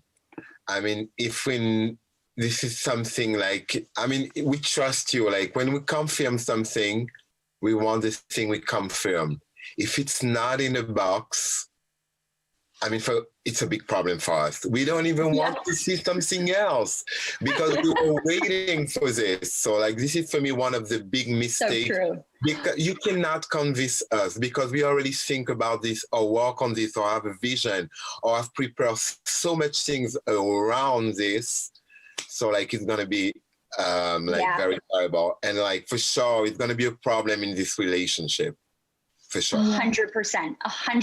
And actually, speaking of that, one other thing that has happened before that I think brands need to be aware of is if they have multiple sample sets, to not be sending them to different celebrities at the same time. You know, it really is important that you are managing your product carefully, because at least in the States, you don't want to wear something that somebody else has already worn and so forth. And sometimes there's this editorial samples and there's red carpet samples and so forth. But I really agree with what you said. If you confirm something, it better be in that box because we're counting on it. And because the chances of it working are probably much higher. Yeah. Of course, yeah. So maybe you have some, Mikhail, do you have some life hacks for stylists? What do you say? I'm sorry. Do you have some life hacks for stylists? To work with celebrities? I mean, if always reach out to us. Like, I mean, the first thing always is that don't send your information, emails for me, your best pictures. I mean, through the time, I mean, you can also like understand what the mood or style of each type of stylist. I mean, because we all do it different things. So it's maybe if you want to reach out to us, maybe like try to go to our inspiration, what we have done before, maybe to just try to catch our intention in a minute, because for sure, like we said before, we receive so much email, so much proposition, so much images in a moment. Like even in a day, I have so much unread mail, because sometimes I receive it like, don't send it like 10 times a day. Like give us like, even like we didn't answer, like give us a break in between, because we're going to see it the day we need it. We come back to you, because most of the time, because I'm sure Michaela, I don't know, I'm talking between, sometimes we keep this in the corner. Maybe we didn't answer, but we know we're going to get back to you for something, you know. That doesn't mean we don't want to work with you, or the idea is probably like on its way. You know, we probably talk to a client about it or something, but we're waiting for the right moment, like to contact you also, because we don't want also maybe to like deceive people. We know it costs money to send, to return and everything. So we're careful about that too, like most of the time when we're working. So we have to control also the entry, the return. So, I mean, it's a lot. It's a lot. How big are your teams, Michaela? How big is your team? In pre-COVID times, I had a team of 4, because I work between New York and LA and also Europe. But sometimes I'd even bring on additional freelancers or people just for extra hands and interns and that kind of thing, just to help get all the boxes in and the boxes out. And also just because of the volume of clients and requests. COVID's a little different. It's me and one other person, so I'm doing all the dirty work myself. You know, I'm like a FedEx facility with all the boxes. But no, I mean, I agree. I agree with what Mikhail said. So yeah. And Mikhail, what's about you? How big is your team? I mean, me too. I work with 2 people that we work all the time together. And most of the time, for sure, like before, it was like being there, going to Paris, after that New York, after that he sent you to Milan, after that he sent you to London. Now it's going like more easier, for sure. I mean, like I've interned like her before to return the box and everything, and now for sure I can do it, because the situation is absolutely different right now. But I mean, like, I wish we go back to this soon, for sure. And it's going to happen. I believe too. So, and do you, like before COVID, did you fly with celebrities? Do you go to the like event place if you are, for example, in New York?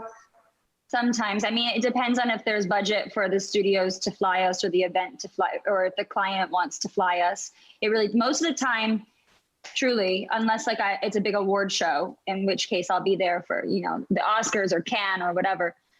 Most of the time you're giving the client the suitcase, and you know, their hair and makeup will zip them up, or their personal assistant will zip them up if they are not, you know, in the same city as you. Because with me, you know, my clients are on press tours.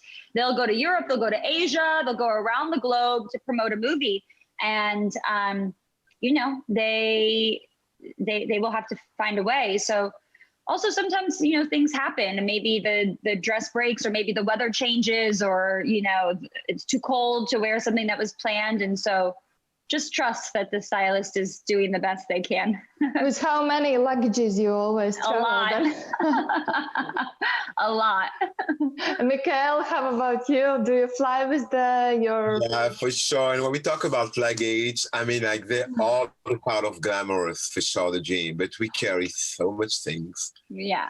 See, it's like I can like count the pain in my hand and my feet because we carry so much things, like how many luggage, and like we need to have in mind how to organize all of this, because like it's not you have 10 luggage. You need to, there's an order to open it, because like for sure it's gonna be a mess after that to open 10 luggages, then open 23 kilos of 10 luggages. So I mean, yeah, for sure it's very difficult. Like, but yeah, for sure, traveling was before traveling is cool. Going to the event, I mean, depend of the client. If they really depend of the client, they want us to come. They people when they're ready, they don't especially need us. So we find the balance. Yeah. Okay. And okay, right now there are so many bloggers and blogger celebrities. Do you work with bloggers as well? And what do you think about working with bloggers? I see you both, and it's like okay, Michaela. Yeah, I have. I presently am not. I have in the past, and I actually think it's really interesting. I wouldn't say bloggers. I would say influencer. And I'm very selective about who I work with, whether they are a celebrity or an influencer, because I have to be able to relate to them and I have to be able to carry out their vision. We have to be in sync. So it really depends. I think that it's a whole new world. And again, if it's the right client for me, I will know. Okay, and Mikhail? Exactly the same for me. I'm very careful on, I mean, like we click or we not click. So like this, it's working or it starts working. So if it's good for me, or if I have an interest or something, because for sure our job is about discover clothes, talents, so influencer is something really new. So it's very cool. For the moment, me too, I don't have, I didn't get a chance to work with, I met some of them, but for the moment, we didn't get a chance to work together, but it's gonna happen for sure, because I think we have to, it's a new job. It's a new way to present yourself. It's a new way to work. So for sure, they're going bigger and bigger and bigger. But it's also a match, because influencers already create themselves. The thing is, we have different codes. We need to understand each other and match, because for sure, most of the, I mean, like, they not like when we took people in development, they expect something from us. So it's more easier. Those people are arriving and they already built something by themselves. So it's really difficult to them, I feel, to depend on where they want to go. When we know where they want to go, we know if it works for us or not. Okay, time passes so quickly. At the end, I wanted to ask you, I'm sure that so many people will now approach you. The question is, for example, Michaela, you said that there is, you don't like street styles. It's not that I don't like it. My clients just don't necessarily need it. It depends. Yeah. Sorry.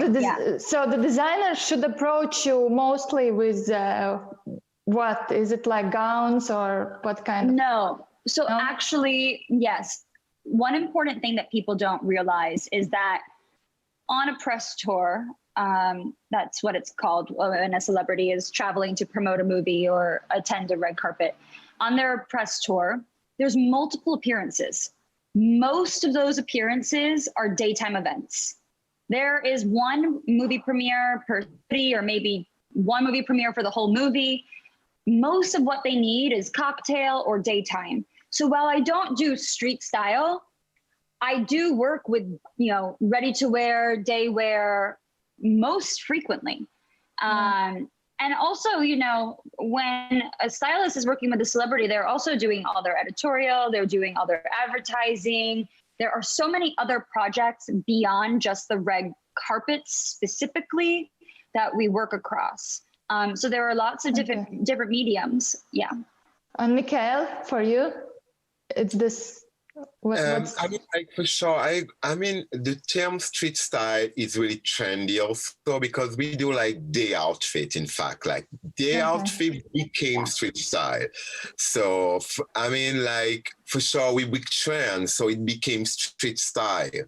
But it's like for me, it's like day outfits. So there's like no difference between maybe it's two like expression, one more trendy, one maybe more professional. Okay. So I mean, we for sure all those day outfit. It's what people I feel. This is what bring also is the image of the client, but it's also what helps brands to like sell because most of the outfit we use on red carpet are maybe unaffordable for a lot of people. So like all these day outfit are really, I feel are really important and I love it and I love to work on it. I love also to change codes on how to present yourself, but also it depends on the people.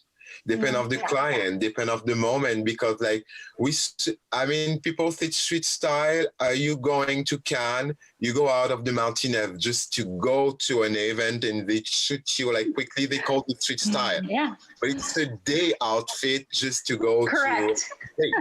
Okay, guys. I'm so sorry to say, but we ran out of the time, and I was so super happy to meet you both.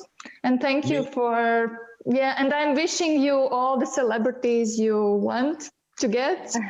Thank you. So we wish you a wonderful, I think, evening and morning, and hope to see you. I don't know, Thank Paris, you so much. Miami, New York, but definitely. let's meet one day. Okay, guys. Happy holidays. Thank you. Happy holidays. Bye. Happy holidays. Bye, guys. Bye, guys. Bye.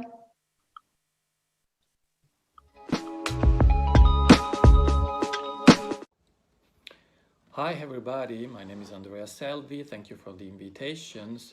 I'm the buying manager for the men's categories at Luisa Via Roma, which is a concept store based in Florence in Italy. We are one of the key players online since we launched 20 years ago on the online platforms, and we're growing very quickly. So now 95% of our business is online, but we have a fantastic stores still in Florence. This century will create a new approach to the fashion system. Gen Z, born after 99, and Gen Alpha, born only 10 years ago, will become the biggest part of the fashion consumer. They are digital native, but very conscious about the climate change, which means that for them, sustainability will be mandatory for the fashion sector. Young brands will be obliged during the creation process to consider those two major factors. Online will be increased faster than brick-and-mortar stores, this is sure, which means that a product online should be very strong in terms of visual. They have to work on the shooting, on video, and even interaction to better understand the product. On the other side, ethical collection will be very important, so organic, eco-friendly upcycling will be a key part for the customers. A lot of brands, even with female name, launched their menswear collection. Men's market was growing before the pandemic faster than the women's, for sure. There are two different approaches to me on the menswear, but it's depending who is your final customers. Men between 35 and 50 years old search for more timeless pieces and high quality product. They can spend more money for an item. It is sure that they can use it and for a long period. Younger customers are acting like serial shopper. They know the brands, they follow on social media, and they are keen to find the special collabs or exclusive product.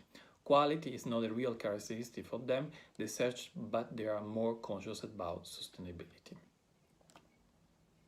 Genderless is an important trend, and we receive more and more lookbooks with girls and boys wearing the same clothes. Brands like Fear of God, Cool TM, Random Identities already showed this a couple of seasons ago. But I think it's easier for women to borrow men's clothing than the opposite. So maybe we have to wait a little bit more to see men wearing women's dresses.